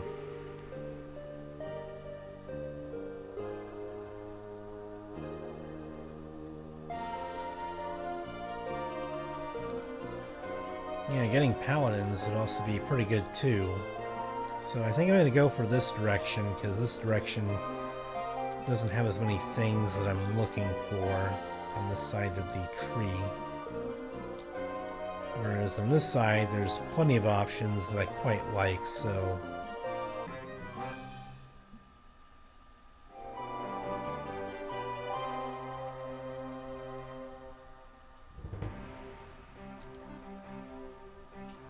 So yeah, if I can get some free paladins, that would be pretty awesome.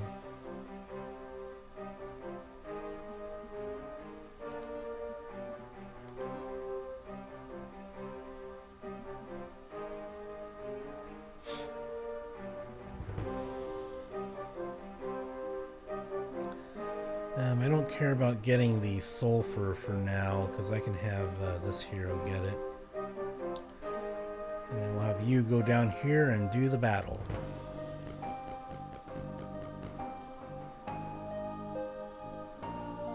And I definitely want to control the battle, as I always do.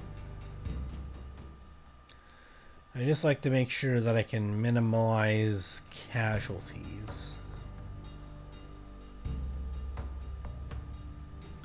Or minimize casualties, not minimalize, but just minimize the amount of casualties that I'm likely to take here.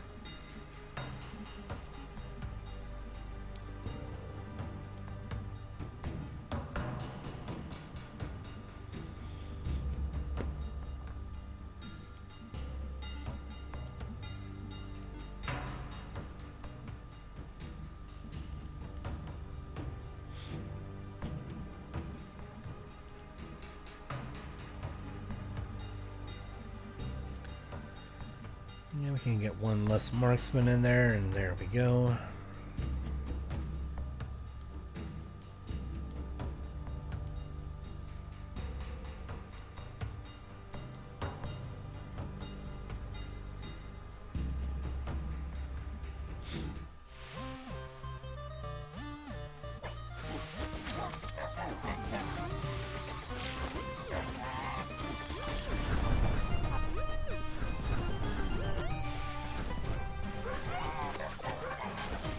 Yeah, looks like our hero's doing okay. Oh, some of the griffins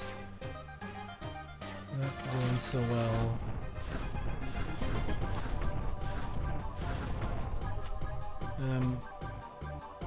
Get you out of there.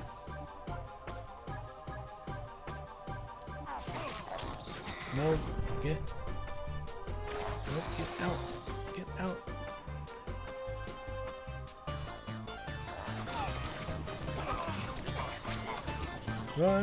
Run away.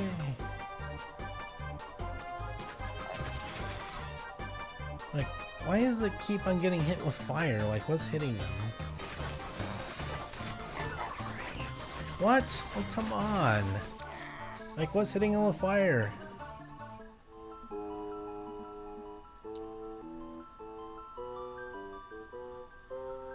Okay, it's the molten carrier that spread fire to them and did all the things. Okay, well, at least now I know. So let's get some more Crusaders going here. Maybe I can get some of them going.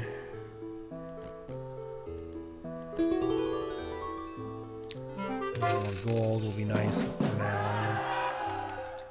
What's the crystal shield do? 2 knowledge and 1 defense. I mean, that's not bad, but not as good as I was hoping for.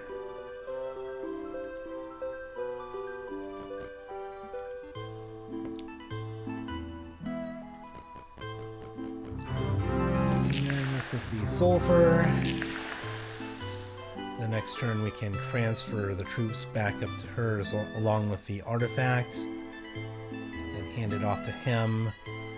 And hopefully I can make a bit of an escape from this person that's got just a mega huge army.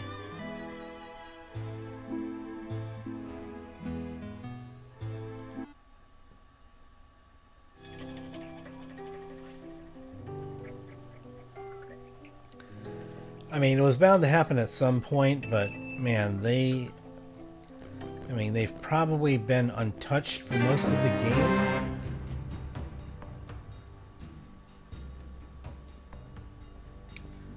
Alright, so how do I retreat here? I definitely would like to retreat.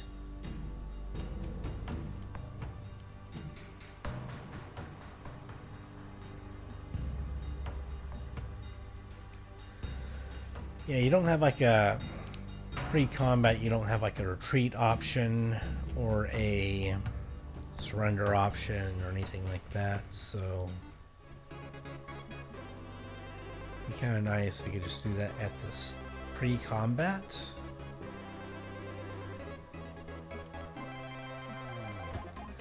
What are the units that they have? Lots of voodoo, fury, flying units. Blood Chieftain, which look like Cyclops dudes or giants of some kind. That can do the leaping.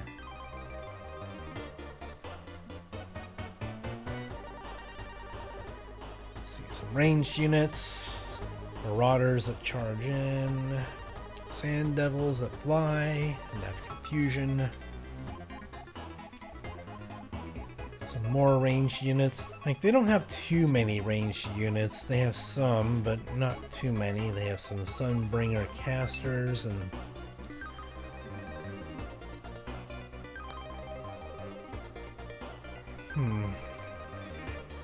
okay, well, let's get out of here.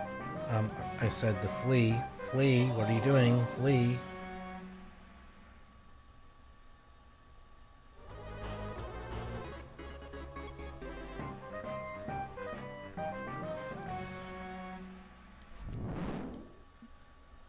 I said the flea, please, flee.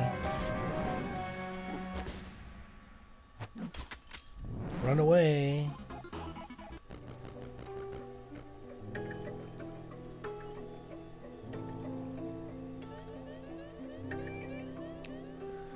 Like, I don't know if the flee command was not working, or if it's, like, if you're forced to fight the battle, and then the flee button does only is, like, when you've actually lost the fight. I have no idea how that works. I mean, I'd assume that you'd only want to flee when you know that you're going to lose. And you can retreat, so, like, it'd be nice if, before combat even starts, if you have the option to flee and not even bother trying to fight the battle at all. And maybe you lose some troops trying to retreat, but maybe at least you can get away.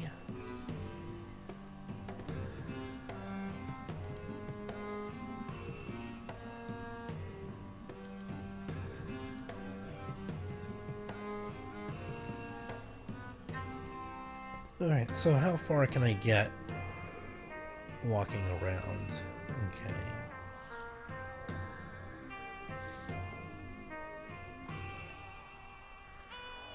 I guess the ore at least gives us some additional money to work with.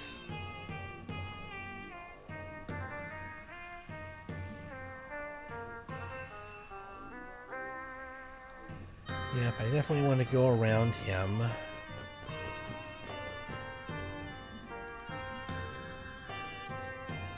And I want you to get in here. And exchange everything. Do the thing. Thankfully I still have lots of ranged units to work with if I need.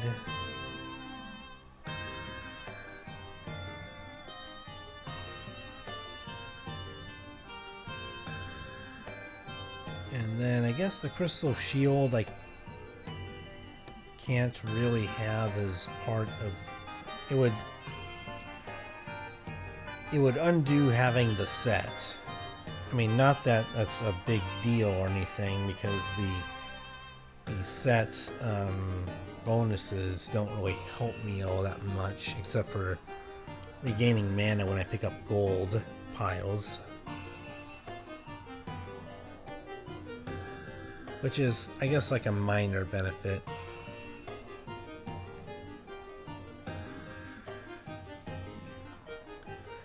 We'll give the shield to him anyway, though, because he's going to be going back into town.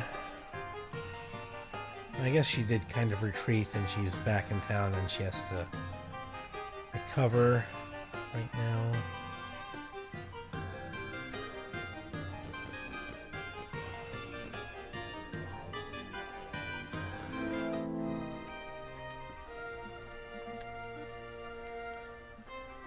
Okay, so let's see what we can do here. Hustler.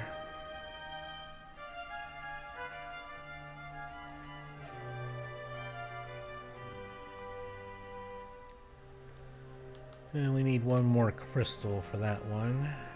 I wonder if I can turn some of my artifacts into a good unit.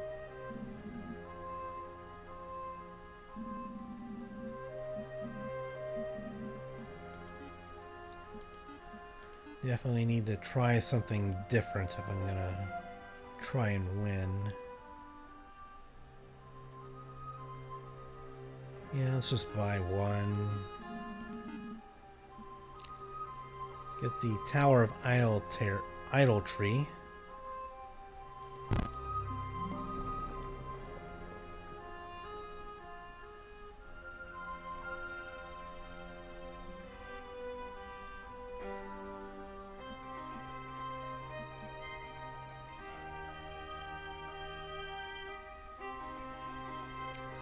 So I guess we just go and put a paladin in there, and then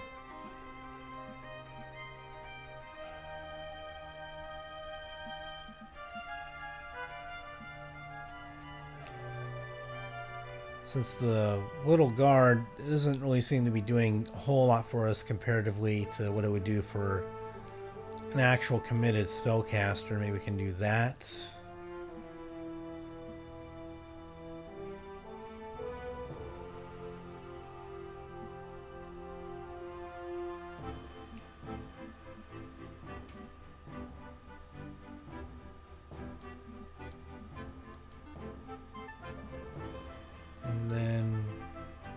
Guess we can just equip the crystal shield and then we can... And then this is the only weapon that we have as far as artifacts go. So the crystal shield can replace the Whittle Guard, and then the Staff of Fire will be the weapon.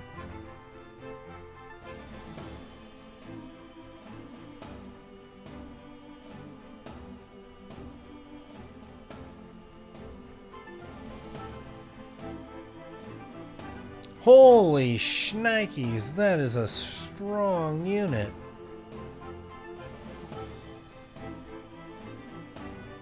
Half damage from all ranged attacks. Retaliation, okay.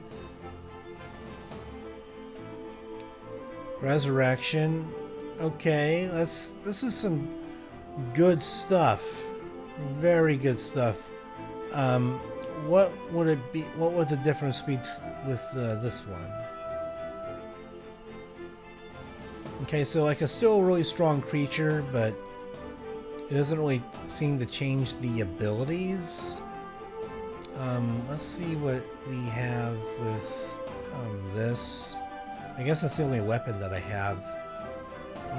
What is it like with this?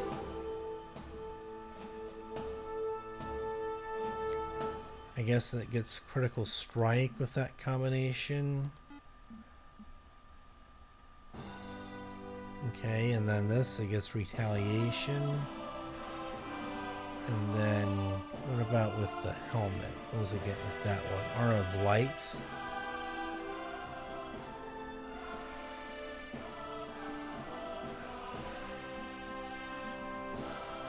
And then what about with a trinket? Hoarding.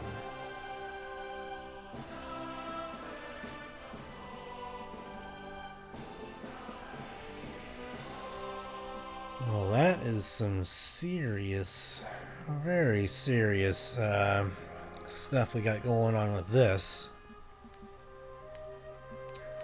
But I do think that I want to just have the ultimate offhand thing here. I lose out on these set bonuses with these things, but other than occasionally gaining mana from picking up gold piles, it's not really a huge factor for me in having the set, so I'm totally okay with getting a super strong creature here that's not likely to ever die. So I think it's definitely worth it. Let's create the idol, and maybe this will turn our fortunes with how strong of a paladin that... Maybe the paladin's strength also contributes to it as well. Let me go ahead and see what happens here when I change out the paladin with something else.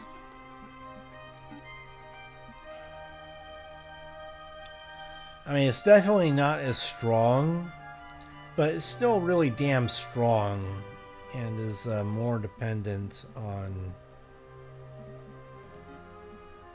you know, just the more dependent on the artifacts that you're infusing it with, I would think. I take it this doesn't count as human? No, it doesn't. What about the friar? That does count as human. And is still reasonably strong.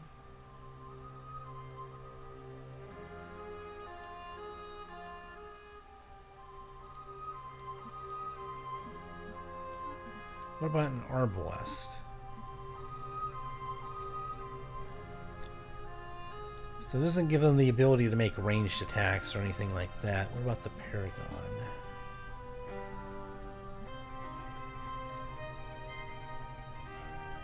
Alright, so it just seems to affect like the health and damage and the power rating and things like that, whereas the artifacts tend to affect the majority of the strength, as well as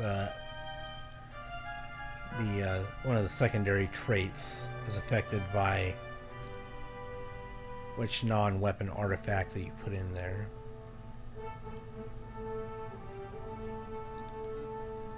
Okay, well that's actually pretty interesting. I'm still going to go with the Paladin here because that's going to result in the strongest possible creature. So turning a Paladin into something that's super strong is definitely worth it. If I'm gonna do this in the first place, I might as well just do it with the paladin, since it's the strongest human creature that I can get. Just trying to make the most of it. So let's do it.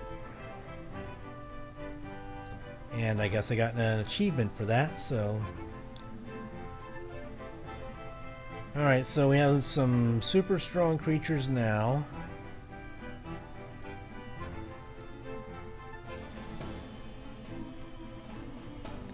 And thankfully that didn't actually cost us like much money, just the cost of the paladin mostly.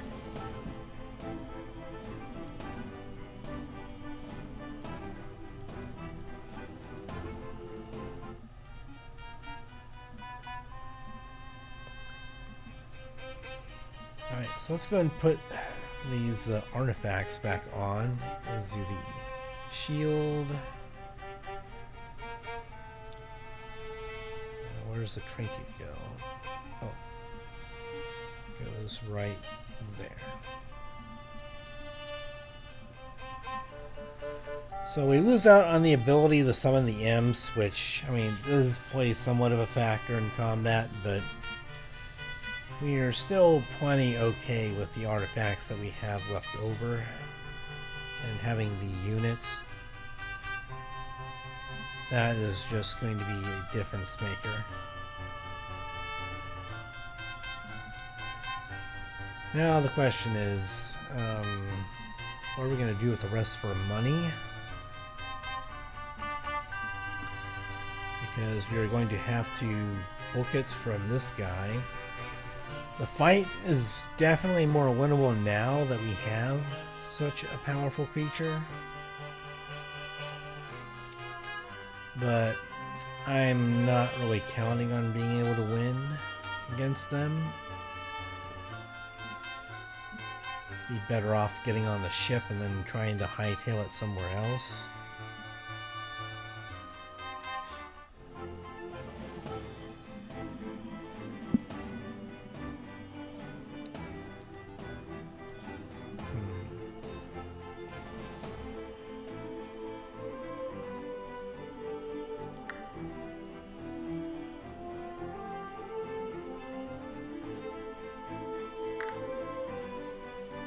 Let's just go and get some of our ranged units going as much as we can with the money that we have left.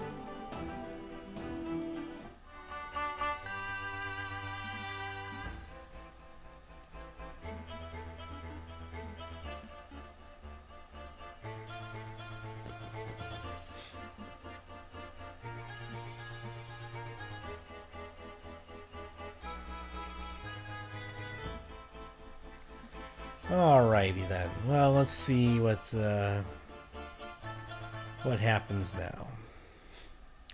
I'm assuming they don't have enough movement speed to be able to go ahead and get to my main hero this turn.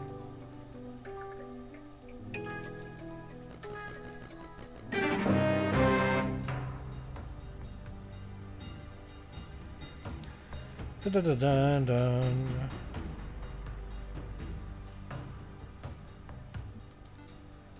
Let's defend, and let's flee.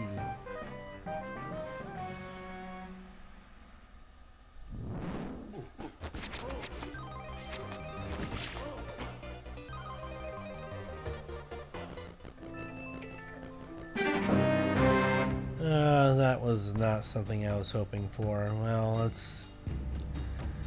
I think that might just mark the end of this playthrough. Even, like, we do have a chance to win. It is close enough to where we could theoretically win.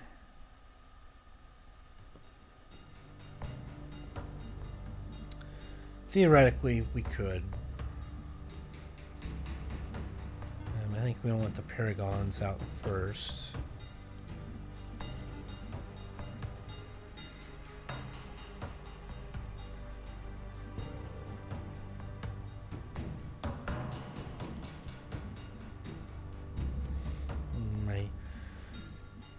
Seraphs are definitely going to need some support in the front, so let's get some Paladins in there.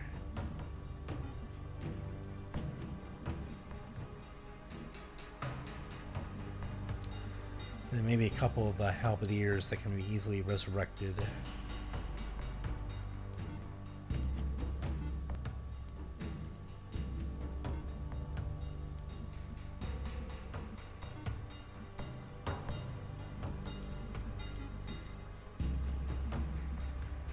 Alright, so I have some Halberdiers, a couple of other guys in there.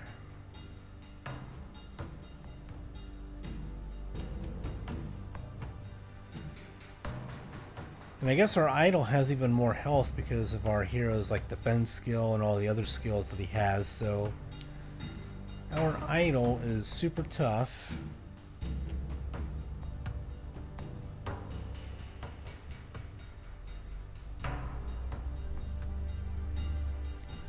Probably the only reason that we have a chance in this battle is that we were able to create an idol for ourselves.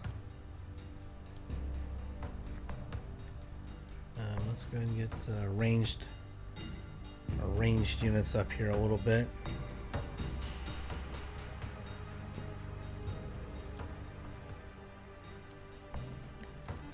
Stay defensive at the start of the battle here.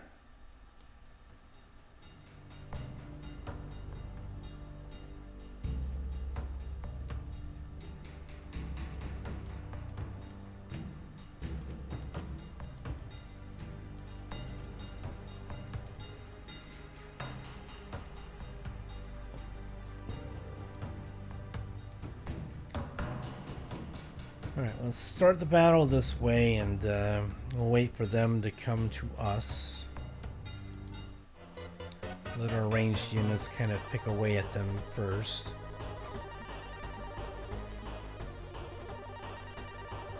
I guess for some reason I still have the ability to summon imps, even though I got rid of my Snap of Fire. I mean, maybe by simply equipping the staff, it allowed me to learn the spell.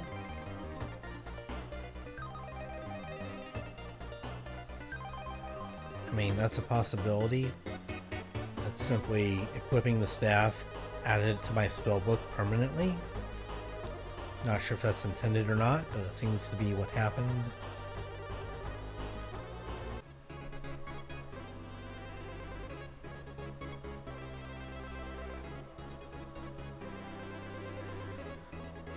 So yeah, I think since we have the mana for it, the Deflect Missile would be a pretty good spell to kind of keep things from dying so much.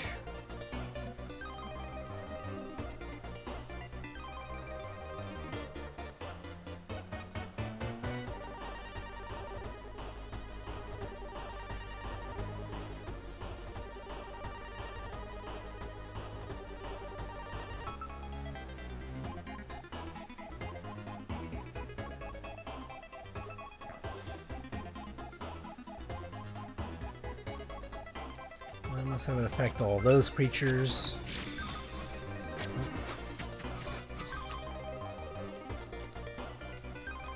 Be nice if there was a convenient pause combat button, like the space bar or something like that.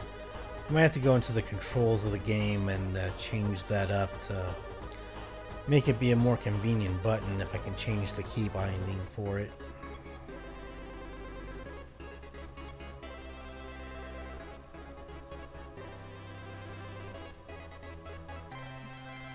Alright, now I think is the time to go in and attack.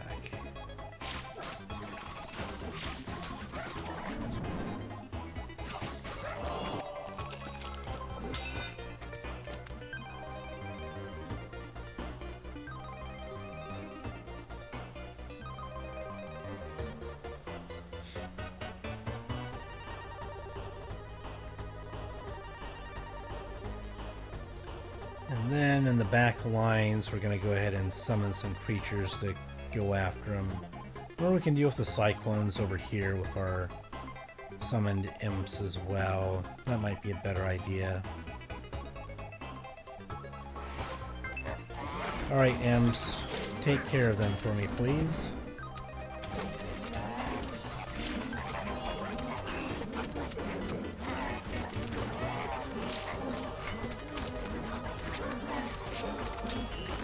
I mean, a lot of them are running away.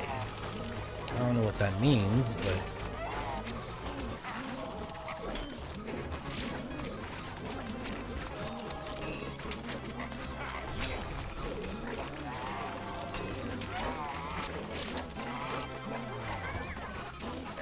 So right now we have lost one Seraph.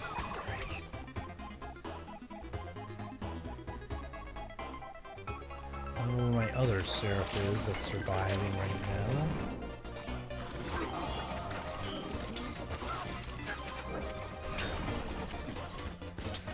Let's just have you go back and let's just have... I wish it were easier to command.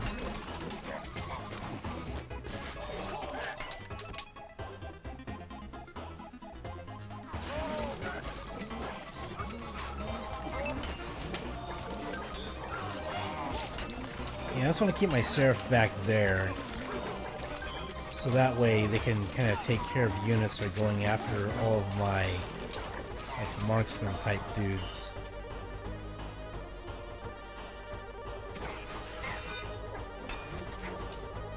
Let's try and retreat a little bit.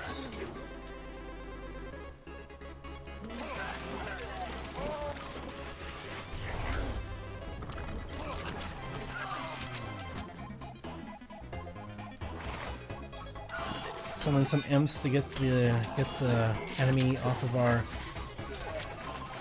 blessed backs.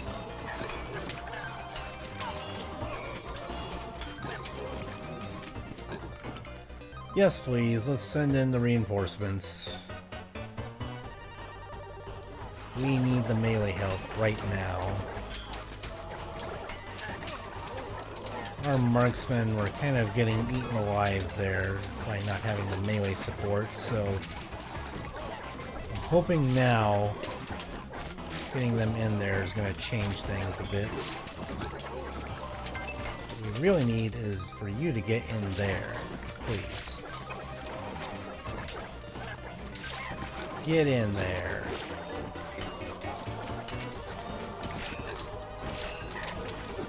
Oh. Let's get the Griffin out of there.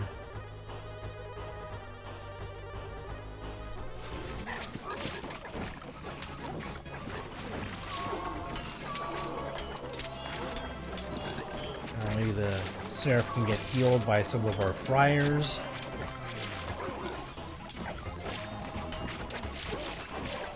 Yeah, our idol is holding up really well here, and they are not dying at all. Like, a whole battle ever since the start of the battle, and they still have maybe a little under half of their health still. Oh, the Seraph? No, the Seraph died on me. It foolishly went into the front, even though it was low on health. So, but we are winning the battle, surprisingly.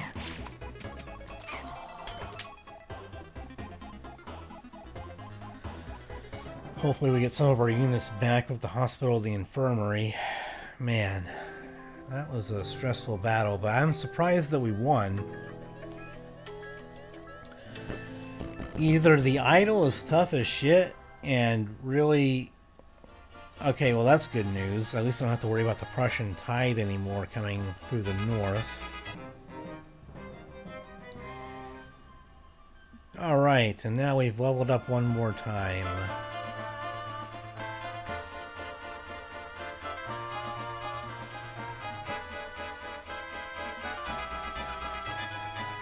So, I mean, there's definitely nothing wrong with just taking more Legion, since we have lots of ranged units, and this increases the damage of all of the Arbalests by 1.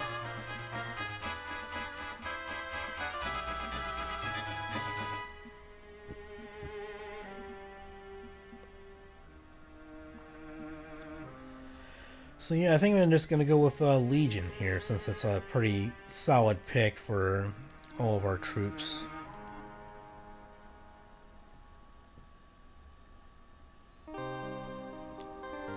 So yeah, I did not expect that. This idol, tough as nails, won't die, gets massively buffed as far as hit points with our defense skill.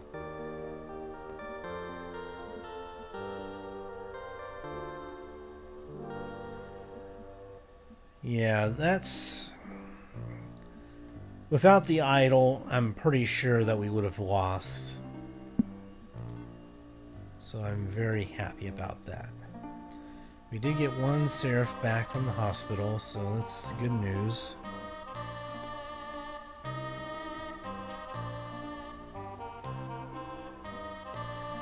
And some of the wandering monsters and resource stuff is still available for us, should we want it. How did they even get through there? They're like... If the monsters are still there, then how did they get through? I mean, I don't know, maybe they did fight through it and then it just respawns some monsters to make it to where another hero can't easily get through, but, you know, I'm kind of curious on how all that works, how all the respawning, or the respawning works.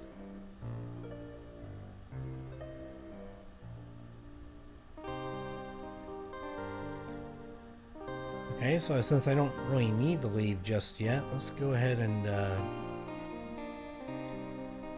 see if we can do something here.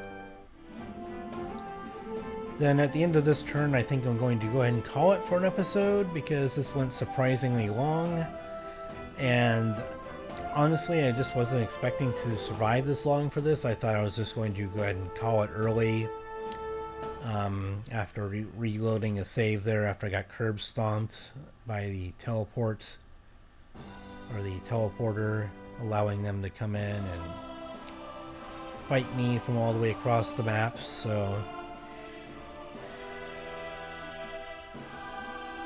I think it would be this one. That's the idol tree. So we have a heavy sword basic weapon. We can use that to turn a creature into an idol too.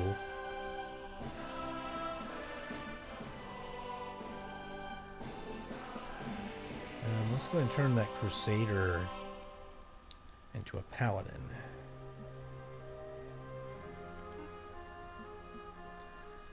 So I could presumably go ahead and buy an artifact here. I'm sorry, wrong one. I could go ahead and buy this artifact and then combine it with a different artifact to make another idol, which is probably a good idea because they are just super strong. I don't see any reason not to at this point. So that's the armor slots. Obviously we can buy both of the artifacts and be pretty okay. But yeah, that's my new meta choice. Just go ahead and get idols.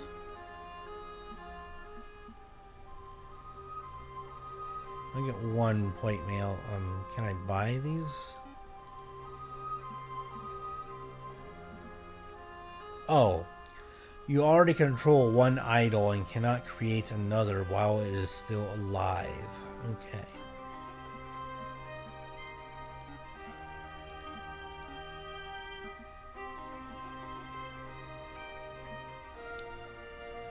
Okay, so can I purchase these artifacts at all?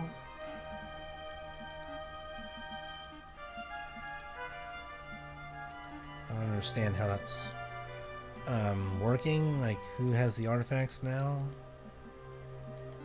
Does he have them? He does. Okay. Well, I didn't understand what was going on there, but I purchased one artifact too many. But I guess since the Seraph,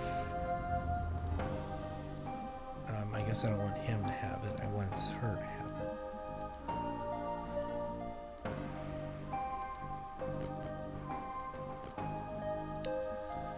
So let's go and give it to her. I want to transfer the artifact. There we go. See, I spent a little bit too much money there, but we should be okay. And then if you have any troops, I want you to...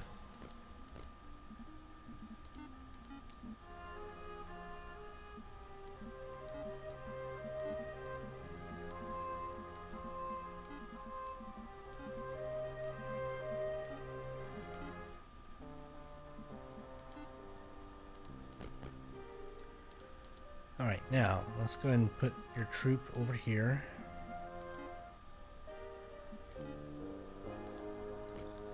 Go back in and do this. Alright, so I can't get another idol, but I feel better about the idol I did get because I went for the strongest possible option for the idol that I created, so at least now I know that it's built to last, and retaliation is probably pretty strong when it's going to be getting hit by lots of creatures, so it sounds pretty good to me. And since I have an idol, I guess I'll just go ahead and create lots of ranged units for now.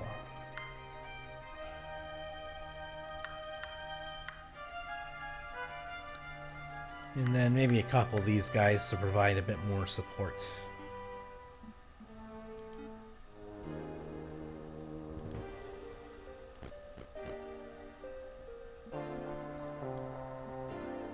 Okay, well, I guess that's a cloak and this is armor. So, the more you know.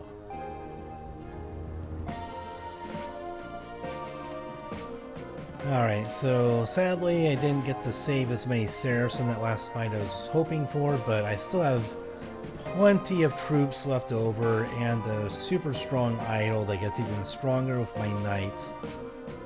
I mean, technically they're a general, but I consider them more of a knight because that's just kind of what I associate with the archetype.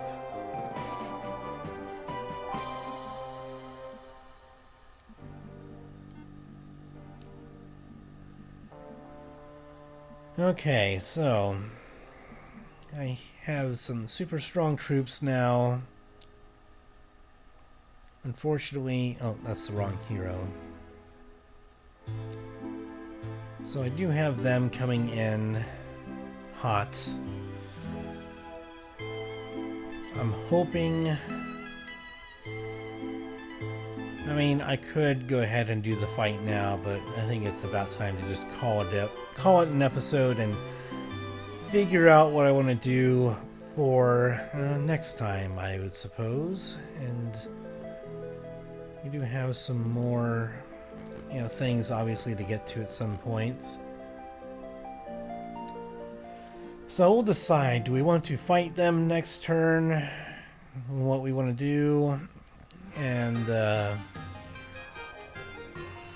we have the forces, I think, to be able to take the fight. It's a matter of how do we want to go about it. So I thank everyone for watching me for this super long episode, super lengthy, and it took much longer than I expected, but that's the way it goes with strategy games and the just one more turn mentality. And in this case, a lot of it was also I thought that it was going to go much shorter and I would be in a no-win situation where they would corner me and no matter what I would do, it would just get the same results. But apparently not. Only had to really reload one save, well technically two, with figuring out how the movement worked and all that kind of stuff, and with going from boat to land and things like that. But I've only had one actual save and reload scenario so far, and considering the difficulty I'm playing on, I mean, I guess that would be pretty good. Granted, if it were a no save reload run, then obviously, I'd be dead and the playthrough would be over, but I'm trying to give it all I got for the first playthrough and just kind of figure out the game a bit more and figure out how the AI works, and obviously knowing that these are teleporters, it does give me a bit more of a sense of urgency to know that portals can teleport heroes from across the land to come and beat the crap out of me and leave me lying on the ground in a sobbing mess. So thank you for joining me, and I'm sure that's been a pretty lengthy and tiring episode to watch, but I hope that everyone has had fun all the same, and as much as I've had fun as well. Even though there are some things about the game that irks me, but I've been having fun, and it's been an enjoyable experience so far, and I hope to get to enjoy more of it. So I'll go ahead and see you all next time, maybe another day or two, and hope that you all have a wonderful day, and as always, take care.